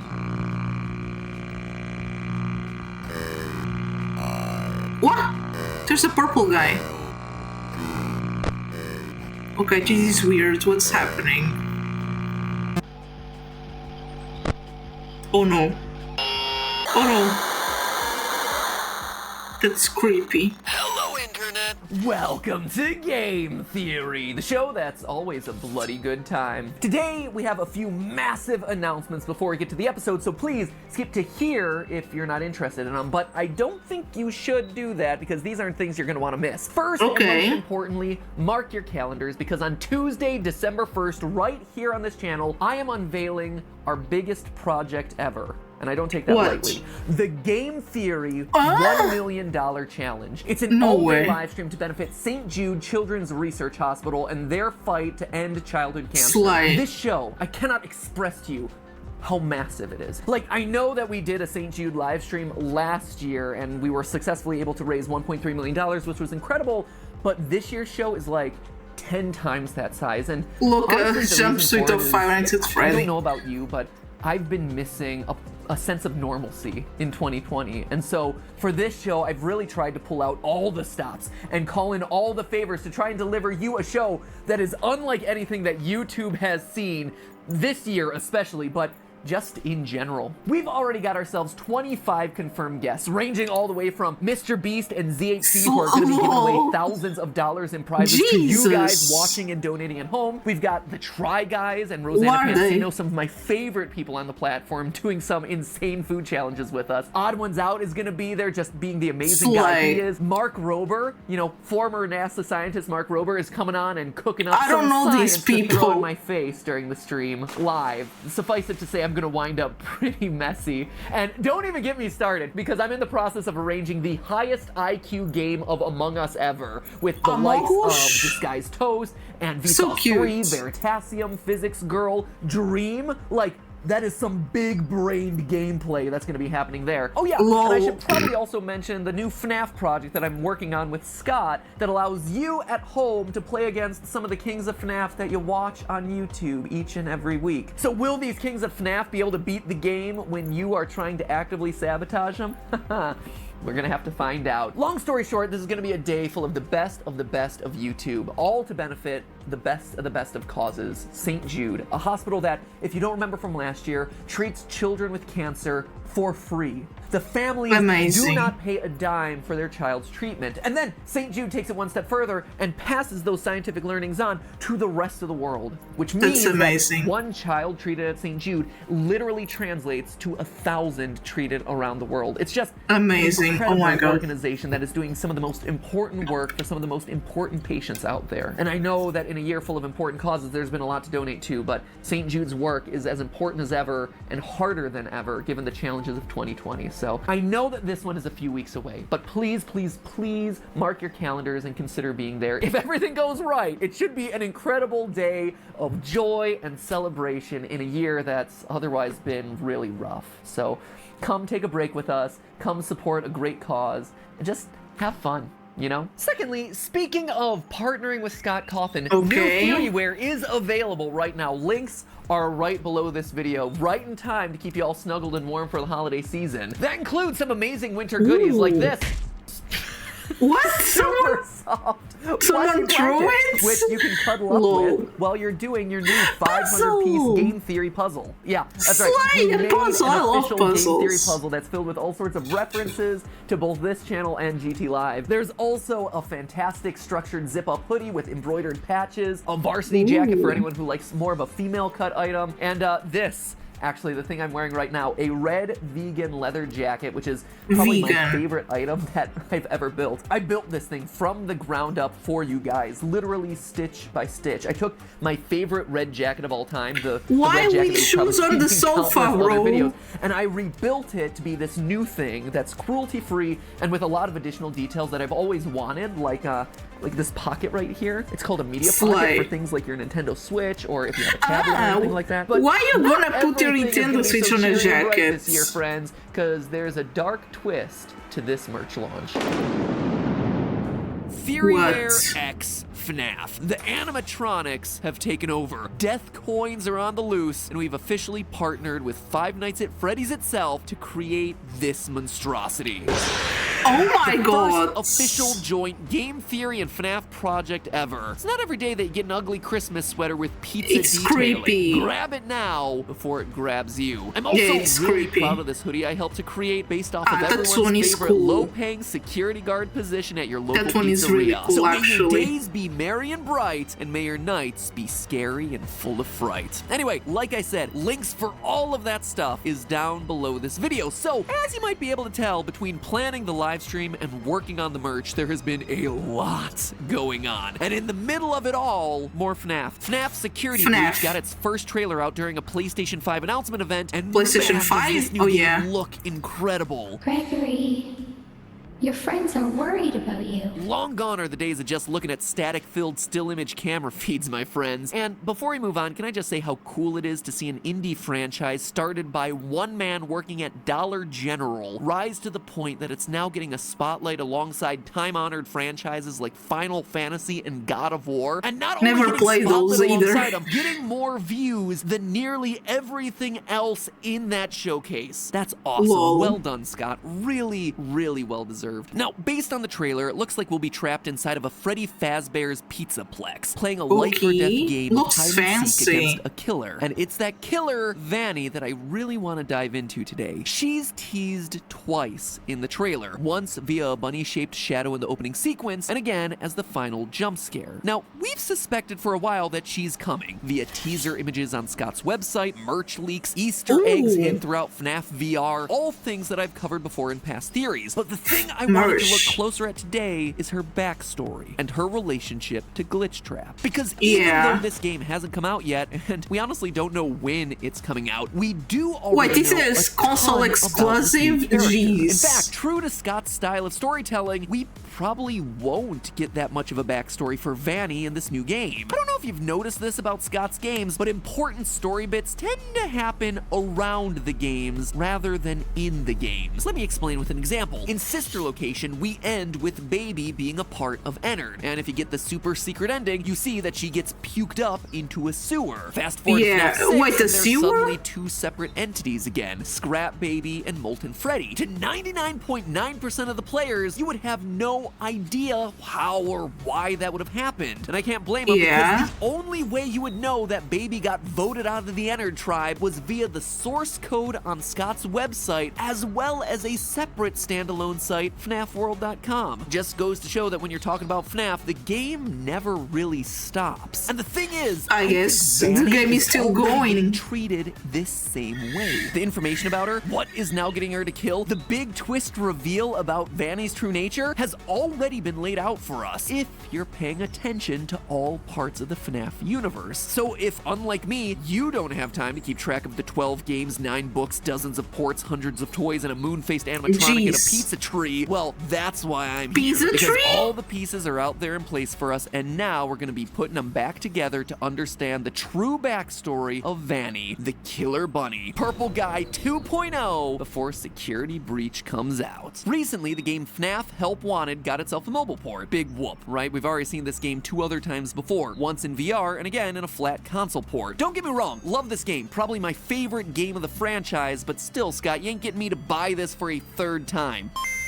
He totally got me to buy it a 3rd time. So because this is a mobile port, a lot of the game has been stripped away. Gone is the intro sequence, gone are some of the game modes, but most notably gone are the hidden cassette tapes that tell the story of Help Wanted's failed development. Now, if you remember back to a year ago, collecting it's different all 16 versions of those then. hidden tapes in the original game inadvertently assembled our latest villain, Glitchtrap, piece by piece. And once So fully together, scary. he was able to capture us in the game and presumably escape back out into the real world. That's all gone now in the mobile version. In its place, though, maybe something better. Immediately upon opening up the game, it becomes clear that this mobile port is more broken than FNAF World 1.0. Got textures glitching out in both the main hub and in the various minigames. Now, obviously, these are intentional effects, and by zooming in and tapping on them repeatedly, honestly, I can't say exactly what I did to do it. I just was there a long time pounding away at my screen. The screen eventually fades to black, and suddenly you're presented with everyone's favorite part of the series, an 8-bit minigame with rudimentary gameplay steeped in symbolic lore. I guess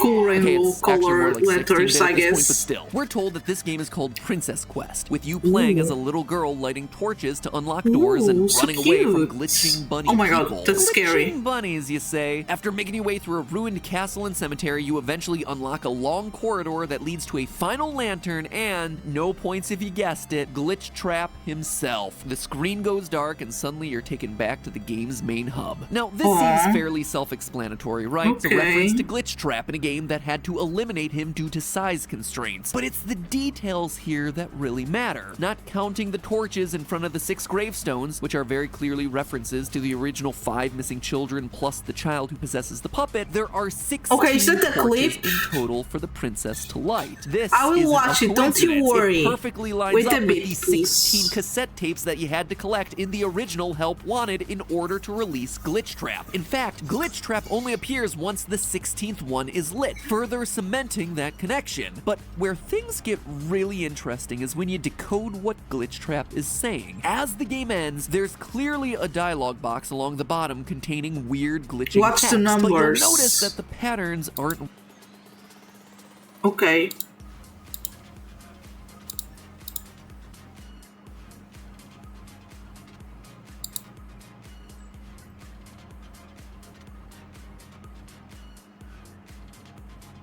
What's... Oh my god, what is... So many hoofs. You punching someone? My god, how much time you were there?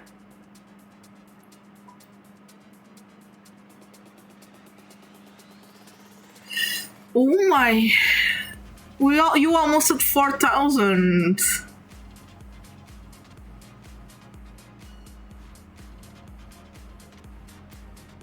No, False was punching me. No! Oh, you went almost to 4,000, bro. That's an amazing number. That's funny. Why Neufal's punching Neufal's?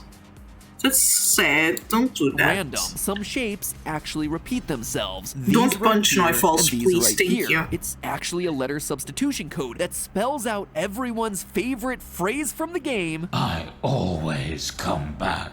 And taking it all Jeez. one step further, we can actually extract the audio from this moment.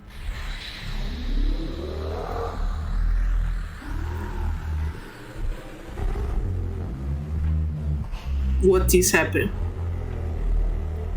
And do some I don't know audio why they trickery. stop at By doubling the speed and then 3,998. reversing it, we get this. Yeah, why did they stop that? They were almost at 4,000. I always come back, let me out. So in essence, Princess Quest is showing us a recreation of the events from It's the kind of a original weird Help Wanted. This does a couple of way things to for stop, us. you know? First, If they were so basically close to proves 4,000, 100% that this is they in should fact William proceed, Afton's spirit right? and not some sort of AI or code meant to replicate him. It is him through and through. Dude wasn't lying when he said he always comes back. He's got more lives than Jason Voorhees. He's also got himself a Jeez. solid understanding of brand consistency. Afton always comes back. Secondly, though, what Princess Quest is doing is confirming for us the origin story of our new killer, Vanessa. In the original game, the fate of Tape Girl was unclear because she sometimes encouraged us to collect the tapes and sometimes didn't. But here we get clarity on the whole story. Vanny is the princess with the lantern. She collects all the tapes, pieces, whatever, and gets taken over by Glitch Trap. This all confirms what we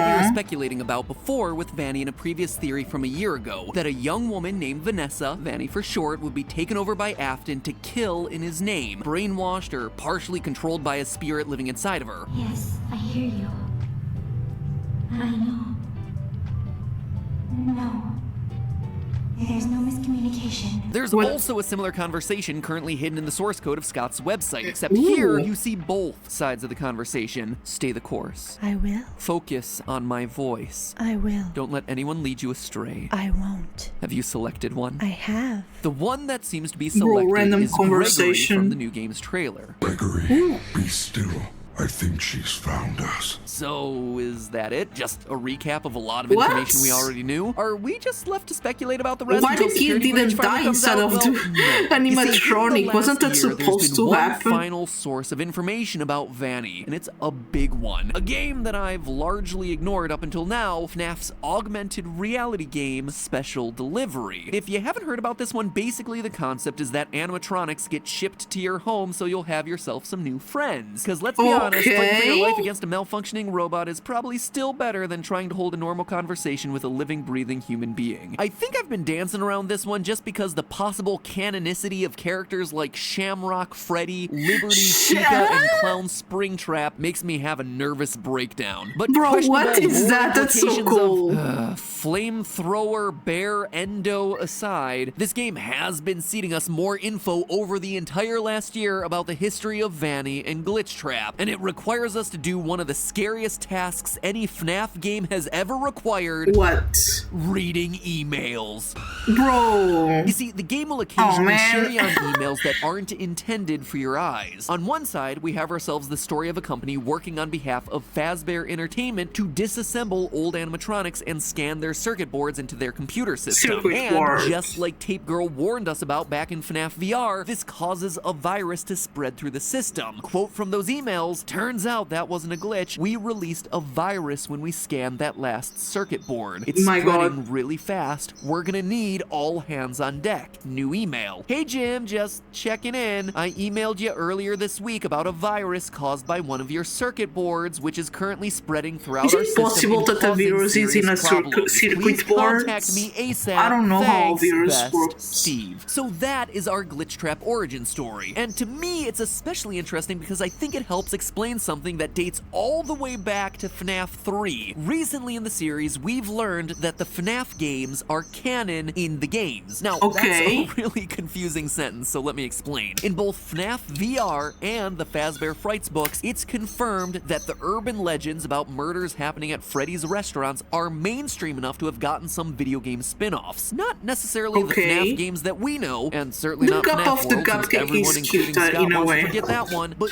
games inspired by the legends of the pizzeria. In FNAF VR, in fact, we're told that they were made by Fazbear Entertainment as a cover-up. Fazbear Entertainment hired the game developer. Those indie games were designed to conceal and make light of what happened. This isn't just an attempt to rebrand. It's an elaborate cover-up. And looking back on it, I believe that we've seen those games. I think we've played those games. They're the 8-bit mini-games from FNAF 3. Mangle's Quest, BB's Air Adventure, Chica's Party, and Stage 01. Heck, they might even include the Take Cake, Give Gifts, etc. mini-games from FNAF 2. All those games are in the mobile game the too? games being referenced in the games. I mean, they even have those sorts of cheesy titles that would come with cheap Atari-style games of that era. How do we know all of this, and why am I talking about it now? Because of Glitchtrap. Never played it's Atari games. But the last like I played them, but it's like from a retro console remains. I didn't even mean to put the pun there. It has some titles, doesn't have all, so I don't know if it was normal. This is the first appearance of Glitchtrap. So the games of Atari had those names. Inside the circuit boards of these retro games looking for an escape. An escape that doesn't actually get realized until he's scanned into a new modern computer system meant to produce FNAF VR. Now, admittedly, this is a bit confusing when it comes to the timeline. We know Freddy Fazbear's Pizza was founded in 1983, as we see from the VR coins in Help Wanted. In FNAF 1, Phone Guy tells us that the animatronics have been around for 20 years. That puts FNAF 1 in 2003, not 1993 like I previously thought. And based on the official description for FNAF 3, Fazbear's Fright and the discovery of Springtrap all happened 30 years after the closure of Freddy's, making that one roughly 2033. Jeez. Now, we have no idea when and how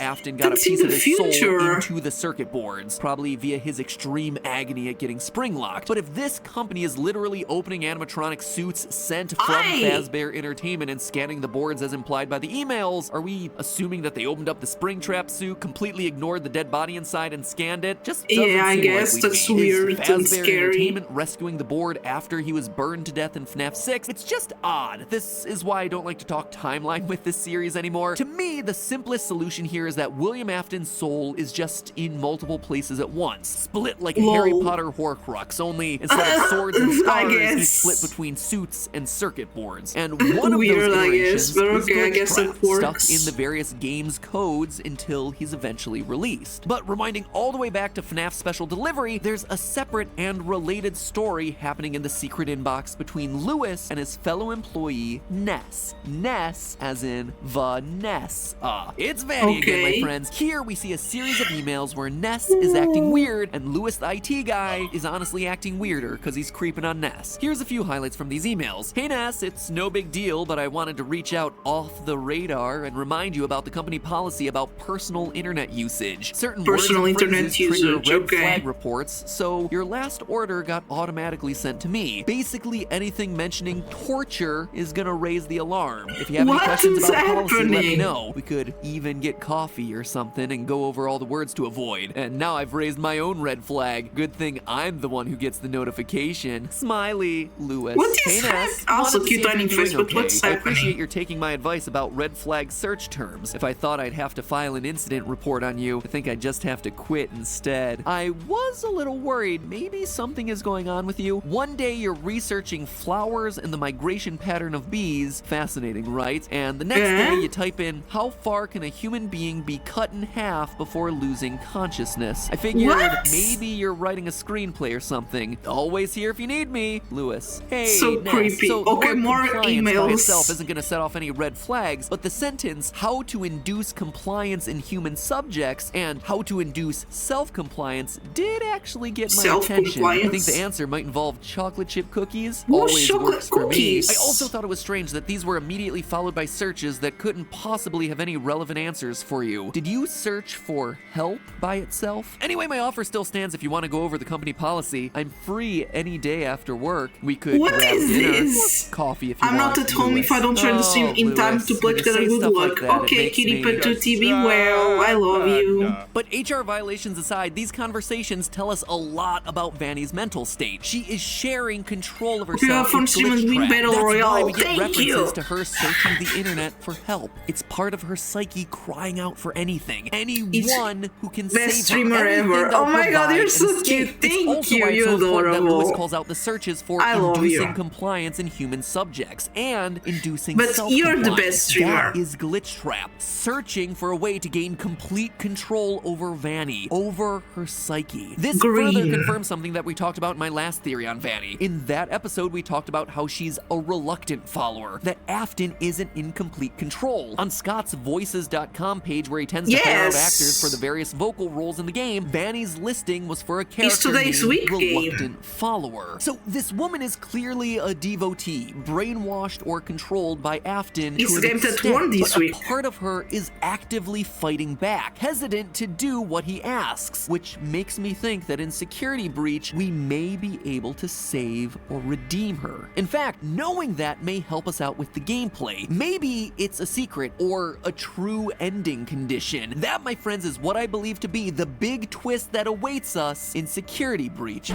Wait, as I finish this video, of course, new statues just dropped Ooh, with important statues. lore reveals. So let's just talk about these real fast. With Gregory hiding inside of Freddy, definitely looks like my idea about gameplay being a version of hide and Thank you for the seek kid is Pat absolutely Pats. confirmed. Or maybe Gregory is just piloting an 80s era bear-shaped Gundam suit. Either way, I am totally living for it. As for the other statue that just dropped, looks like Vanny is going to be taking a page out of the Afton playbook. The classic security guard by day and serial killer at night. Old habits die hard, I guess. But in Vanny's What's case, here's my happening? question. Is she going to remember it? My guess is no. Did It's gonna something be a shocking classic case of happen? Jekyll and Hyde. But who knows? I guess we're just going to have to wait and see what it is. I hear that some big things are coming to this Ooh, big franchise before the place. end of the year. And I'm not just talking about all that cool new merch we dropped, which, as one last reminder, is all available right below this video. But hey, that's just This a statue's so theory. cute. A game Was that a theory. meme? Thanks Whoa. for watching. You're welcome. Okay, this is scary. Stop. Okay, Discord call. Calm down. My god. Why is there a brain?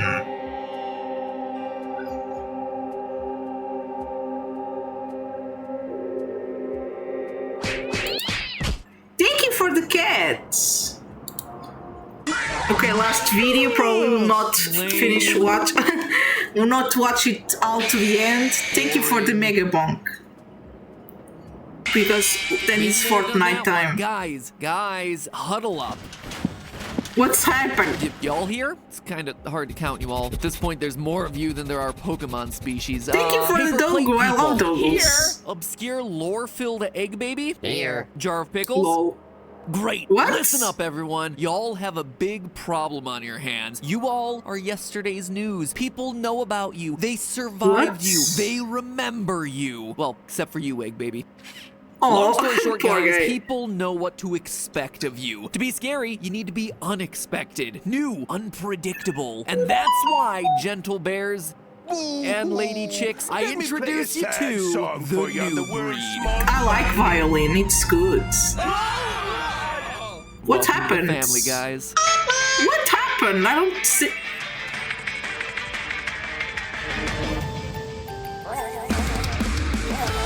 Ooh, Minecraft. I like pirates too, thank you.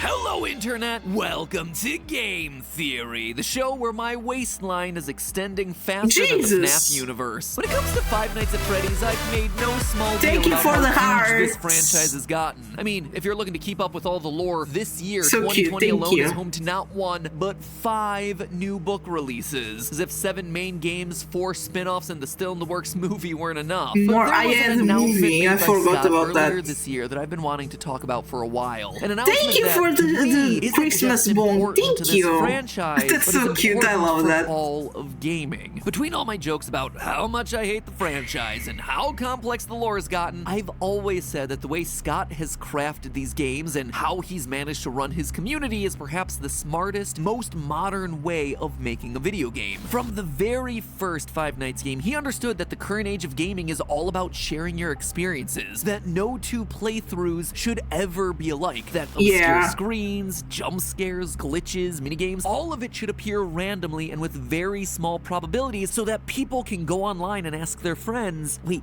did you see that? Was this a real thing? From the first appearance of Golden Freddy in the newspaper clippings in FNAF 1, all the way up to Help Wanted surprise Easter eggs of coffee from his early game, The Desolate Hope, these sorts of things form the lifeblood of this franchise. That is what gets people talking about your game and sharing videos of your game. And yet, it's a game design feature that shockingly modern developers just don't seem to do. But all of that's happening on the micro scale. Today, we're zooming out to talk about the big picture. Another move that Scott's made that completely bucks the trend of modern game development and truly embraces what it means to lead a successful franchise in 2020 and beyond. An age of creators and accessible game-making tools. I'm speaking, of course, about the Fazbear Fanverse Initiative. Fanverse Initiative. Back in August of this year. You have to see this. I'll see it on this. From the Reddit post. There have been some great fan-made spin-off universes created in this community, and I want to see them keep going. That's why I've put some of my own cash towards development of new games in those game series. However, I'm going to stay out of the development side of things so that these creators can do their thing. They're going to develop these games and interact with the fan base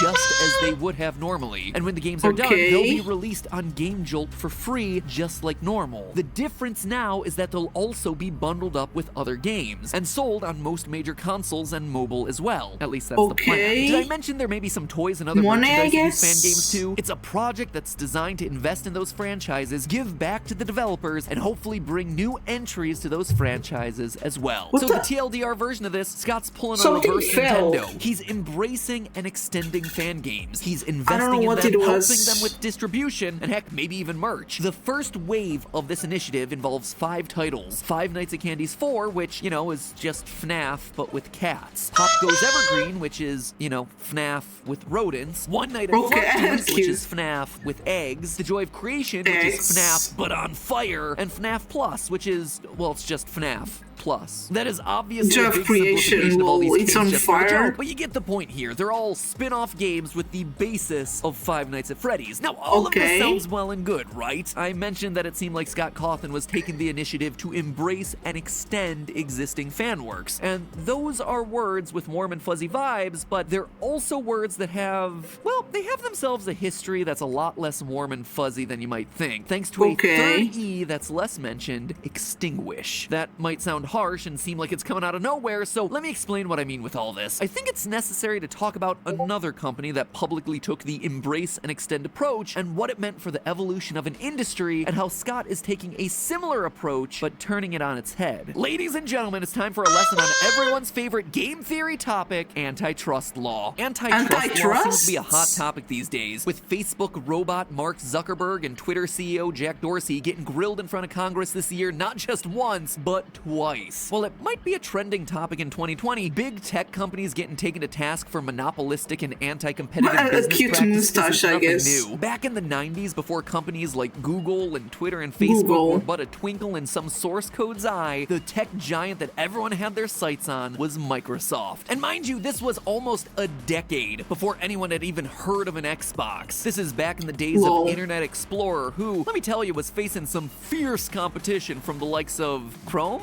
Firefox? Heck I no, still this use is the 90s, baby. Internet That competition Explorer. looked a lot more like Netscape Navigator and Mosaic. And Microsoft resorted to some, not so pleasant, and as it turns out, not so legal tactics in order to edge out the competition. During the 90s, Microsoft was public about their strategy of embrace and extend. The basic idea is that you start by finding something that someone else has made, like a technology standard, a protocol, or a tool of some kind, and say, cool, we're gonna embrace it and start using it ourselves. And then you extend upon it by saying, well, this thing that someone else made is cool and all, but we're gonna make it even bigger and better. We're gonna build our own proprietary technology on top of it, and people can begin using our version of that old standard. Steve Ballmer, who at the time was the executive vice president of Microsoft and went on to be president and later CEO, described it in an interview with the New York Times. Quote, new products and services should simply be extensions of the old. Whether it's me or the guy who replaces me because we don't do well, we'll keep coming, and we will do well. Yeah, I'd say you did pretty well for yourself, Microsoft, and largely because of this embrace and extend motto. Heck, according to one article I read, a Microsoft employee even wrote a song titled The Battle Hymn of the Reorg that ended with that exact phrase. The song goes a little something like this. Oh, our eyes have seen the glory of the coming of the net. We are ramping up our market share. Objectives will be met. Soon our browser will be everywhere. You ain't seen nothing yet.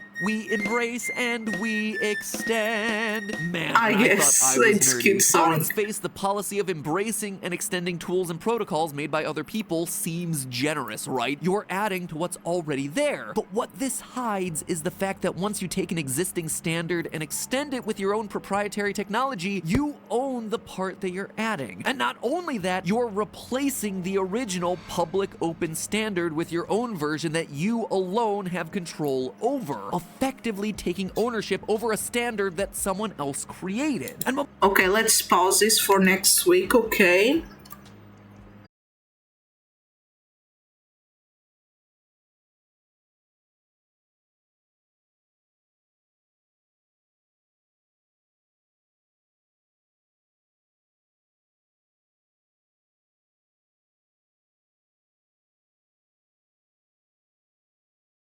Sorry, the stream crashed.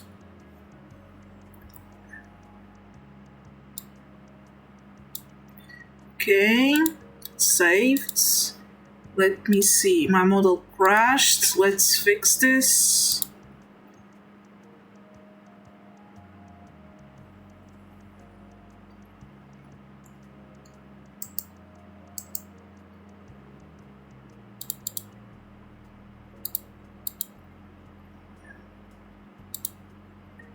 Okay, let me just treat off the PlayStation.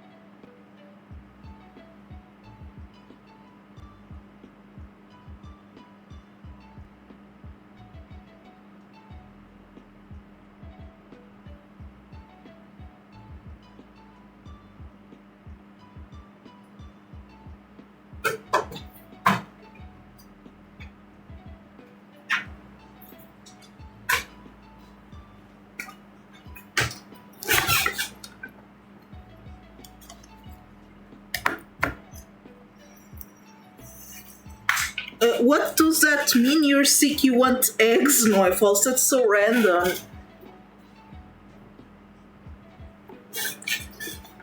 But okay, I understand. I like eggs too. They're tasty. Okay, let's just turn our controller and start this.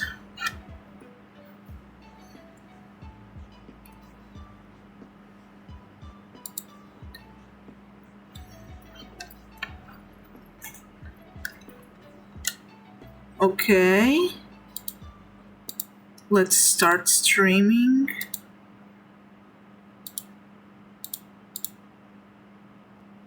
Where is it? There. Is it showing? Forgot to change category of the stream. Wait, and put me on voice chat.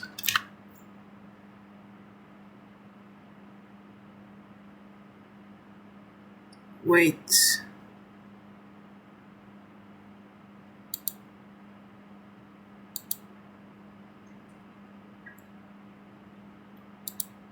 Fortnite.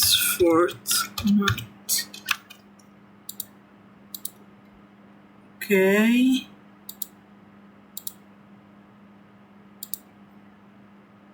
Let me go to here.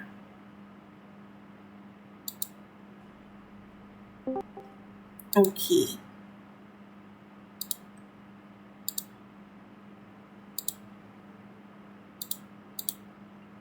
Why is it not appearing? Is it appearing for you?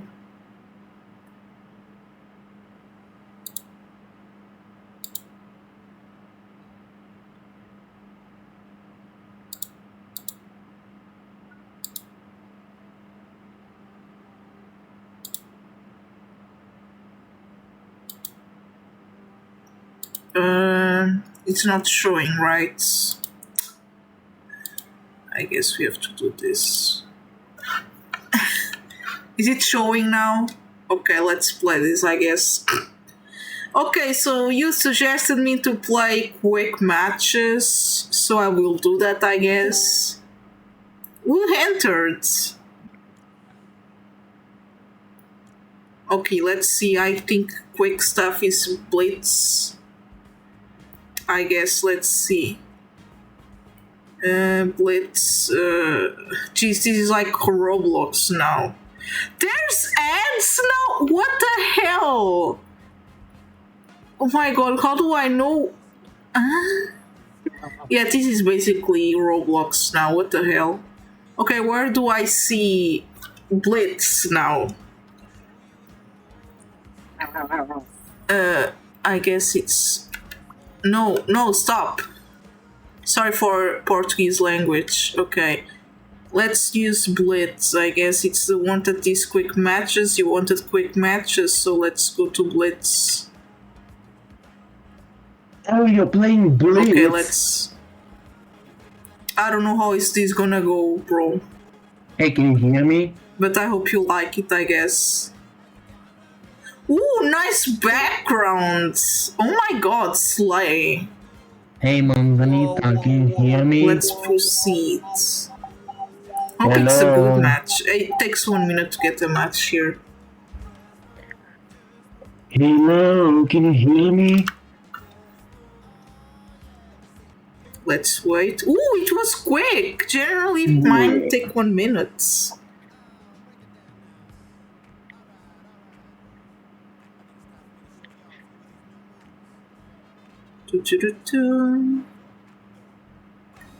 I was thinking that Banana had shoes, bro. I'm in the voice chat. Okay, Shield Gamer. Can you hear me? No, I can't hear you. Can you hear me? Let me see if there's a problem. Sunita. No, Sunita, you're not Sunita, silenced. Sunita, You should. Sunita, I should Sunita, listen you. Sunita. Hello. I don't know what's happening. Sunita. But can you hear me? Sunita.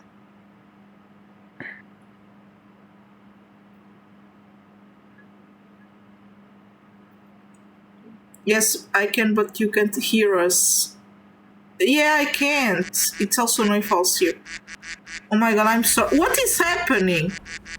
I'm already on the. Okay, that was quick. Okay, already. I don't play with Blitz Royale, so I don't know how this works. Wait, let me just. Can I join? Of course you can. Oh my god, there's already someone there. Where is it? Bro, I'm gonna die.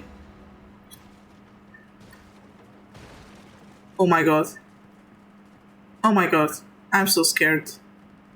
Should I kill the guy? Maybe not. Let it go, I guess. Don't worry, I'm pro at this. Yeah, I'm not so pro. Okay, let me just finish this. It is really quick. Hey! Okay. Oh my god, I could! Yay! Thank you. What the? Who is shooting me? Please let me live. I'm doing stuff. I don't know what am I doing. Oh my god. Oh wait, I have a potion. Oh wait, someone is walking. Oh no. Hey, you there. Hey, you. Please don't. I'm sorry for trying to kill you, bro. Okay, there are two. I guess. Okay. Oh my god, it's getting slow, but I'm doing my best. Okay. Okay, someone is behind me. Okay, yeah, someone is there. Let's use this one is blue. I guess it's better. So, Noivos, how's it going? Okay, oh my god. Doing good. Oh, I can build on this! If you're not muted. I think she got deafened. I think she Wait, let enabled me the go to the deaf lobby again mode. then. She's Okay, let me lovely. see. But What's I'm trying. You're muted in the. Why are you muted in Discord? You muted yourself. But now I can.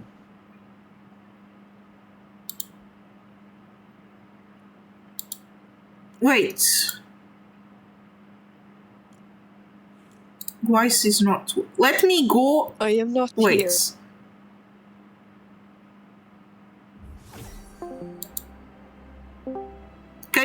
Can I hear you now? Say something, please. I can't hear you. Oh my god. Sanita. Oh my god, how can I fix this?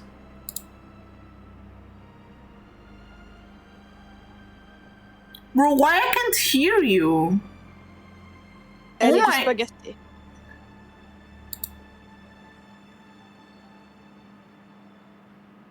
On mix settings, okay.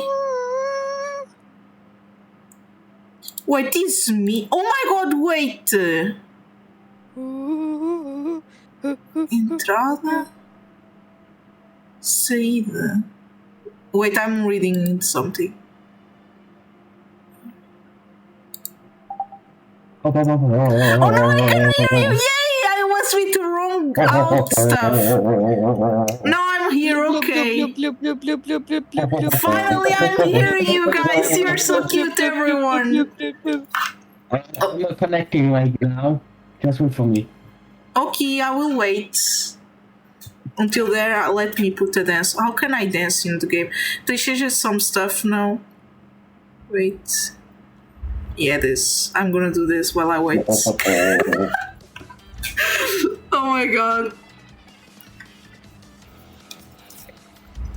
If you got bugs. If you got hands.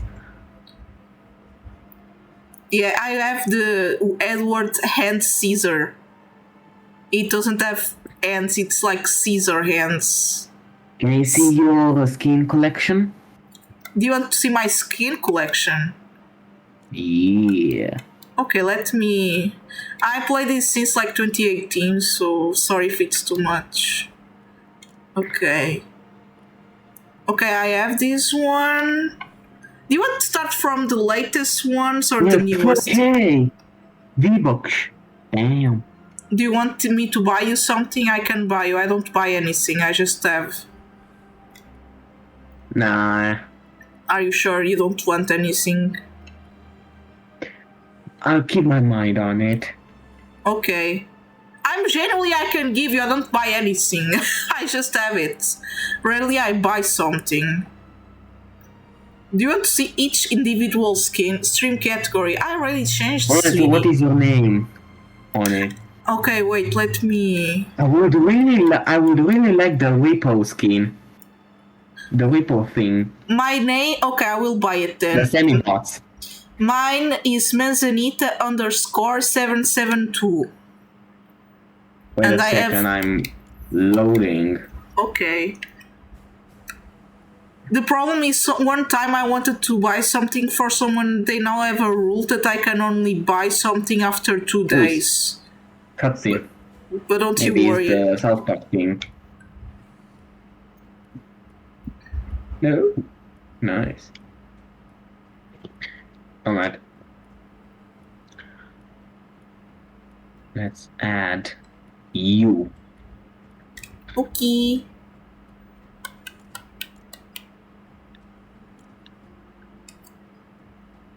When you send the stuff, tell me so I can check out.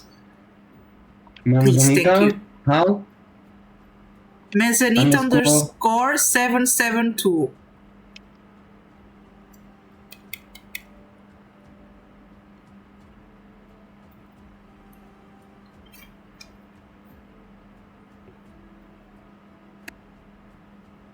You're the one with 069? Yes. I'm sorry.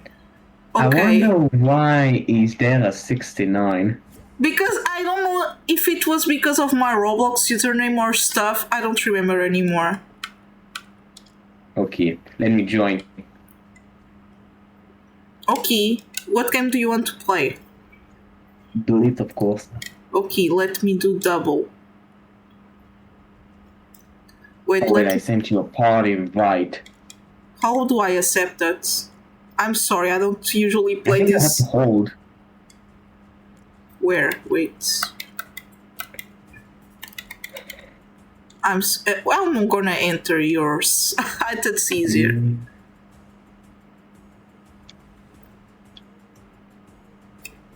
Ah, it's here.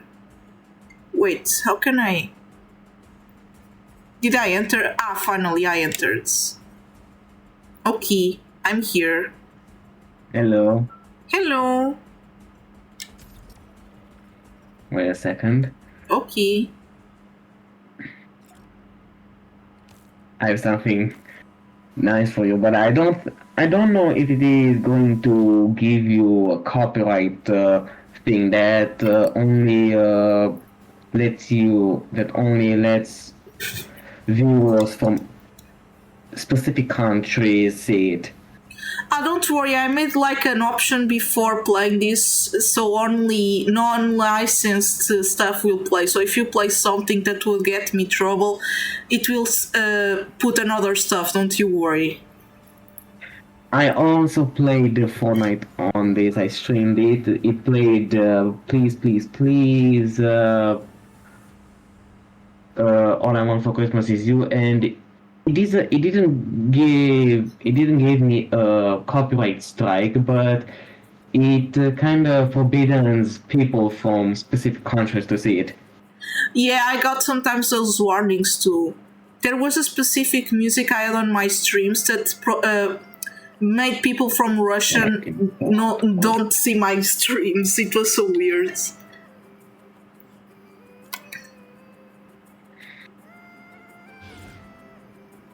No. Oh, yeah. Yeah. Sly, I have that skin too, bro. I like that. It's fancy.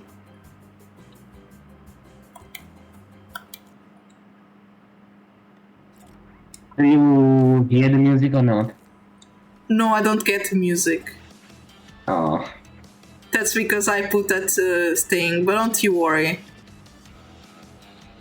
Alright. Let me just change my skin to something more combat. I put everything random, so don't worry.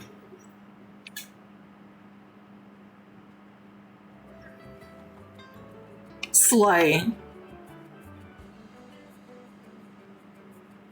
Nice shoes. I see the shoes. Wait a minute, I have an emote for the shoe. Let me just search it. This one.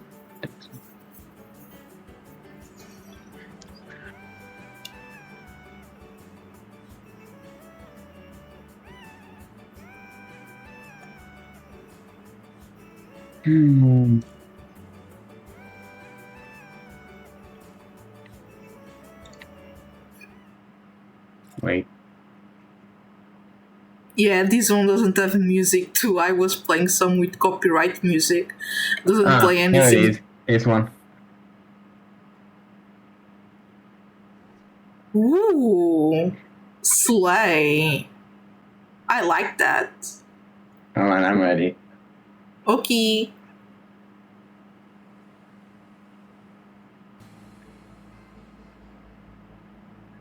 It's taking a while to load. Maybe it's normal. I don't know.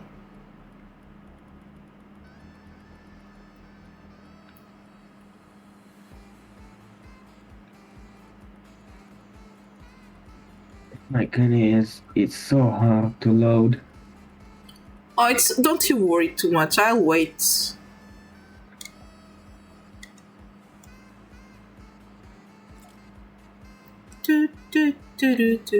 Imagine adding the stick of the truth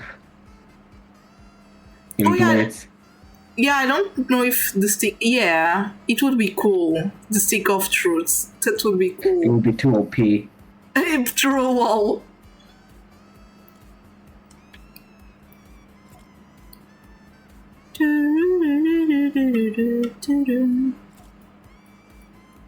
It's taking a while. I'm sorry. Mine is too.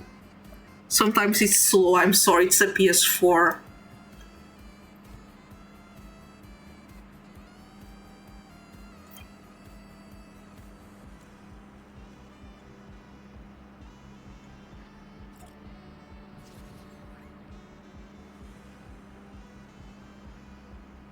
No, I thought that my banana dog has a banana tail. Jesus. So cute.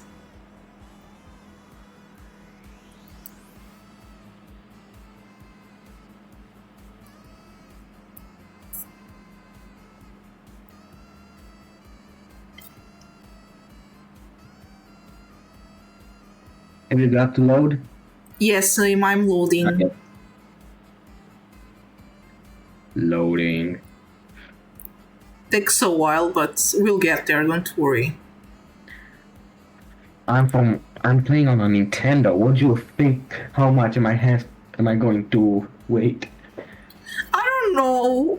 I never played on a Nintendo before.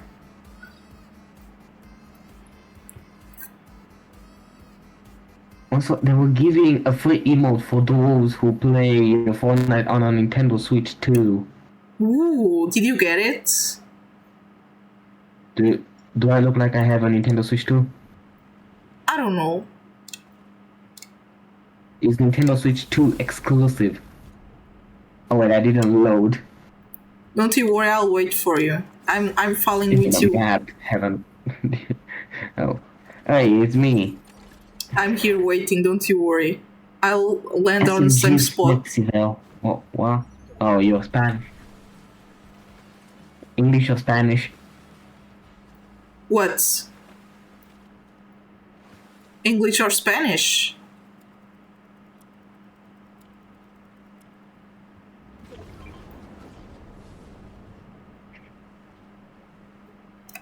I got a fish. I don't know. A rotten fish. I don't know why I got that. Connecting. Don't worry. I am on the sea with you. I'll protect you. God.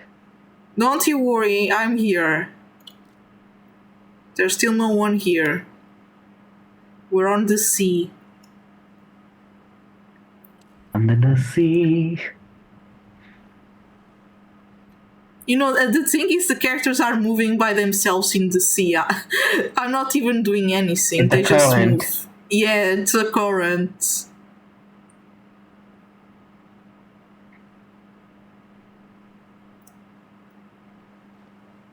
Looks like I'm in a pool. So cute.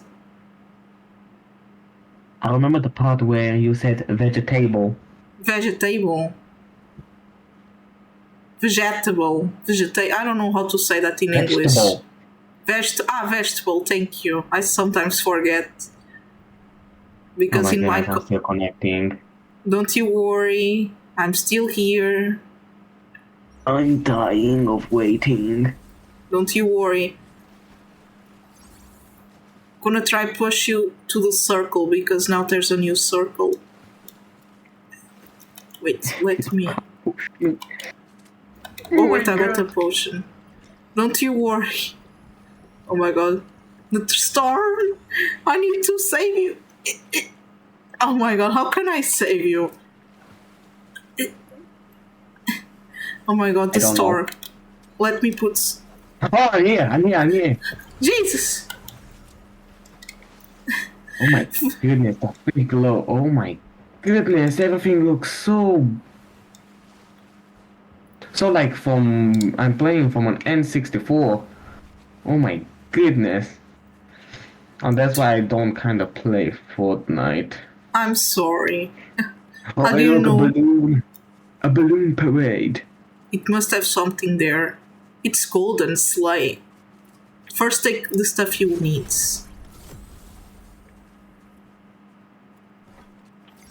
Ooh, thank you. Oh, wait.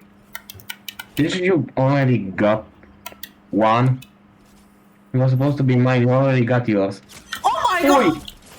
I was so distracted. I'm sorry. Ay. Can I hit them while I'm on the grounds? Oh my goodness, we have place 4. Oh look, it's not bad. I wasted so much time on this. Don't worry, it's okay. I'll wait. You know that. It's understandable. Can I play Minecraft? Do you want to play another game modes? I don't know. If we get more people to play, maybe we can play Fortnite fashion show. I guess we can play that. Yeah, but we need more than 3 people. But we can enter in a public lobby, no? Oh yeah. I guess we can do that.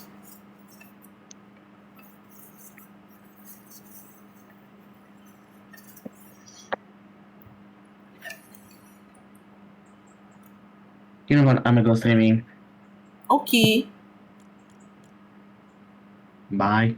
Bye.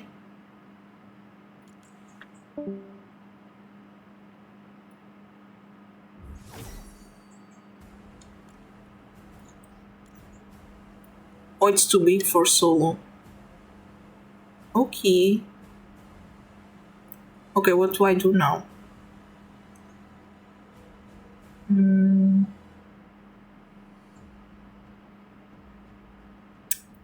Do we play?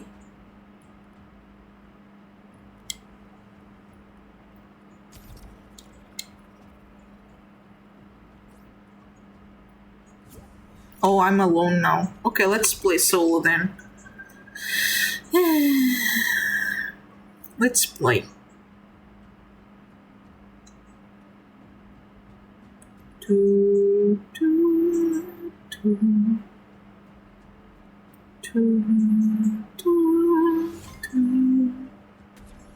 Ooh, new art.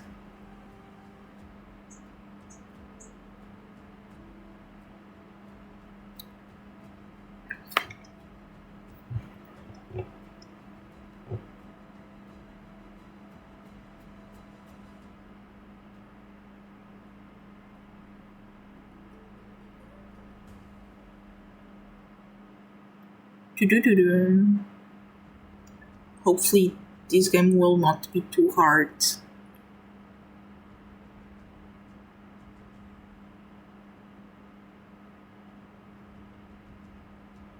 It's never the end, it's never the end, it's never the end, it's never the end, it's never the end, it's never the end, it's never the end. Okay, thank you, I guess. Where do I land? What does that mean? It's never the end, I guess.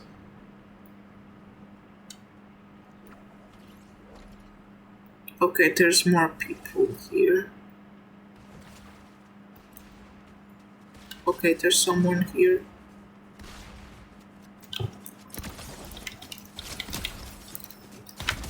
Thank you, I guess. Sorry, bro.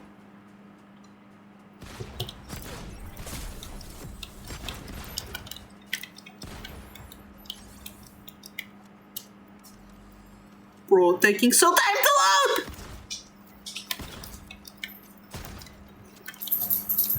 I guess, look. Maybe. Do I spot a Stanley Parable reference? I guess, I don't know. Oh my god, no, the circle! Stop! Okay. It's still going too fast, I'm not used to this. Okay. Maybe, maybe not, maybe, I guess. I don't know.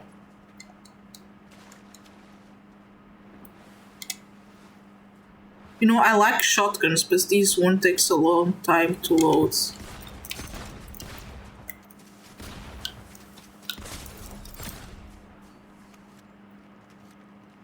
Come on, load faster!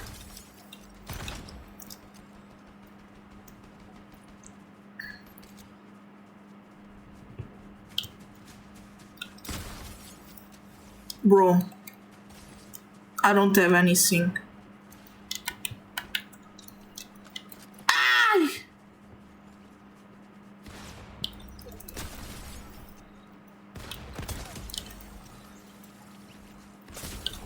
Oh man, come on, you'll know when I buy you Stanley Parable.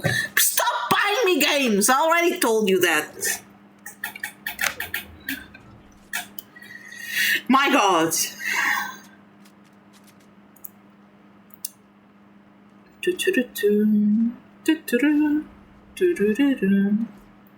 I didn't say anything. I know, Shield Gamer, it's a creator that wants to buy me more games. I have a lot of games to play already. Jesus. Ooh, there's so much cash. Now I see there's bills of 100 too. Slay, they rich now.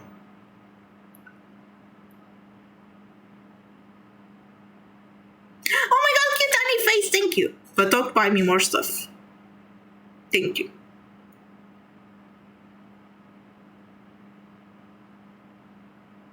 Doo-doo-doo-doo.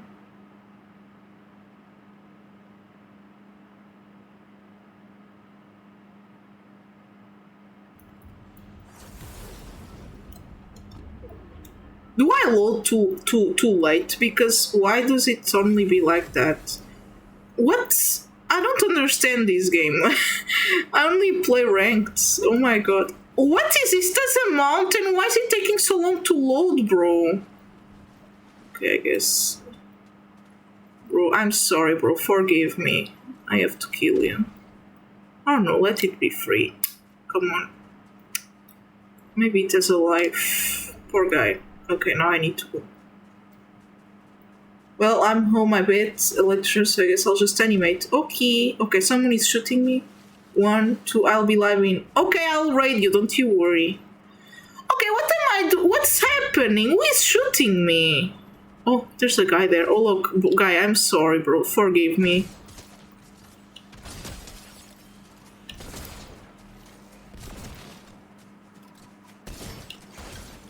Oh, look, I'm gonna just do something. Come here. Thank you. Is everyone with this weapon now? I'm getting crazy.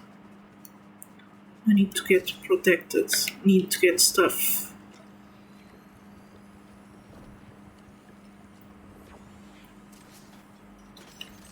Okay.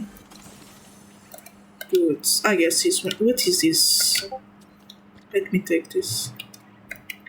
Okay. Ah, wait, there's someone here. Hey, guy, I'm sorry, bro. I have to kill you. This is the game, I guess. Oh, look, I'm tired. I'm tired. Ah! Have a good stream, real thing. Ah, sorry. I died too early. Potato Cupid, that's a great name, by the way. That's a really cute name. I love that.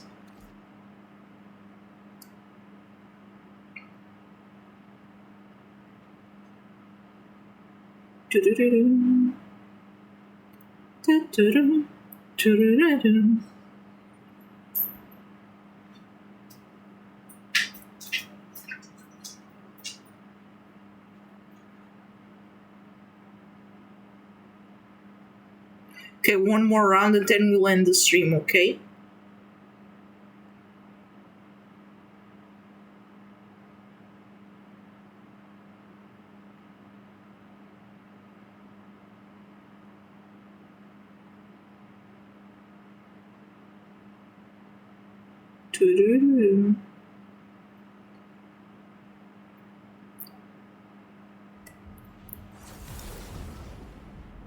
Okay, I don't know where to land. Why am I like this now? Where is my parachute?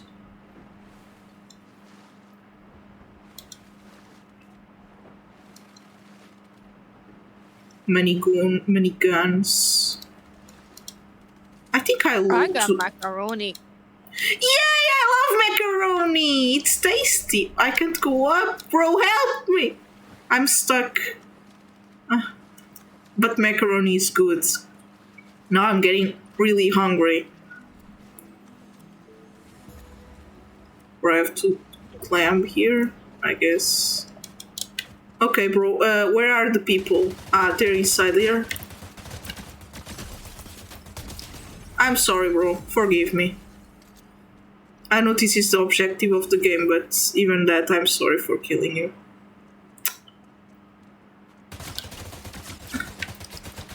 Oh, look, I'm tired.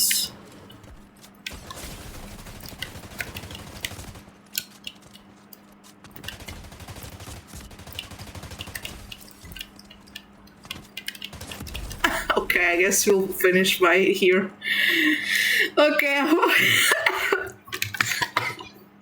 My god. I'm sorry for being like this. Sometimes I'm not patient enough to wait till my gun loads. Okay, but I hope you enjoyed this stream. It was kind of a short playthrough, I know. But if it wins next week, you know, it will be the new game for that, okay? So yeah, I hope you enjoyed this stream as much as I did. I hope you enjoyed. I hope you like Gremlin mode. I know I'm like that. I'm sorry. Let me see what skin I'm using now. Slay.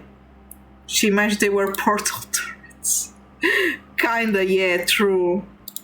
Let me just take this out. Yeah, let me just put this in place first. Okay, wait a bit here.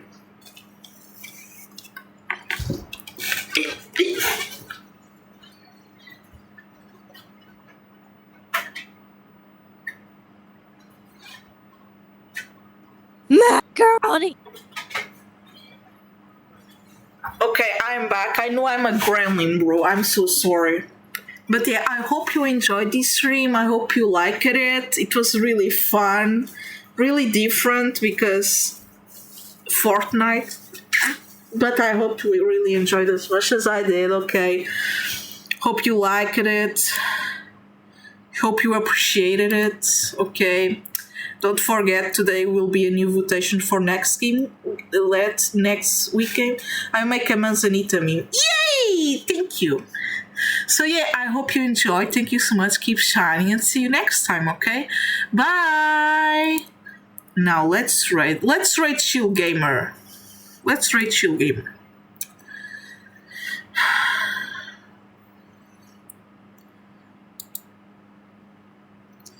Right, browser. Browse.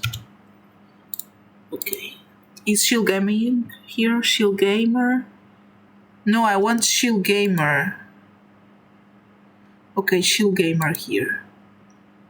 Let's try Shield Gamer is playing the Stanley Parable Ultra Deluxe. Let's trade in 10, 9, 8, 7, 6, 5, 4, 3, 2, 1. Good ride. Bye.